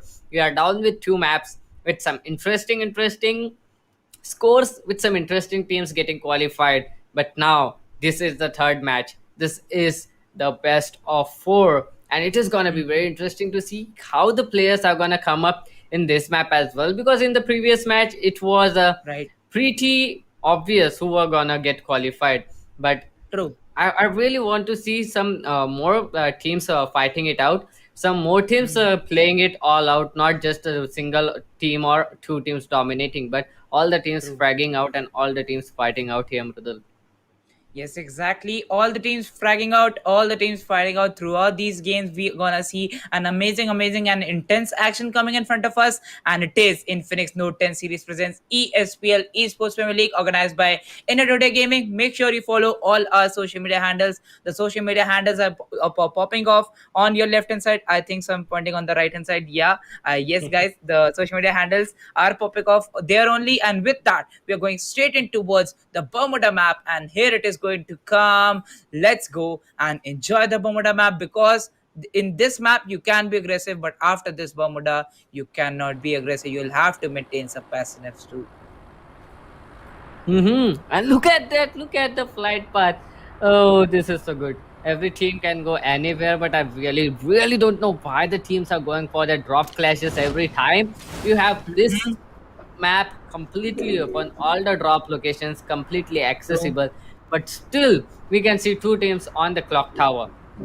Imnam Village, there is team number 5, team number 8 now making its way on towards Hangar or Clock Tower. Mm-hmm. Anywhere they go, they are gonna encounter teams. Either team number 10, 6, or True. 12. Either one of the team is gonna Right. get encountered. And on the Pochinok, we can see team number 3, team number 7, 4, 2, they were close enough as well. But the main thing is this drop clash coming in between team number 10 and team number 6, Mrudul. Yes, exactly. Team number 6 and team number 10 hit. Here it comes. The first knock for Team RP. Plastic Hero confirms that plastic kill from the Plastic AK, and with that, he becomes the new kill leader too. Yep, definitely he becomes the new kill leader now, a single man advantage onto the players of team number 10. The thing is, how the players of team number 6 are gonna fight with it, and how are they gonna survive? And oh no, Ellen has been spotted, and Alan is not in a great space, but that glue wall is definitely gonna help him out. But finally, it will be ZX9 Jordan to get that kill and confirm it as well. Team 6 left with just two players standing, just two players surviving. It is gonna be interesting to see how these two players are gonna survive. Are they gonna run away, or are they gonna try to get those kills? Because Vicky does have a gun in his hand that might help him out here, brother. Yes, exactly. He does have a gun with himself, and with that, M187 going in for the action. Zaid confirming his kill too. He has spotted one of those guys right off, confirming those shots by those AKM shots. Let's see if he can get the kill or not, because team number 10 looking real good. With that, the third player being confirmed. Only Ayush will survive from the team. Has been spotted. 50 HP for the player has already been gone. Let's see if he can survive from the angle. Goes in the open, takes on more damage. Will be surviving with only 30 HP for himself. And with that, the right flank comes in. With that right flank, Manish might confirm the last kill, but here comes the Kronos shield. With that, some damage can be taken up by the player, but here comes the left flank. Plastic Hero confirming the last kill. And here comes a squad wipe by Team RP. Yep, definitely 4 kills for them as of now, and Team SNB Mm-hmm. has been eliminated quite early. True. Well, Right. the drop clash was definitely gonna result in something like that. But we have two more teams who can come in this way. That is team number 5 and team number 1. If I'm not wrong, they dropped Mm-hmm. down on Reemnam village. So they have just two options: either to go on towards Clock Tower or to go on towards the left side. And everywhere they go, they are gonna encounter the players right now, and the zone is gonna form up in 32 seconds. They don't have a lot of choices as of now. They'll loot the things out, and team number 10 on the other hand, they really need to stabilize as of now. They really need to cool down, get that guns for themselves, loot the clock tower completely, and see if they can hold a nice position here, because the rotations are gonna come up here very soon. And at this point of time, you really don't want to be all hyped up. You really don't want to be all hot. You need to cool down a little bit at this point of time, Rudol. Yes, exactly. I hope people can be really aggressive or passive at this point of time too, because Gamepreneur right now looking forward to the teams here. One team has already been eliminated, while one team has dropped off with a player disadvantage. So yeah, they'll have to be quite expect quite safe about that. But yeah, looking forward to Team RP. This is going to be map number 1, and I won't be like regretting those decisions by the players. Let's see what happens there too. Yep, definitely. Let's see what happens. Team number 4, on the other hand, they are looking pretty good, and they are gonna get themselves some loot. That Cape Town area does provide you with a lot of loot, and they are gonna be fine as of now. But oh, look at that!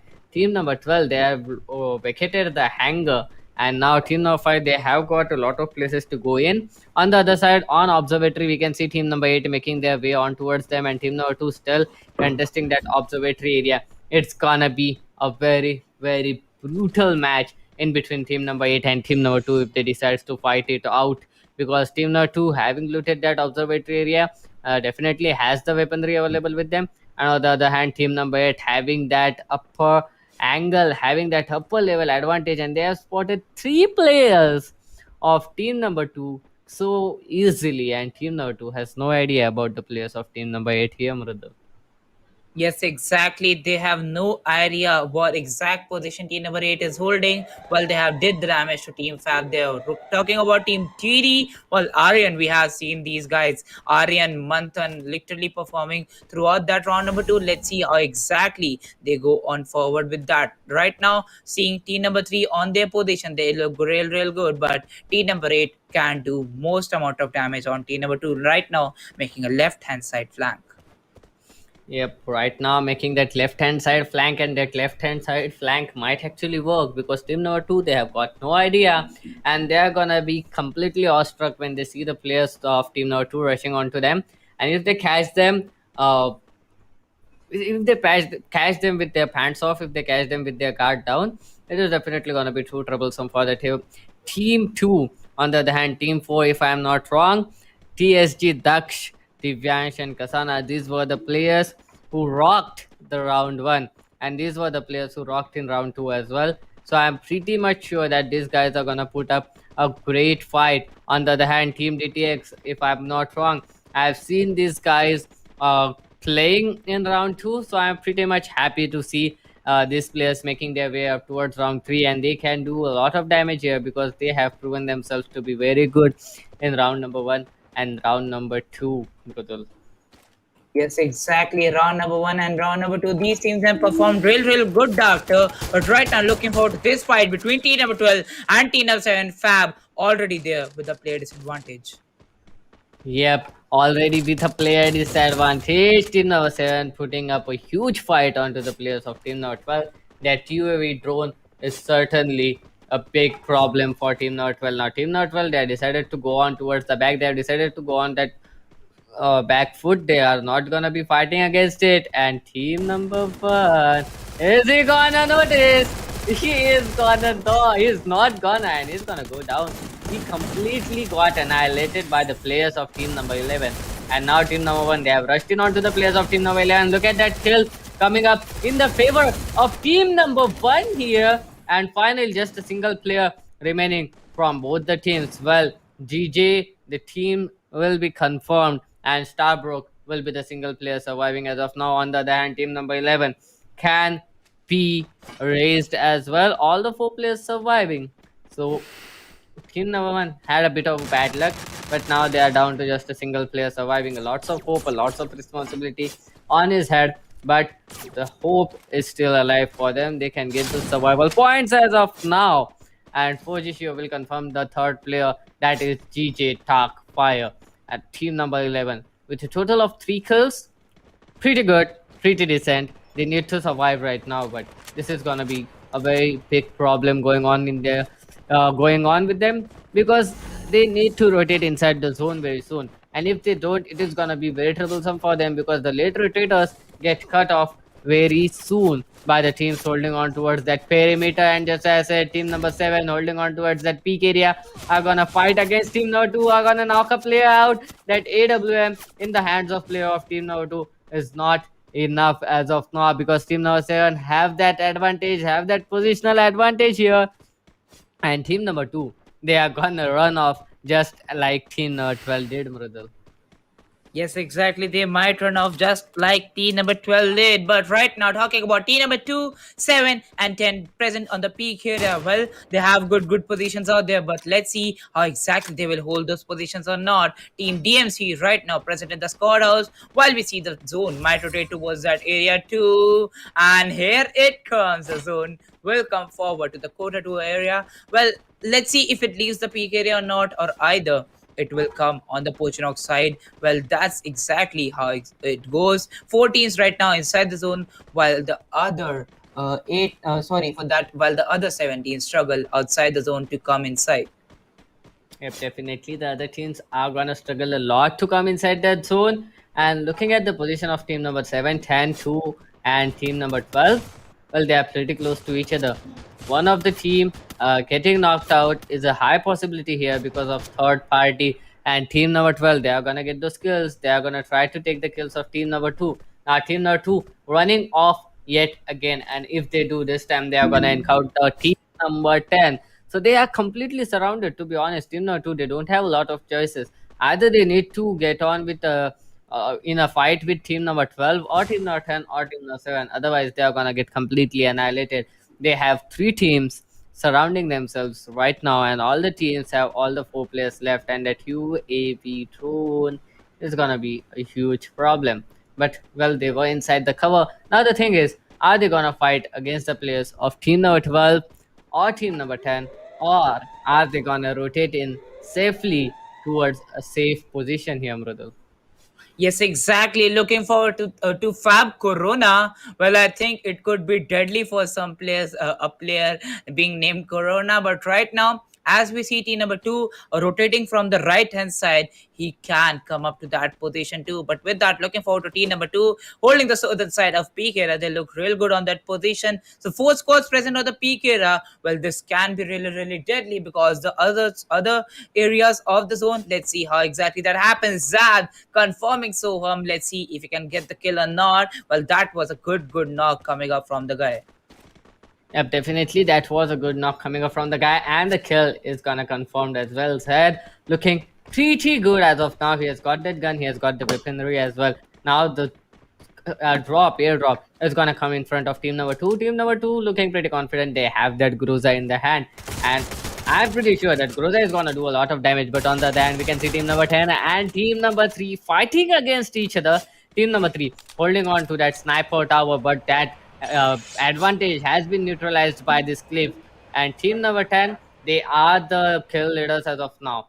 And team number 3, they have vacated the position. Two of the players have left already, and the two players remaining in this zone, in this sniper tower, have a huge responsibility on their head. And just as I said, that Jordan with a quick hit shot. Oh, don't stand up. Don't stand up even for a bit, because these guys are holding that angle. And as soon as the players stand up, it will be again a knock coming out for them, because Wells down to just 112 HP, healing up pretty low. And it is gonna be pretty difficult for the players of team number 3 to get out of here. On the other side, we can see two players holding on the flank for team number 3. That is great. And team number 8, oh, they are holding the perimeter. They are doing a lot of damage to the players of team number 9. And if they can take the players down, it is definitely gonna help them out. The zone is doing a lot of damage, and we are in a huge trouble here, Mrudal. Yes, exactly. Right now, looking forward to team number 8 and team number 9. They will make a rotation in around 40 seconds, but I don't think so. I envy Arzu will be allowed to do that. With that, Aku goes in open, and Zadu will. Sorry for that. Sorry for that. Zad will confirm the kill on Aku. With that, a good kill confirmation. Teammate will move out for the zone. Well, I cannot emphasize on that word Saidu now. It is gonna be in my subconscious mind forever. Well, I'll be laughing it off for quite a long time now. But on the other hand, we can see team number 10 going towards a fight of against team number 3 for quite a long time, and yet none of the teams have confirmed a single kill. A lots of knocks have been coming in the favor of team number 10, but the race is gonna come up as well.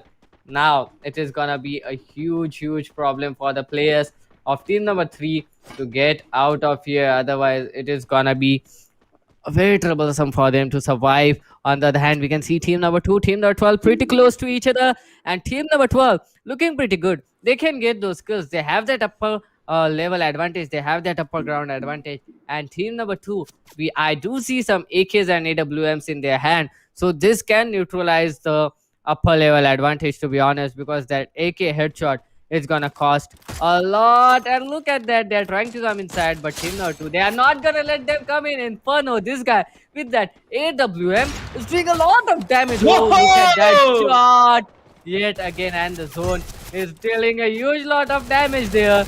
And team number 10 looking pretty good. And oh, look at those kills coming up. Team number 2, they are gonna eliminate Fab official. The team with that AWM has gone off. Team number 8, they are in a huge trouble. A player has been knocked out. Team number 2, everyone is surviving by just the threads. And team number 2, they are holding the perimeter here, Mrudul.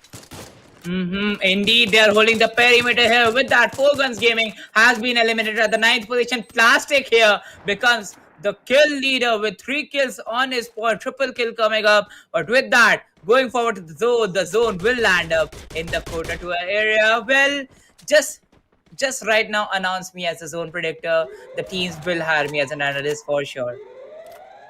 Yep, you are definitely the zone predictor, to be honest. Out of 10 times, you get the correct zone for like 9 times. That is a great stat, to be honest. That is great. And I'm pretty sure you are gonna be doing fine if you go on as an analyst for as an analyst role for the teams as well. But on the other hand, we can see 8 spots left. This is the 4th zone, and it is gonna be a huge trouble, because this zone is not able to hold 26 players. So there are gonna be knocks coming up. Fab official, 4Guns Gaming, the kill feed again with a bit of lag, a delay coming up in there, because we are down to 8 squads already. And okay, Starbrook has been eliminated. Well, this was the team who rocked it all out in round 1, if I'm not wrong. Yeah. So they are gonna getting eliminated is a pretty big bummer. Level, they are getting those kills. LVL looking pretty good. On the other hand, we can see team number 7 doing that damage onto the players of team number 5. Team number 3, and team number 10 so close to each other, Mrudul. It is gonna be a complete bloodbath because the fifth zone has come up, and the zone, they have just 24 seconds. They have just 20 seconds left now to have a strategy, to come up with a strategy and a plan of action here, Mrudul.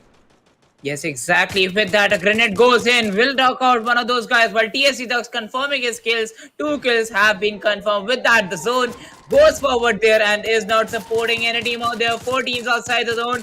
No team is inside the zone. Looking forward to that. Team number 7 having a fight against team number 2. Looking forward to that. Oh my god, the powerful spray is going down. Articus home. Take down one's guy and will confirm the other Chota Gamer eliminated at the 7th position. Soda Gamer eliminated at the 7th position. Now it is a huge concern because 6 teams alive and just 13 players. And look at that, we are down to 13 players, 6 teams now down to just 12 players. That means none of the team have all the 4 players remaining. And look at that, Riot's play has been eliminated, and it is a complete shutdown coming up and destruction. Oh my god, he's gonna get eliminated as well. Now Divyansh looking pretty good. He's gonna get a kill with that Thompson in his hand, and he does have all the guns necessary at this point of time. And team number 4 now in a huge trouble as GTX Pratik. He wants to get those kills, but oh, he has been scouted. TMC, they do have a great position. NHK, the sole player alive from that team, and it will be Kasana. And Kasana at this point of time is getting knocked out. Oh, not knocked out. Well, now he's gonna get knocked out. And Nighthawk has been eliminated by that Car 98 of bot TMC. On the other hand, we can see just 4 players alive and 3 squads. Team 7 with 2 players alive as of now. But oh, they are surviving by a thread, and Devil May Cry has been eliminated by DTX Pratik. No scope, and here comes the shotgun into play. Gaming to get eliminated, and DTX Pratik with a wonderful clutch in the last zone and 5 kills for him. Yes, exactly. 5 kills up for him. With that, or an amazing performance by the team. In the end, I was just like that. He will go down. He will go down. He was down to 6 HP. But as soon as the player came in reload, he had only 2 bullets, while the other player had 6 bullets in the gun. And that's what exactly mattered there. The bullet advantage mattered with the shotgun, and he got the frag at barely 6 HP. And with that, a booyah comes up for the team. Yep, definitely. The first map getting that booyah with those many kills, it is definitely gonna help them up. It is definitely gonna give them a good head start going on towards Purgatory, because we know Purgatory is kind of a big map and you need a lot of Right. dedication to get those kills. It is Dela TX to get that booyah. Well, sorry if I pronounced it wrong. Delta X might be there. Yeah. Yeah, might be Delta X. It might have been a typing error or something like that. Well, Yeah. we are gonna be just calling it Team DX as of Delatex. now. Yeah. Delatex. Yeah, Delatex is a great name as well. Yeah. But yes, they are Mhm. gonna get that booyah, and it is gonna be interesting to see how they are gonna go up in the map of Purgatory, because we know Purgatory being a kind of a bigger map and True. not being played a lot by the players, it is definitely a game changer, to be honest, and it will provide a great head start for the players who have won this map, who have Right. won Telatex, if I'm not wrong. They have got that booyah, they have got the skill points, so they definitely have a great chance of clutching it out in the Purgatory as well, because of that Right. momentum and confidence they have going with them right now, Mrudul. Mm. Indeed, momentum and confidence matters, and you'll have to go all in the first one. You'll have to play all your cards in the first map, and after that, you can just predict out with some plan Bs and plan Cs, passive strategies coming up. But yeah, with that, Delatex winning the boy in the first match, let's see how exactly they will come up with those strategies. Talking about the scoreboard here, we saw around 4 teams with 4 of those guys surviving. So yeah, the teams could get placed close to each other because they have got rank points. I don't think so any team has got above 10 kills there.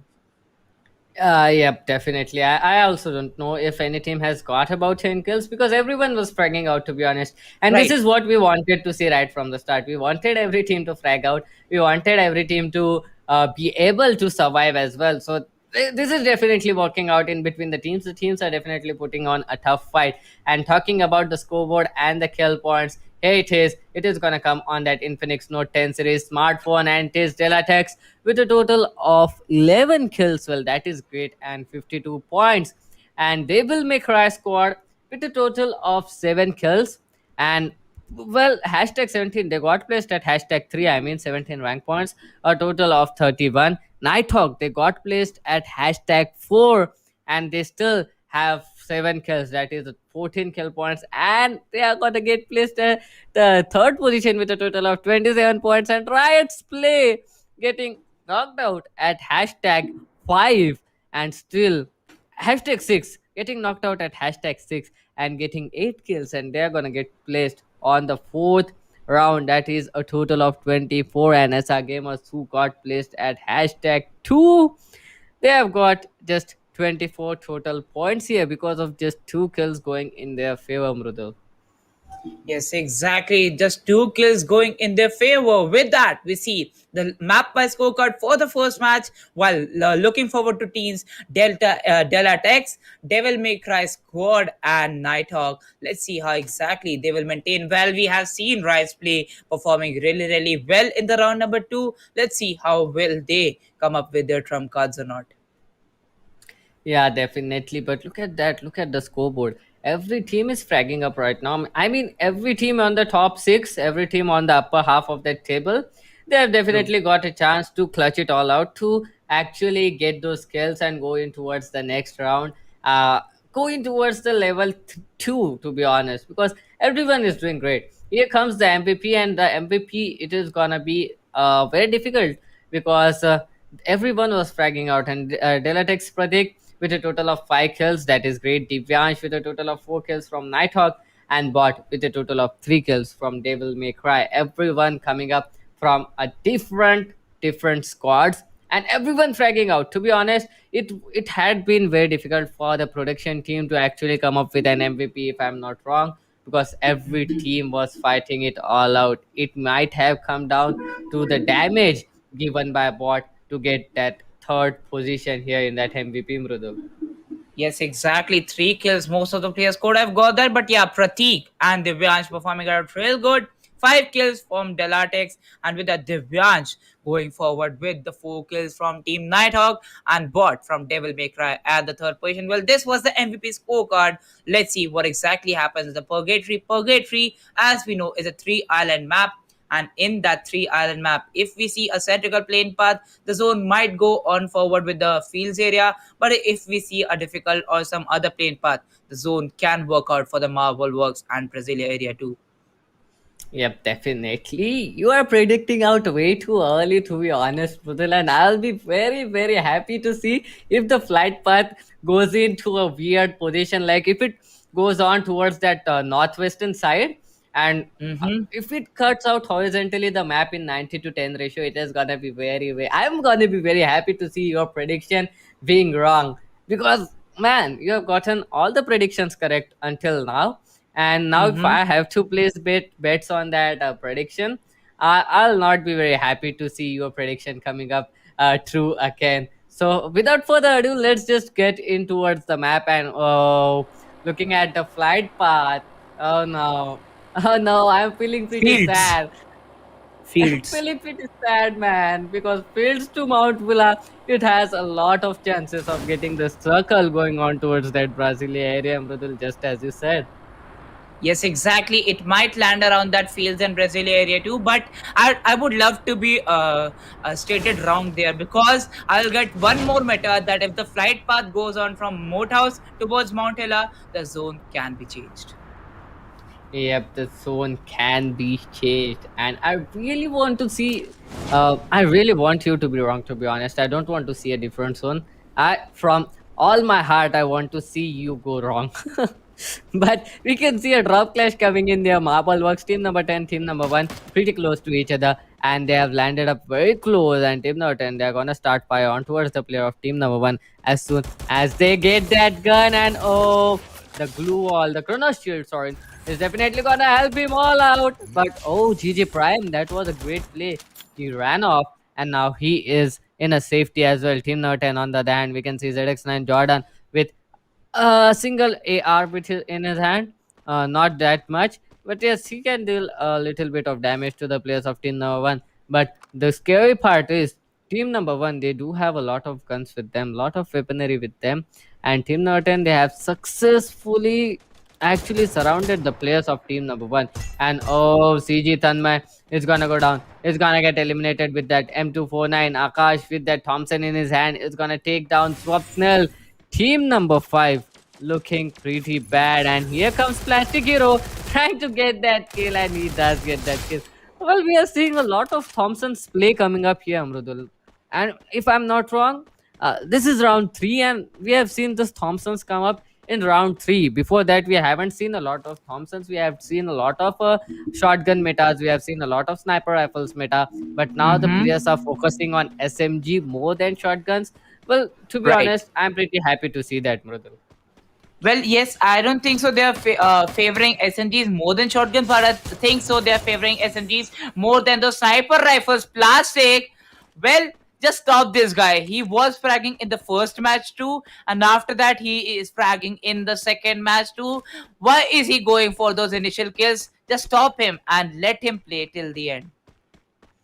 Yep, let him play till the end. But yeah, this guy, he wants to get those kill points. He really don't want to be the guy who had the chance of getting those kills but still hasn't got it. He is getting those kills. He is confirming it back to back. And Mountville, on the other hand, is being contested by the team by team number 12 at this point of time. Two kills for them. One for Akash. One for Dot Dot. Well, what are we gonna call him? Dot Dot or Anonymous? Well, Anonymous sounds great. One Hmm. kill for Anonymous, one kill for Akash. On the other hand, we can see team number 11 on the Forge. Well, this is the place, to be honest, where not a lot of players go. I don't know why, but it has got great kills. But oh, Thompson versus Thompson, and CG Manthan is gonna go down again against CG as a gamer, to be honest. Oh, now Skylar is trying to get close to his team. He's trying to provide the cover fire, but oh, look at that flank. He can do huge lot of damage here. Oh no, he has been spotted, by the way. But oh, Inferno, he's gonna get that kill. He has the perfect gun with him. That AUG and that flank is definitely gonna work, because look at that. HYN Wills now has no idea where to look, and not a lot of cover available to him as well. He does have two glue walls with him. Well, let's just see what happens to him and what does he do here, Brudel. Yes, exactly. Looking forward to the strategy being taken out by these teams. We see we're down with sorry for that, 4 minutes and 35 seconds in this game. And as we can see, 12 teams and 37 players surviving. Well, that is going to be something we did not see here. So, yeah, still all the scores surviving, but 11 players down in the game. Well, that's a great setback for some teams, Doctor. Yep, definitely. That's a great setback. Oh, Inferno. Now he's trying to rush in. That shotgun is gonna come in hand, and Wills is gonna use that shotgun yet again. Oh, both of them on reload, and SA plus gamers have been eliminated. And it will be TH Inferno with that flank to get that kill. That was indeed a wonderful gameplay coming in from TD. They really deserved that squad wipe, and 4 kills going on into the favor of team number 2, Mrudul. Yes, exactly. Some more kills going in favor for team number two. And with that, the first squad has been eliminated. Looking forward to this fight. The players are down with one of those guys out of the game. Let's see how they perform in the meta, while some players just hold their position too. Yep, definitely. Some players at this point of time, they will be trying to hold their positions. And well, to be honest, this is the map of purgatory. You should be able to survive till the end. There are a lot of places for you to hide. There are a lot of positions for you to actually hold on to. You can get some kills for yourself, but in the end, the game is totally dependent on that survival as well. This is a battle royale. You really need to survive, and you are gonna get 30 points for that booyah as well. So keeping that in your subconscious mind is definitely very important, because a booyah is equivalent to 15 kills. So getting that booyah is definitely very important. Getting up to hashtag 2, hashtag 3. Well, they also provide you with a lot of points, 17 and 20. well, that is something to think of, and you really need to be able to survive to get those points. But the players, on the other hand, they're trying to go on for that early engagements and getting down. Just 36 players still alive, and 11 squads are remaining. That means a lot of teams are down with a man or two, and this is definitely gonna be a big trouble going on into the future stages of this match, Mridul. Yes, exactly. Looking forward to this fight. Team number 9 right now engaging in a fight against team number 10. Well, we see this fight alongside the river area of Brasilia. Let's see the zone if it will land on the fields area or not. But with that, the first zone closing in, we still are left with 2 minutes for the first zone to close in and let the teams allow to make some rotation. With that, a close range fight comes up here. The player knocks up. CG having a fight here. MP40, the first guy has been knocked. Team Fab playing the role out here and will confirm the kill too. Yep, definitely they are gonna confirm that kill. On the other hand, we can see team number 10, they are back in towards that position because they saw team number 9 there. And on the other hand, we can see team number 6, they are making their way up towards the players of team number 9. And if team number 9 and team number 6 they spot each other, I'm pretty much sure that team number 6 they are gonna get that kill. Oh, both of them are heading for the same compound. Well, did they spot him? Yes, they did. And now Soham will be taken down and will be confirmed. Just a single player remaining for team number 9 and team number 6. They have got their third kill on board as well, Mrudul. Yes, exactly. The third kill on board for themselves. With that, the last guy will be surviving and will be going outside the area because he knows if he gets caught, it would be all end for him. With that, the last minute surviving for the players, they will have to rotate for the zone. We are seeing around 34 players in the match. Still, 10 players less for the exact total there. But with that, we can see Team SNB looking real good out there. Fab getting 3 kills, SNB getting 3 kills. They are right now enjoying their treat because they got some good initial fights for themselves. Yep, they got this good initial fight for themselves and they have all the four players surviving as well. So this is more important thing here because having all the four players surviving, it is definitely gonna help you in that last zone in the fourth and fifth zone. Now the first zone is collapsing in, the first zone is coming in. So it is gonna be interesting to see where the second zone is gonna get formed. And if the second zone is gonna get formed as you predicted, well, it is gonna be very hard. I think it is gonna go in towards the fields area. And look at that cluster being formed in Brasilia. Look at the player concentration here, Mrudul. I don't think. Oh, look at that zone, Mrudul.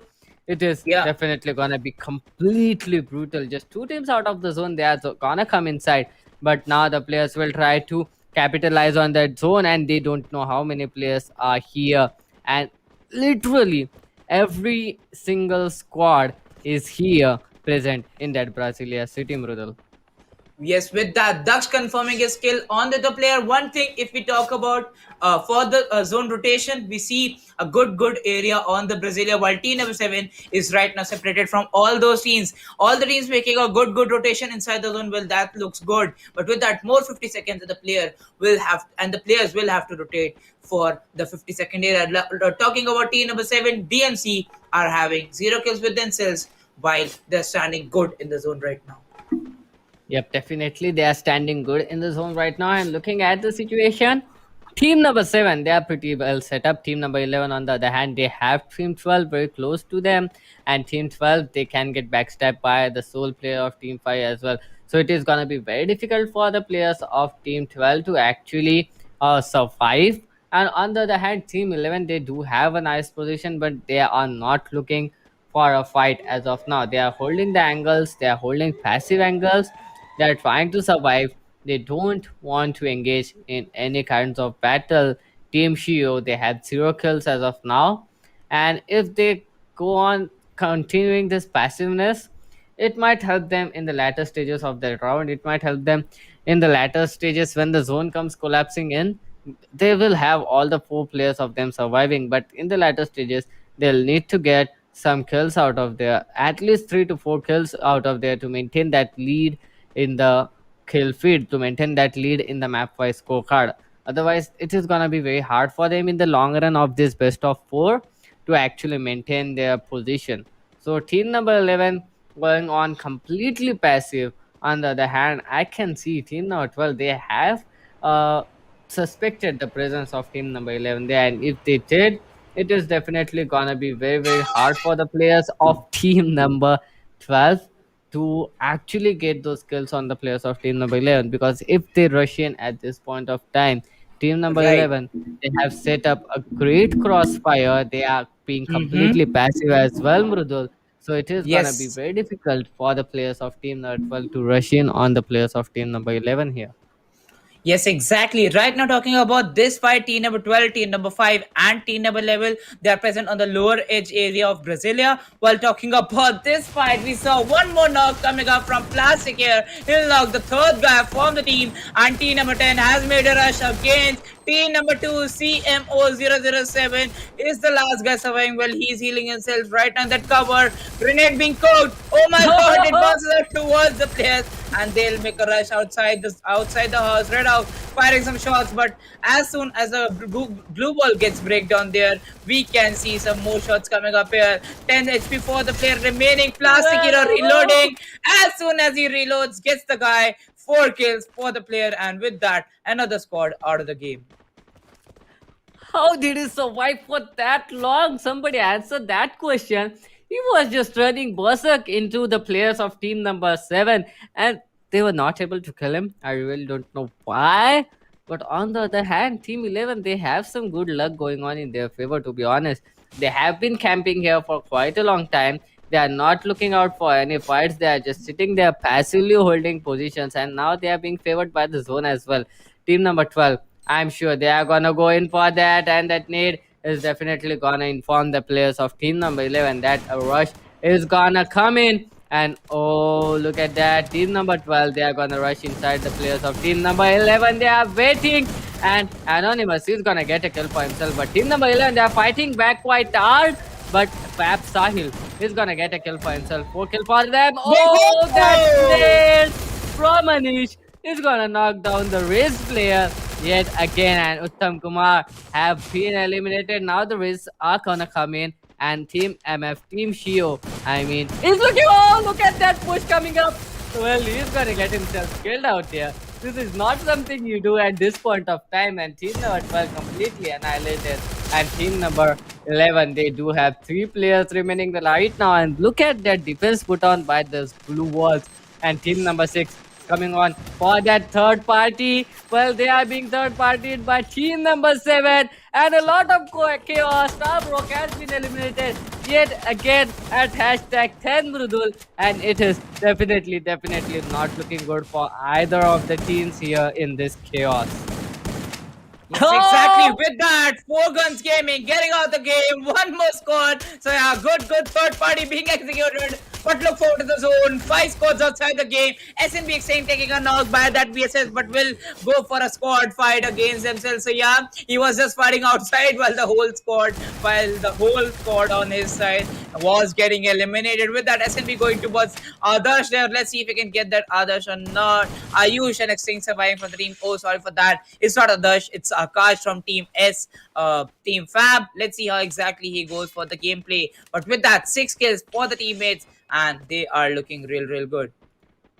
Yep, definitely they are looking real good. On the other hand, we can see Team Not 12, just a single player surviving, and Akash, his team have 5 kills, to be honest, but he has a lot of responsibility now because there are 8 squads still left.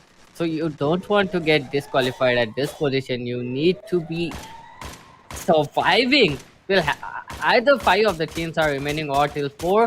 Otherwise, it is gonna be very difficult for him. On the other hand, we can see Imanshu is getting those kills with that Og, and oh, he's gonna confirm that kill. SNB Ayush, this sneaky boy, is gonna get a kill for himself. Team number 6 now going inside. Dark Heroes has been eliminated. Fab Akash with a great position. Oh my god, he can confirm that kill, and oh no. Now it is gonna be real difficult for SNB Extinct as well as for Fab Akash, because the third party is coming in. The zone is doing a lot of damage. The fourth zone is converging in, and SNB has been eliminated, and Akash is down to 2 HP. Fab officials eliminated as well. Well, Akash went down, taking a player with him. TL Khasana looking pretty good with that AWM in his hand. And oh, team number 5, the sole player, is still surviving. This is huge.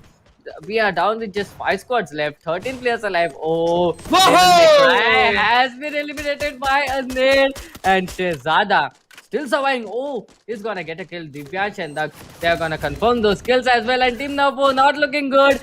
Oh, look at that chaos. Look at those kills coming up from every side. 10 players alive. And out of them, 3 of those 10 players alive are knocked out. And Divya, she's gonna confirm another kill. Now we are down to just 9 players surviving. Team now 5 looking good. Himanshu looking good as well. Killed 4 players already. 11 kills for team number 10 already. And they are down. And we are down with just 4 squads left. So it is looking pretty good for team number 10 here, Mrudal. Yes, exactly. With that, Delatex being eliminated at the fourth position, maintaining that consistency, while Manchu knocks out one of those guys. RP standing there in the top 3 position with 12 kills being confirmed. They are at that killing spree, but looking forward to this game here. All the teams on the edge of the zone. Yep, definitely. And oh, the fifth zone, the sixth zone is gonna come up into the play. 26 seconds left. Oh, that net is gonna be huge. Oh, too many nets coming up near him. And oh, Divyansh is gonna get that kill with a VSS. He's gonna be able to take a player down. Oh, that VSS is doing a lot of damage. Divyansh looking pretty confident with his gun, with his aim, down to just 2 squads left. And the last zone is gonna converge very soon. Team number 10 against team number 4, and oh, the Divyansh is gonna be taken down, and Nighthawk has been eliminated. That was indeed a chaotic class zone, brother. Because I was so confused, to be honest. We can't at this point of time, we can't root for any team. Every team out here is fragging it all out. In the first match, we have seen the teams, the top 6 of the scoreboard was so close to each other. And now in the second map, that is Purgatory, I'm sure that the map is gonna be close, the scoreline is gonna be close and as well. And it will be Riot's play to get that Booyah, Yeah. who got eliminated pretty early in the first map, and yet they are gonna be getting that Booyah here in the second map, that is gonna be Purgatory, with a lot of kills as well, Mridul. Yes, exactly. With that, they stand on the fifth position in the overall leaderboard. Till in the first match, they were there on the fifth position, but now they come up with the Boya. So yeah, a good consistency being maintained by Riot's play, and I was rooting for a Boya from them because we have seen this team performing real good in round number 2. Yep, definitely. Riot's played really good in round number 2. Well, actually, every one of these teams have played really well in round number 2. That's why they are here in round number 3. But you know, any team with a dominant play in round number 2, these are the teams which we expect to be a little bit more aggressive here in the round number 3 as well. And Riot's play is one of those teams that was actually very dominant in round number 2, and they got qualified here in round number 3 with a complete dominance. And in round number 3, in match number 2, Purgatory, we can see that dominance coming into play. A total of 11 or 12 kills, if I'm not wrong, coming from a single team. And if they get that win, if they are gonna get that Booyah, 30 points for them. So, if I'm not wrong, they will be topping this table map-wise scoreboard as well, Mrudul. Yes, exactly. They will be topping this table map by scorecard as you stated. But yeah, what makes a difference is if even if you won't top the table, you have an amazing amount of score for your team. And with that, the map by scorecard, here it comes on that Infinix Note 10 series smartphone, and here it is. Riot's Play getting the first position, 28 kill points, and that makes a total of 58 for them. Yep. So I was thinking of 13 kills, but now they have 14 kills. That is great. Nighthawk with a total of 32, just 12 kill points for them. Well, this is the level of domination I was expecting from Riot Play. Look at that, 14 kills. And the top fragger is gonna be SNB Sports with a total of 7 kills. That is half of them. So that was a complete domination coming up from Riot's Play in the map of Purgatory. But the thing is, how are they gonna maintain it? How are they gonna be able to maintain this score line till the fourth map, that is gonna be Bermuda yet again? And well, I'm not pretty much sure what is gonna happen, but Purgatory definitely worked out very well for this game. Definitely worked out very good for these players. And the next map, that is gonna be Kalahari, will be very interesting. And just 2 maps left right now, and players at this point of time, need to prove out, need to be at their very best. Otherwise, it is gonna be completely difficult for the other teams to come over here in this top two position of the overall scorecard, Mrudal. Yes, exactly. And with that, 58, a 20-point difference from Nighthawk. While Nighthawk still maintaining that consistency, and I'm quite delighted about that. Nighthawk maintaining this consistency looks really good on their position. Chota Gamer getting 21 points and gets placed on the third position. SNB Sports 20 points, fourth position. Fab Official 20 points, fifth position, and Delatex will stay there on the sixth position with 13 points.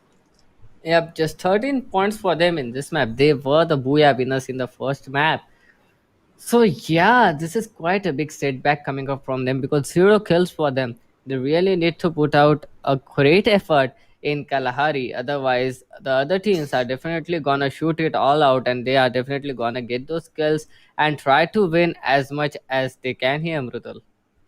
Yes, exactly. As much as they can. We're looking forward to this match. So yeah, a good play coming up from Riot's play. But let's see how exactly will they be consistent because Zelatex coming down with 13 points in this game.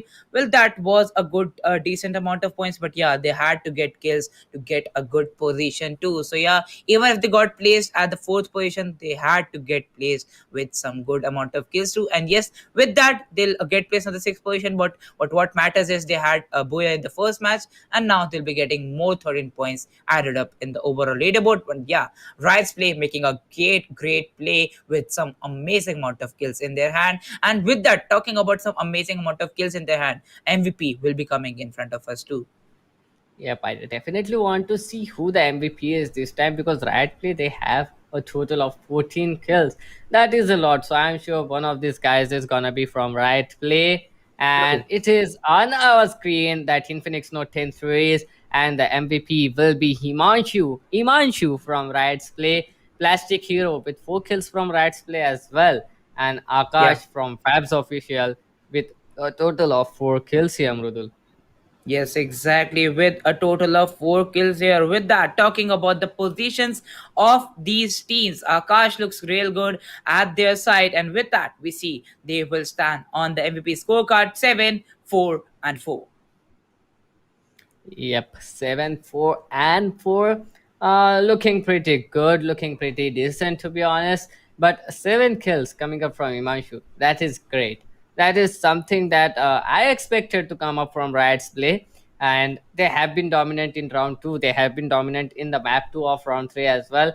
Now going up into Kalahari, it is gonna be very interesting to see how these guys are gonna play in Kalahari and are they gonna get this many kills yet again in Kalahari as well? Because they now need to maintain their streak going on in towards Kalahari. And yes, you viewers are right. We are gonna go inside the third map directly without a break. And it is gonna be an interesting match here. Looking at the flight path going on directly, cutting from refinery to confinement. It is definitely gonna be an interesting match because now every position is available for the players to go in, and I don't know why the players still go in for the drop clashes because look at team number 7 and team number 1. This is definitely going to be interesting here. Mrudul and confinement, we can see two teams 12 and 6 yet again in a drop clash coming up.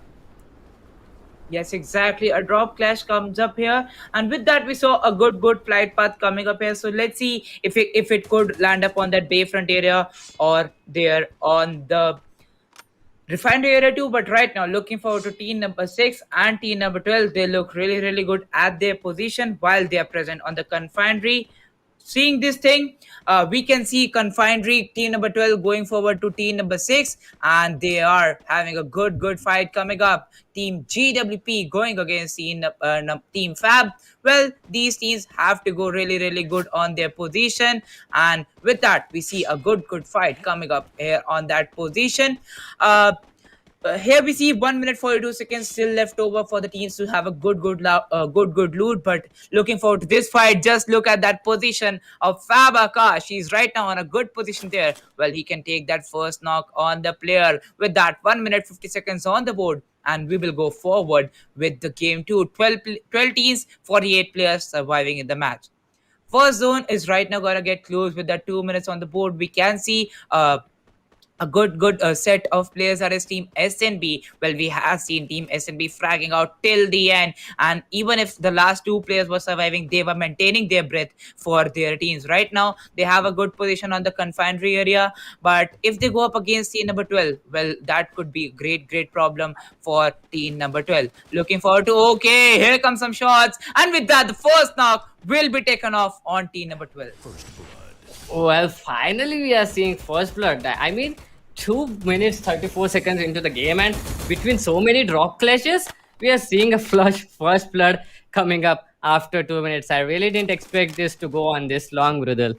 And now 12 team 12 and team number 6, they are in a pretty weird spots, to be honest.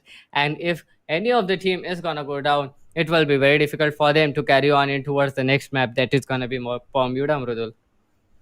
Yes, exactly. It is going to be played on Bermuda. But right now, talking about this fight is looking pretty interesting, Doctor. Yep, definitely. The fight is looking pretty interesting because look at the spots being held by Team 6. That grapple hook does come in handy when you are fighting against teams. And Team number 6, they are doing very good job in taking those positional advantage. But look at Fab Akash. He does have a great position and he can take down SNB Ayush anytime SNB Ayush tries to get up. But a flank is being set up by Team number 6. And that flank can be huge. On the other hand, Team number 12, they are backing off a bit, and Akash has a lot of responsibility on his head right now. And oh, team number 11 and team number 7. Well, team number 11 will cut off the rotation of the players of team number 7, and they are gonna confirm that kill as well, Mrudul. So yes, team number 11 looking pretty good. Oh, look at Extinct with that AUG in his hand, and he can take down Akash anytime soon. Has Akash spotted him? I really don't know. But SNB Extinct, on the other hand, he can take him down as soon as he spots the head, as soon as he gets a clear angle on towards Akash. Yes, exactly. They have a good angle out there. With that, the first knock comes in. Akash was not in a good position. Well, he was if he could have taken that first knock, but he was spotted so easily by SNB that he will be the first knock for the team. And now they know they can perform a 4 versus 3 there. Well, with that, he drops off on that angle. No player will go up. With that, he can be confirmed. And a rush is being executed by team number 6. Yes, and that rush might definitely help them out as well. Because look at Fab Akash. He has been raised and he is down to just a little bit of health, a little bit, two bits of health, to be honest. And now it is going to be very difficult for the players of team number 12, but they are putting a very tough fights on the players. And oh, team number 12 fighting it back, fighting it all out. And GWPBQ looking pretty cool as well, looking pretty good. Now team number 6, they are on a back step. They are trying to get back. They really don't want to engage this zone yet again, because it can definitely be very difficult for them to actually get those kills on team number 12. And if they don't, if they fail, that is definitely gonna be very bad for the players of team number 6. So going back and abandoning it and cooling out a little bit is definitely a good situation. But SNBLN has been eliminated, kill confirmed, and now team SNB down to 3-man squad here, Mrudul. Yes, with that, they're down to 3-man squad. But right now, looking forward to this fight. Team number 12, oh my god, here comes the kill confirmation. With that, 4 players being taken down. 1 kill confirmation, 2 kill confirmation.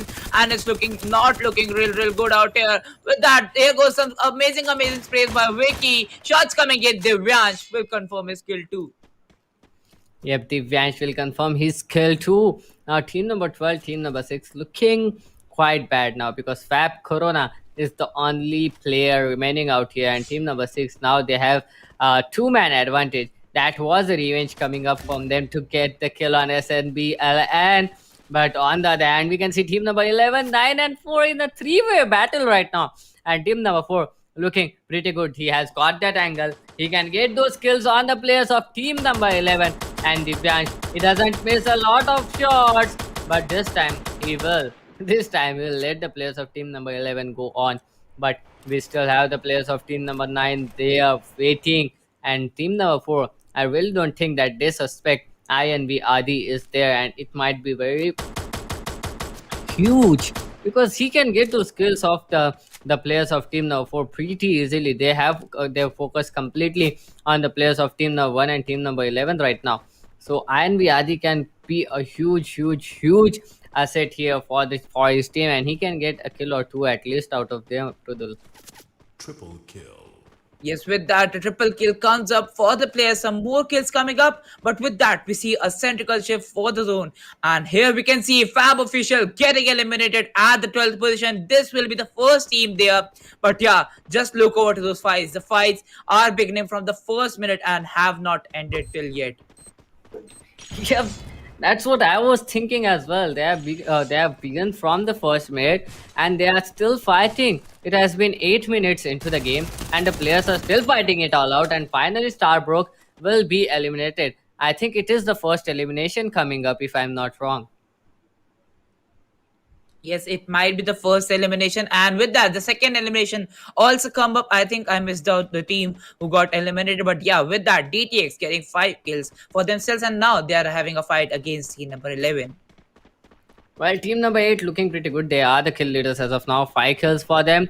And team number 11, well, they just came from the fight from team number 4. They just came running away. And now they are here against team number 8, the kill leaders in the refinery area.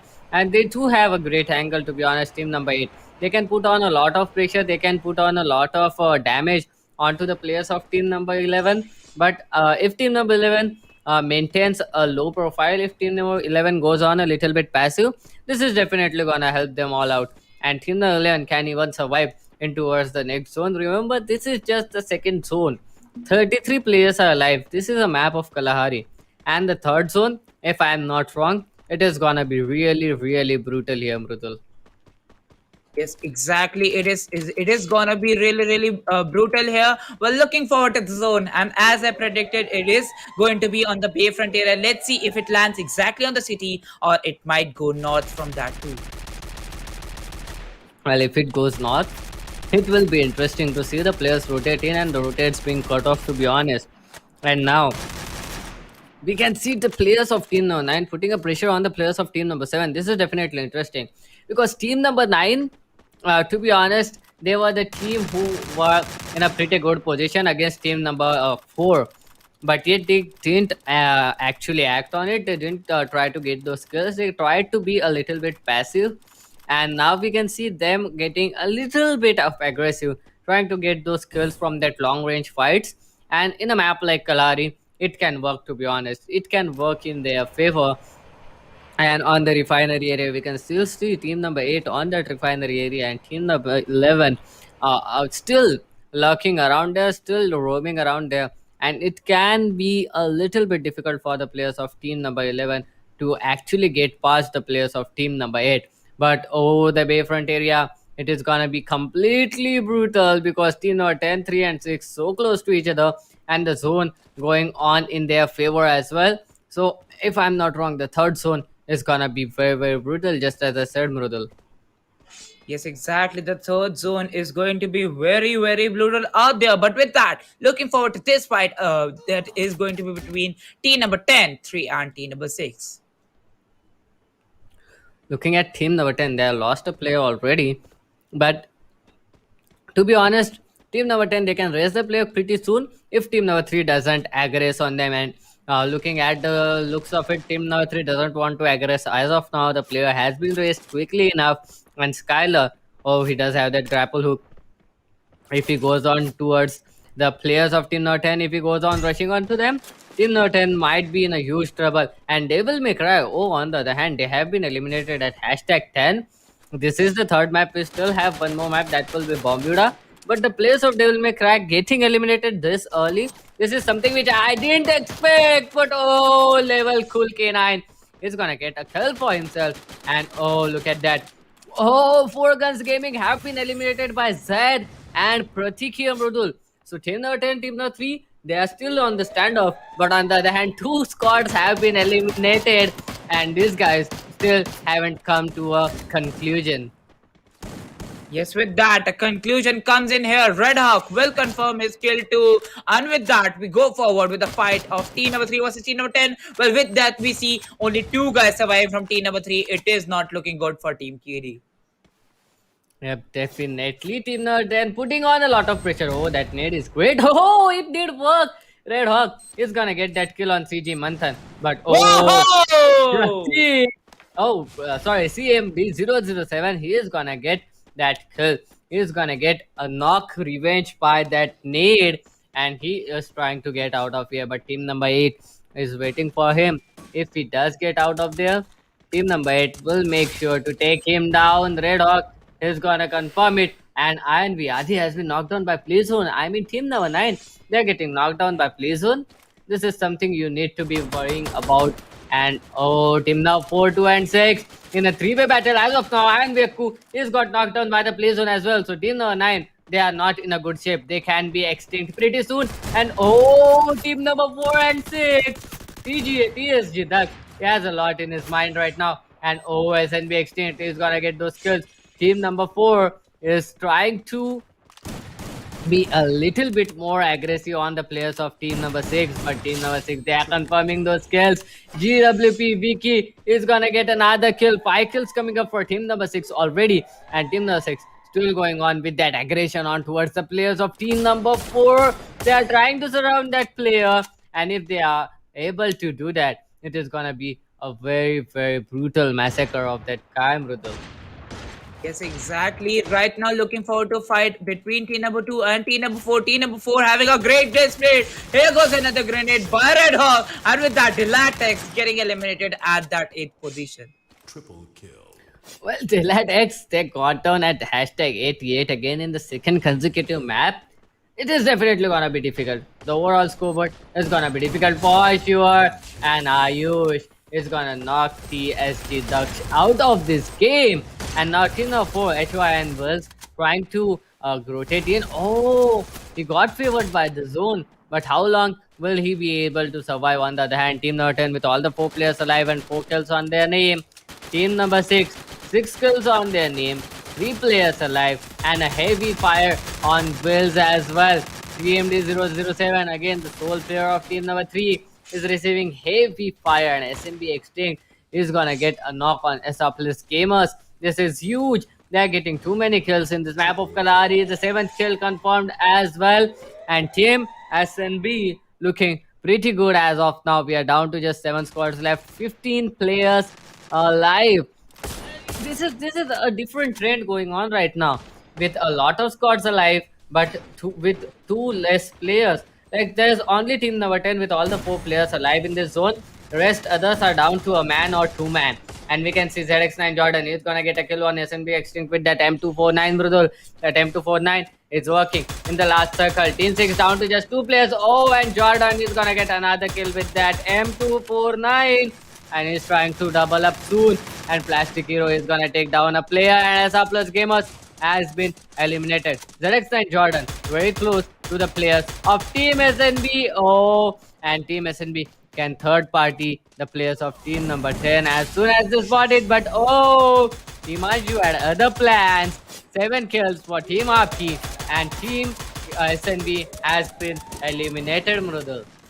Whoa, here it comes. Dark Heroes becomes the team to get eliminated. The 5th position, Nighthawk also getting eliminated, but still they have maintained their consistency. Looking forward to the last 3 teams. Team number 10 going against Team CP, and here we see Team CMD2, the last guy surviving from team number 3. Still there on the leaderboard. We see the last 7 players. Destruction with that has been eliminated. Killing spree coming up for Red Hawk. RP, I think so, has won this match, and yes, they will win this map on Kalahari. One more Boya coming up for this team. 6 kills for Red Hawk. This guy has just been an awesome player.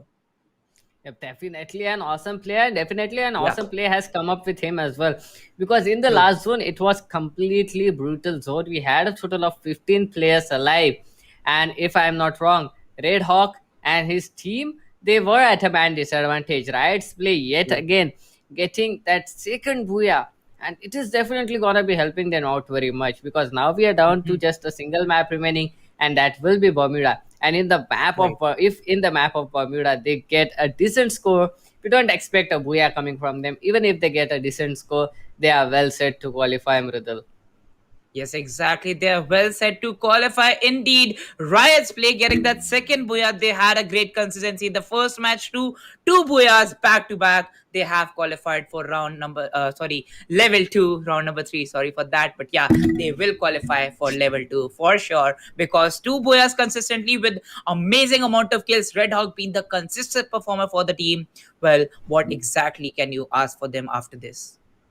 Yep, definitely. What exactly can you ask for them after this? But I am sure what your Mike is gonna ask for you right now. He will. He is definitely not liking all the beating he's getting just because Riot Play has won it all out. He will definitely want you to actually. He will definitely want Riot Play to lose, and then he'll be pretty safe.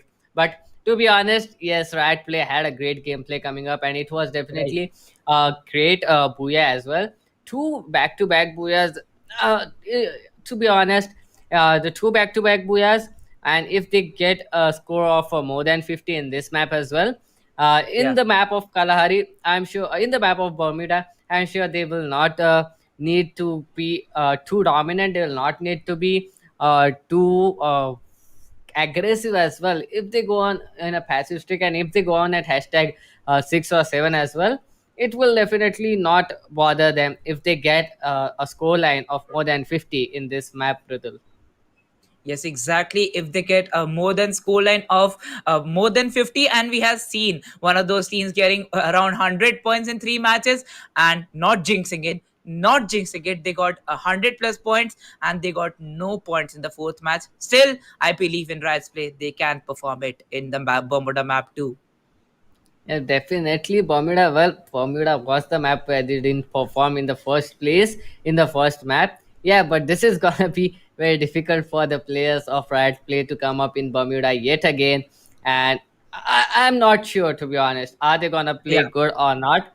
They might have Mm-hmm. been unfortunate in the first map because we haven't Exactly. seen them play in the first match. To be honest, they got eliminated Right. pretty quickly. That might have been the drop clash, but Mm-hmm. they have Mm-hmm. been doing well in Purgatory and Kalahari, and the third map is gonna be interesting. But before that, it is the map wise scorecard, and Riot's play just as I wanted them. A total of 52 points. That means 30 rank points and 22 kill points. 11 kills coming in their favor. Yet again, more Yeah. than 10 kills coming up from Riot's play here, Mrudul.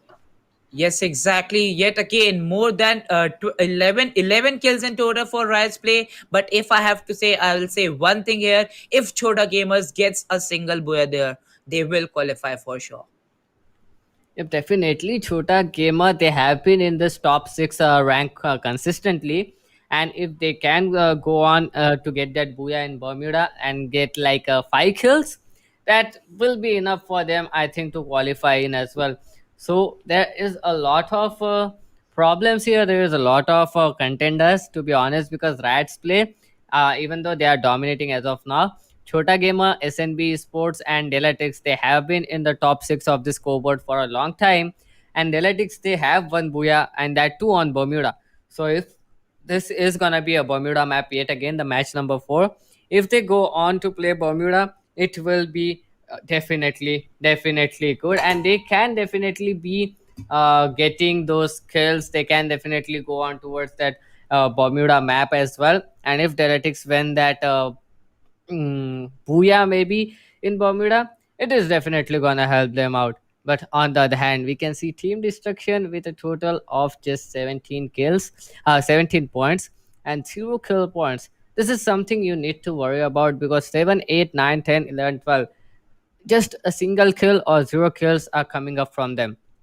On the other hand, Deletics, they had got a total of 14 kill points and just 4 rank points. They got eliminated pretty quickly, but they had a lot of kills. So these kill points are gonna matter in the overall scoreboard, which is gonna come up after Bermuda.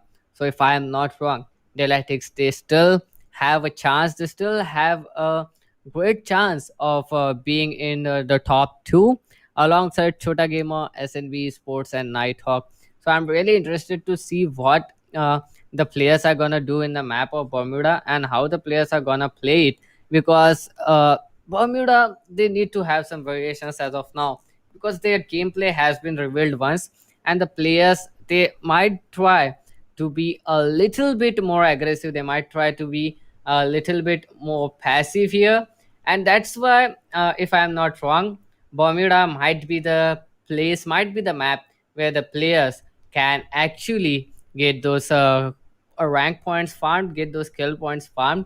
So I'm pretty much interested to see how Bermuda is gonna be, and pretty much interested to see how the players are gonna perform in the map of Bermuda, because a lot is on the stake as of now. And if you see that team Teletex, they can actually prove out to be good here on the map of Bermuda. They were the one winning that Booyah in the first map, that was Bermuda.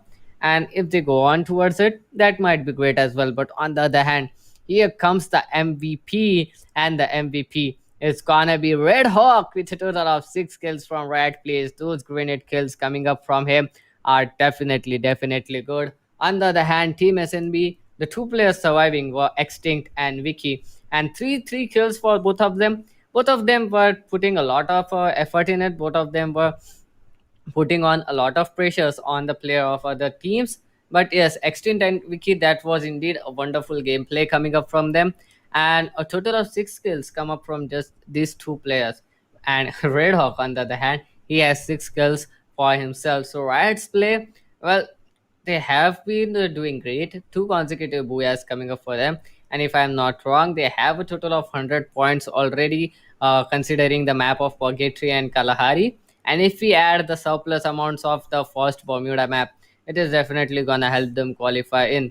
But now the question is, how are they gonna play in the map of Bermuda yet again? Because this is the fourth map, and this is gonna be the decider map. And our questions are gonna be answered pretty soon enough, because the map 4 is on the line. We are driving straight into the map 4 of the day, the last map of the day, and it is gonna be Bermuda. 12 squads, 48 players still alive, and looking at it, oh, bullseye to Pochinok. That is a great fight path, to be honest, and they have a lot of places to jump in as of now. And if I'm not wrong, team number 1, team number 3, they are going for that graveyard area, that blue zone, and that drop clash might be a little bit worrisome for them. On the other hand, we can see team number 10 and team number 2, they are going on towards their different path. Clock tower being contested by team number 10, and team number 2 going on in their different direction. They are going on towards that Pochinok city.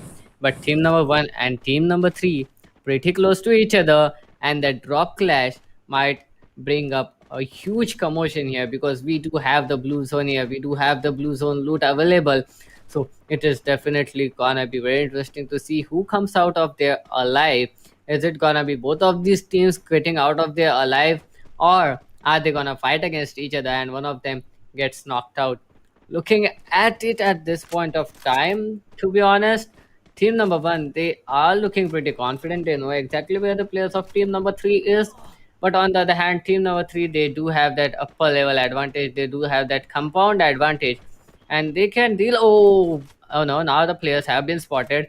GJ Prime, Team GJ, they really need to think of something as of now, because team number 3, now they have spotted the players of Team GJ, and they will try to shake them off. They will try to get those kills on them, because this is the decider map, and everyone at this point of time would want to get those kills on this map, would want to get those kill points farmed right into the start of this game. That early action is definitely gonna help them out. Darkfire just surviving by a little bit of health, and oh, that nade is gonna finish him off as soon as possible. CM007 with a beautiful kill, and oh, Inferno going a little bit aggressive. That Chrono Shield is definitely gonna help him up, but he is against a P90, and oh, that P90 is gonna do a huge lot of damage. But not to worry, the players are holding the back, and oh, Satubha, he is receiving a lot of damage with that need, and Manthan, he is in a great position. He can get that kill,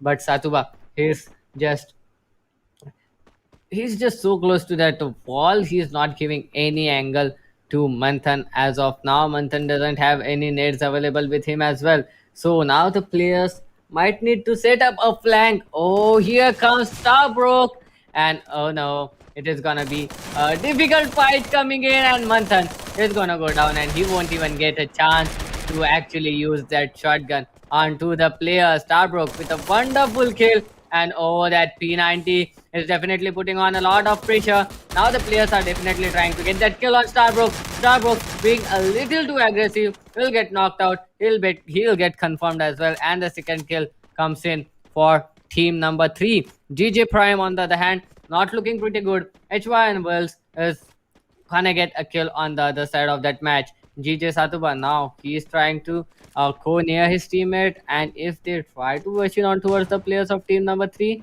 that might actually work as well. But this is still a matter of time until we can't see it. And oh, here comes the rush, and GJ Prime is gonna confirm that kill as well. Well, the man advantage has been neutralized pretty quickly, and GJ Prime he is in a great position. On the other hand, we can see team number 3's player they are trying to come in to help their friends Inferno in a bit of bad situation. Finally, Satuba is gonna get down, and Starbrook has been eliminated, but on what cost? Team TD they have lost 2 players already. 2 kills for 007, 2 kills for Skylar 07, but still a two-man disadvantage going on in the favor of team TD. To be honest, that is not something you want to do at this point of time. On the other hand, we can see team number 2. They are looking pretty good. They are holding that sniper tower, and they are in kind of a split as well. And they are setting up a flank on the player of team number 10. So that flank definitely is gonna help them out a little bit. But team number 11, oh, look at that. They are gonna get those kills on the players of team number 8. But it is not gonna matter because MFF Anish is down to 31 HP already, and the glue wall has been deployed for him. Zed, he is trying to get closer to the player, and if they rush on towards the player of team number 11, that is gonna be pretty bad for the players of team number 11. Team number 8, they do have a lurker lurking out, but team number 11, they have a flank setup already on the back. MFF Anish has been spotted though, and he is gonna go down. That is a complete beautiful knock coming out, and Zed is gonna confirm that kill as well. Now the players of team number 11 in a bit of trouble as of now. DTX Pranav trying to get that angle, trying to get those long range kills, and the Chronos shield is definitely gonna help them all out as of now. And team number 11, oh, they are putting up a great fight against the players of team number 8. A huge lot of commotion happening, but DTSZ is gonna get a kill. He's gonna get another knock. The thing is, DTX Pranav is the sole player remaining, and he will take down 4 Guns Gaming's down. And DTXZ and Z, RBZ and DTXZ, they will be raised quickly enough. On the other hand, the team that they were fighting is gonna go down, is gonna get eliminated. We are down to just 10 teams left right now. Team number 10, team number 12 fighting against each other, looking pretty good. And to be honest, team number 12, they are actually in a great position. They can just run back. They really don't want to get a little bit aggressive here. On the other hand, we can see team number 10, they are also trying to rotate out of that clock tower. That is definitely gonna help them out. Well, that is definitely gonna be pretty easy for them to get out of this clock tower as well.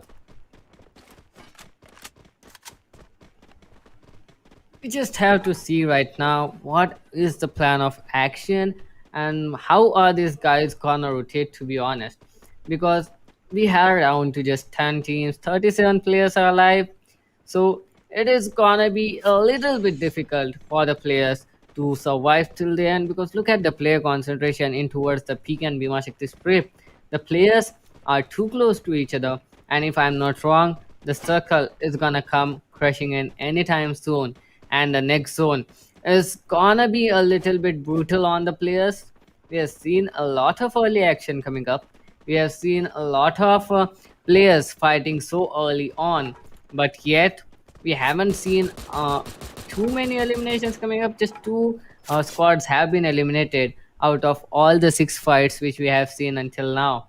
37 players are still surviving. A lot of knocks were given away, but none of the team got eliminated.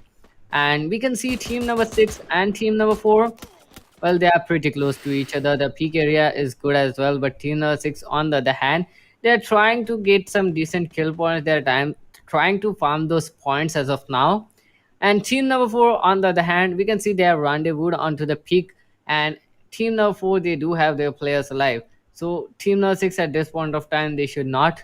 And I don't think that they are gonna rush onto the players of team number 4. They are well inside the zone. They are gonna hold it. They are gonna try to cut off all the late rotations that are gonna come in, and this is definitely gonna help them out in the future stages of this match.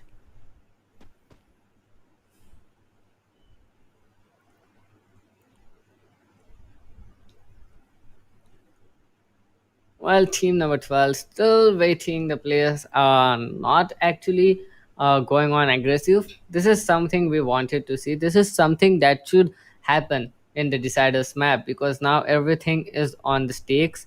The players, they really need to have those skill points, but on the other hand, they really need to have those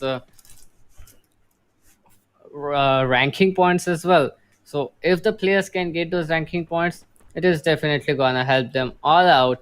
And on the other hand, we can see on the Bhima Shakti strip, it is team number 8, 10, and 12 pretty close to each other. 8 and 10 engaged in a fight as of now, and Red Hawk, he is gonna get hit by 2 bullets, but that isn't gonna matter as of now. Oh, he's down to 38, and that was a wonderful grenade put in. And DTX RBZ, he has been spotted by the players of team number 10.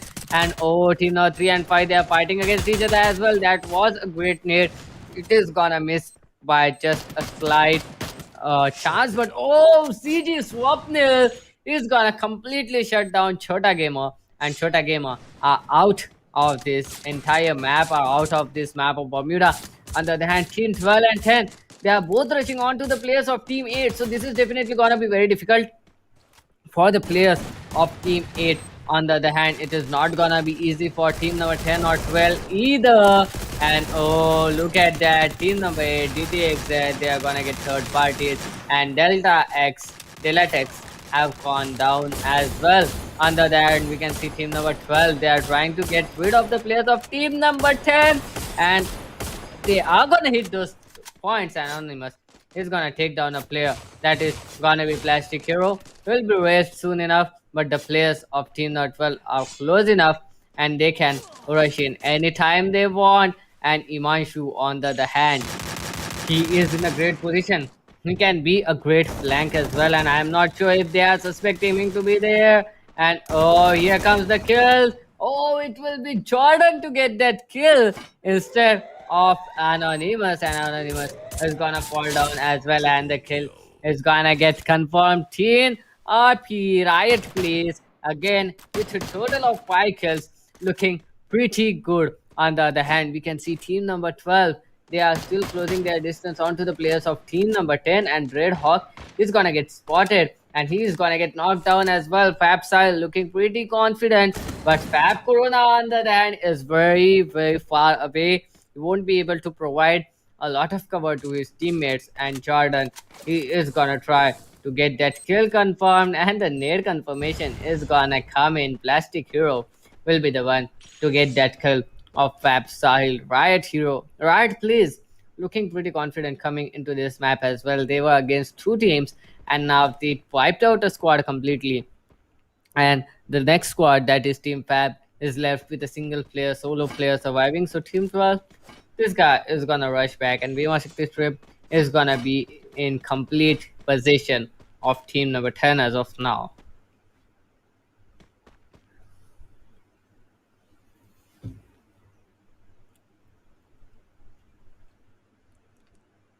Well, looking at his position, this is not looking great. Team number 4, 5, 10, and 2, they are surrounding this guy. And this is definitely gonna be troublesome for him to survive. We are down with the 13 minutes into the game. The second zone is coming up. The third zone is gonna get formed pretty soon enough. Team number 9 rotating inside the zone, making their way up towards Bhima Shakti Strip. But team number 10 at this point of time, they hold the complete position of that Bhima Shakti Strip. On the other hand, team number 4, they are exactly into the center of the zone, and they are definitely gonna get favored. Team number 4 and 5 are the only teams inside the zone as of now, and team number 12, Fab Corona, the only guy left as of now. On the other hand, we can see team number 10 and 2 making their way inside. Well, a bad decision coming up from team number 12, because team number 2 is already holding that rotating position. And oh, ZX9 Jordan, he's gonna miss that net of his, and it is gonna fire back on him. But his glue wall is gonna help him out. Oh, PO5 now in a bad position. The nades are gonna come in for the players of team number 2 as of now. And oh, look at Imanshu looking pretty good, but the players, they are gonna get flanked pretty soon, and the rush is definitely gonna come in for the team RP, right, please. And oh, look at that boost coming up. If this works, this is gonna be great. On the other side, we can see a surplus game of a vector in the hand of his, and it is definitely gonna be interesting. Oh, it is gonna work. It is definitely gonna work. Look at that, right place. Somebody stop this, guys. How can you boost the players up like that? And oh my god, oh my god, the shotgun is coming into play. Xerox9 Jordan is gonna get a kill. And oh, it will be Wills left alone to fight. And oh, team number 2, 2 players down already. Team number 10 on the other hand, Red Hawk has been raised. Red Hawk and Plastic Hero looking pretty good. And oh, Plastic Hero is gonna confirm a kill. But on the other hand, SR Plus Gamer, they are gonna get another kill. SNB LN now looking pretty good. Team number 10 on the other hand, they need to back off a little bit as of now. They just need those survival points. They don't need a complete domination to be qualifying, because they are definitely gonna get qualified. And at this point of time, it is not gonna be very good for them.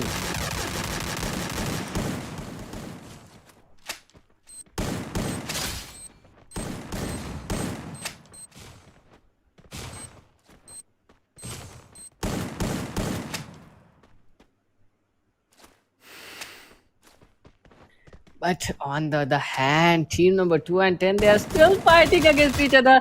They don't want to stop. And Red Hawk, oh, he's gonna go down. Now Gamer looking pretty good. They have taken down the kill leaders. And team number 10, they were a very, very great team. And team number 10 now down to just a single player. That is gonna be Plastic Hero.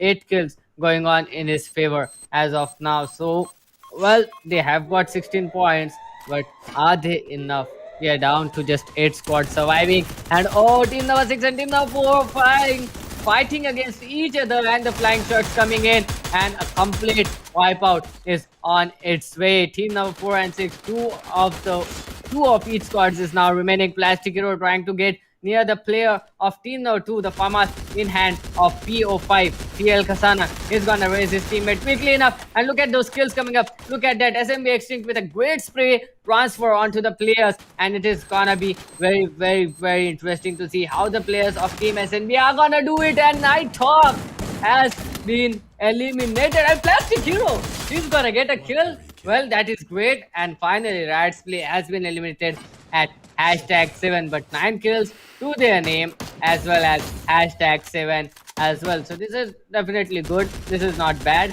And oh, on the other hand, we can see team number 7 getting fired at, getting eliminated. SNB Extinct looking pretty good. The zone is gonna favor team number 5 this time. And it is really, really gonna be very awesome to see how the players are gonna rotate in towards the zone, how the players are gonna try to capitalize on it. Team number 5, on the other hand, they do have the possession of the zone, and team number 7 is pretty close to them. On the other hand, team number 9, oh, look at those kills coming up. LG Swapnil is gonna get backstabbed, and team number 7 now they are trying to get that kill onto the players of team number 5, and it is definitely gonna be very, very hard for the players as of now. Team 6, they are trying to get inside. Fab Corona, the sole player surviving, is trying to get those kills on SNBLN, but now it is very difficult for him to rotate inside. It is very difficult for him to rotate inside the zone. On the other hand, we can see Fab official have been eliminated. Corona has got eliminated by the zone, not by the players. SR Plus gamers have been eliminated as well. And if this goes on to a zone survival fight, it is definitely gonna be very, very interesting to see how the players are gonna do it, how the players are gonna be surviving. SNB Extinct He's gonna take a player down. MD Zone is gonna take down CG players, and now OMC just a single player, that is Adarsh remaining on the players. TMC is in a bad condition, but four squads, 9 players left, and Adarsh is gonna confirm a kill. 2 kills for Team DMC as of now. Team now 9 looking very good. Devil May Cry has been eliminated, and MDR2 he has been knocked off by acting. That Thompson is definitely coming in handy. Team number 9, they do have 3 players remaining as of now. CG, 1 player available. Team 6, 1 player available. And SNB has been eliminated. 2 squads left as of now. It is the zone survival battle. CG Swapnil doing everything he can, and he is gonna get eliminated. Chota Gamer to get eliminated at hashtag 2, and team number 9 getting that booyah. It is again an interesting turn of events coming up into this game, and interesting booyah coming up as well. And Chota Gamer getting that hashtag 2 position. It is definitely gonna be interesting, and definitely gonna be more interesting to see how many kills they have got, how many kill points and total points they were able to achieve. Dark Heroes, on the other hand, they are gonna get that booyah with a total of 10 kills, if I'm not wrong. So that is great. That is definitely gonna help them all out in the overall scoreboard. But is it enough?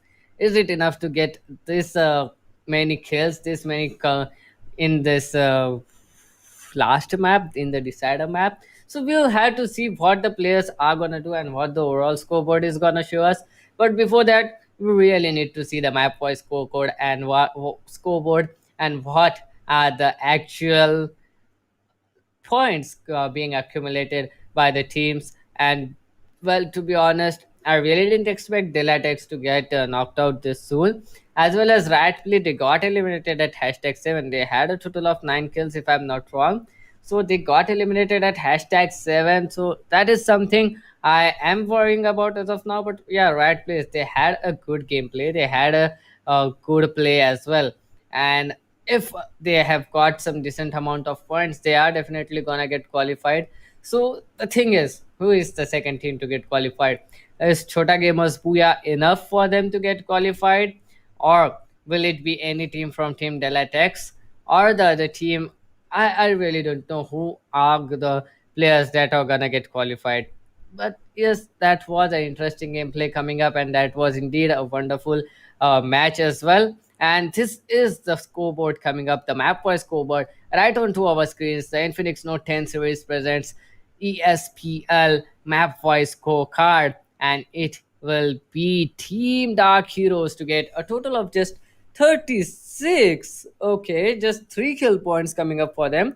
That is good, to be honest, but not enough. And SNB Sports with a total of 25. But on the other hand, Rights Play, even they got out at hashtag 7. They have got 6 rank points, but a total of 18 kills. That places them onto the scoreboard at the third place. That is a total of 24 points. Look at the sheer kill domination coming up from a single team. Look at the teams getting dominated by a single team. And Rights Play, that is a wonderful scoreline, to be honest. I really didn't expect these guys to have 18 kill points and still leading away this scoreboard, still leading away this map wise scoreboard. And Chota Gamer, they got eliminated at a hashtag 2 with just 2 kills, a total of 24 for them. Devil May Cry 17, Senior SR Plus Gamers 16, Delatex 11 just, Team Destruction 10, Fab Official 10, Nighthawk 8, Starbrook 4, and Four Guns Gaming with just a single point. Now the question is, Rats Play, even though that was a sheer kill point domination coming up from them, a sheer kill point domination coming up from a single team, because the top fragging team other than them is SNV Esports and Delatex and Team Destruction with a total of just 4 kills. So 5 kills more than the top fragging team, and 6 kills more than the team winning Booyah. That is definitely a wonderful gameplay coming up from Riot's Play. And if I'm not wrong, it will be Red Hawk as well as Plastic Gamer to be on that MVP position as well, because they have done very good. And if I'm not wrong, I think Red Hawk has got a total of 6 kills, and a Plastic Gamer has gotten himself a total of 3 kills. or something like that. So yes, that was indeed a wonderful play coming up from Rats play, and Rats play getting position here on the third place is surprising enough. It's very surprising. And yes, they have confirmed their slot in towards that overall scoreboard, and they are gonna get qualified. But the main question is, who is the team that is gonna get qualified alongside them? Who will be qualifying in towards level 2? Because this was the last map, and here comes the MVP of this map. Here comes the MVP of Bermuda, and it will be Plastic Hero from Red's play with a total of 4 kills. Okay, then Jordan. Oh, I forgot about him. Very sorry for that. Jordan with a total of 3 kills again from Red's play, and Extinct from SNB with a total of 3 kills. Surprisingly, no player from the Booyah winning team is up here in the MVP, and well, understandable because they had a total of 3 kills getting that MVP, getting that Booyah. So just 3 kills for 4 of them. It was sure that they were not gonna get that MVP. But Riot's play getting out at #7, and still two of the players from Riot plays, they are on that MVP scoreboard. That is very impressive. And on the other hand, SNB Extinct, that guy, he had 3 kills. He gone on to like #3 and #4, and he's still there on that MVP scoreboard. And here it comes, the overall scoreboard on that Infinix Note 10 series phone, and it will be Riot's play with a total of 158 points going on towards level 2, and Delatex with a total of 94. Look at the domination coming up from Riot's play, a total of 84 kill points, 40 kill points difference in between Team Delatex and Riot's play. Delatex and Riot's play, a big congratulations for you guys for going on and qualifying for level 2. But look at that, 158 points and 94 points, a total of 54 points difference in the top two teams. Well, this is the definition of complete dominance by Riot play. On the other hand, we can see Nighthawks with just 88 points, missing it by just 6 point difference. But still, the Latics, they were looking pretty confident. They have got a Booyah with them as well. Not a great play coming in the other three maps, that is Purgatory, Kalahari, and the fourth map of Bermuda. But still, they were consistent enough to get 44 kill points and 50 rank points in total. That means 20 rank points came into came in with in 3 maps, to be honest, and 30 came in from the first map of Bermuda. That got them a Puya, a total of 30 points in the first map, and a total of 94 points for them. Chota Gamer with a total of 83 and missing it by just 11 points difference. SNB Sports just 67, Devil May Cry Squad 62, Team Destruction 52, Dark Heroes 51, SA Plus Gamers 50, Fab Official 34, Furgans Gaming 26, and Starbrook with just 13 total points in all of 4 maps. So this is definitely an interesting gameplay coming up from Rat's play and Analytics. A wonderful gameplay, to be honest, because Rat play with 2 Booyahs back to back, and getting eliminated even at #7 and still getting placed at the third position of the map wise scorecard in Bermuda. Playing wonderful, and a huge congratulations to all the players of Rat plays as well as Deletics. Yes, I think this wraps up our overall standing. This wraps up our third match of the day, and the fourth map of the third match as well. So yes, this is definitely it from us, and a huge shout out to Infinix Note 10 series and India Today Gaming for partnering together and bringing us this beautiful event, ESPL Esports Premier League. I am Doctor, and alongside me was Mudal. But yes, this was definitely a wonderful day, a wonderful event, to be honest, because 3 best of 4s back to back, and all of these was so interesting, and everyone were fragging out, and a complete turn of events in the match number 2, and a complete dominance coming up from Riot Play in match number 3. This was indeed a wonderful day today. You can watch the highlights right after this stream, and I will be signing off for now.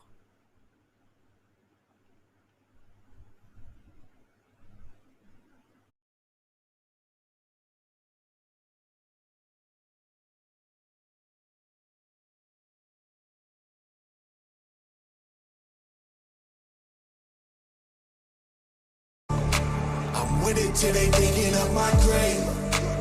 Eating all the things up on my plate. Game face when I step up into place. I was born and when I watch me elevate.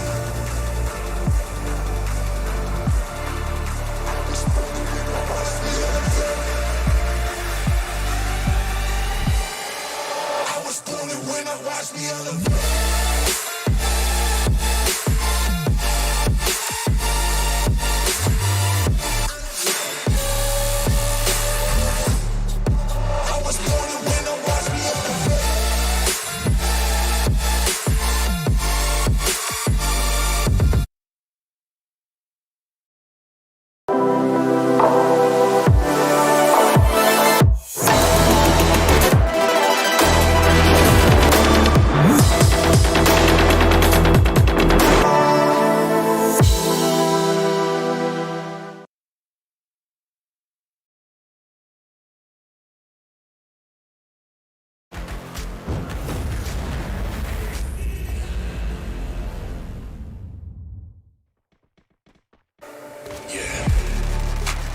All in when I show up. Whole place about to blow up. Superior to that competition. I'm in first place, yeah, that's how I'm living. I'm with it till they digging up my grave. Eating all the things up on my plate. Game face when I step up into place. I was born and when I watch me elevate.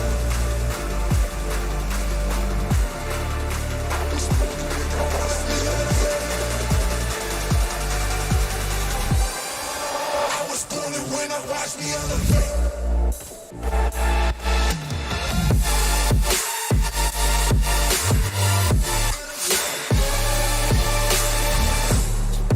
I was born and when I watch me elevate.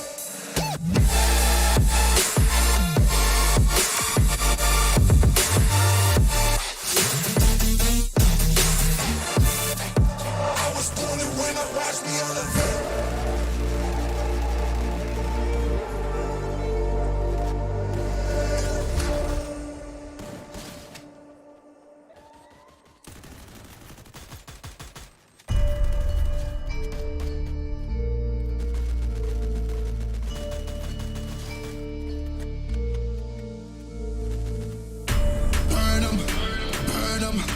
Money I be making, I'ma burn them.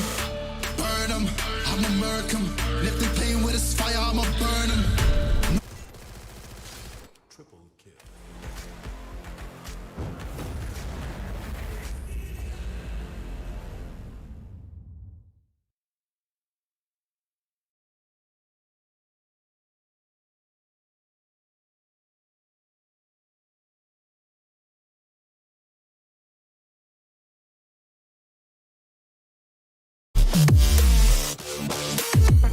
Smoke it up.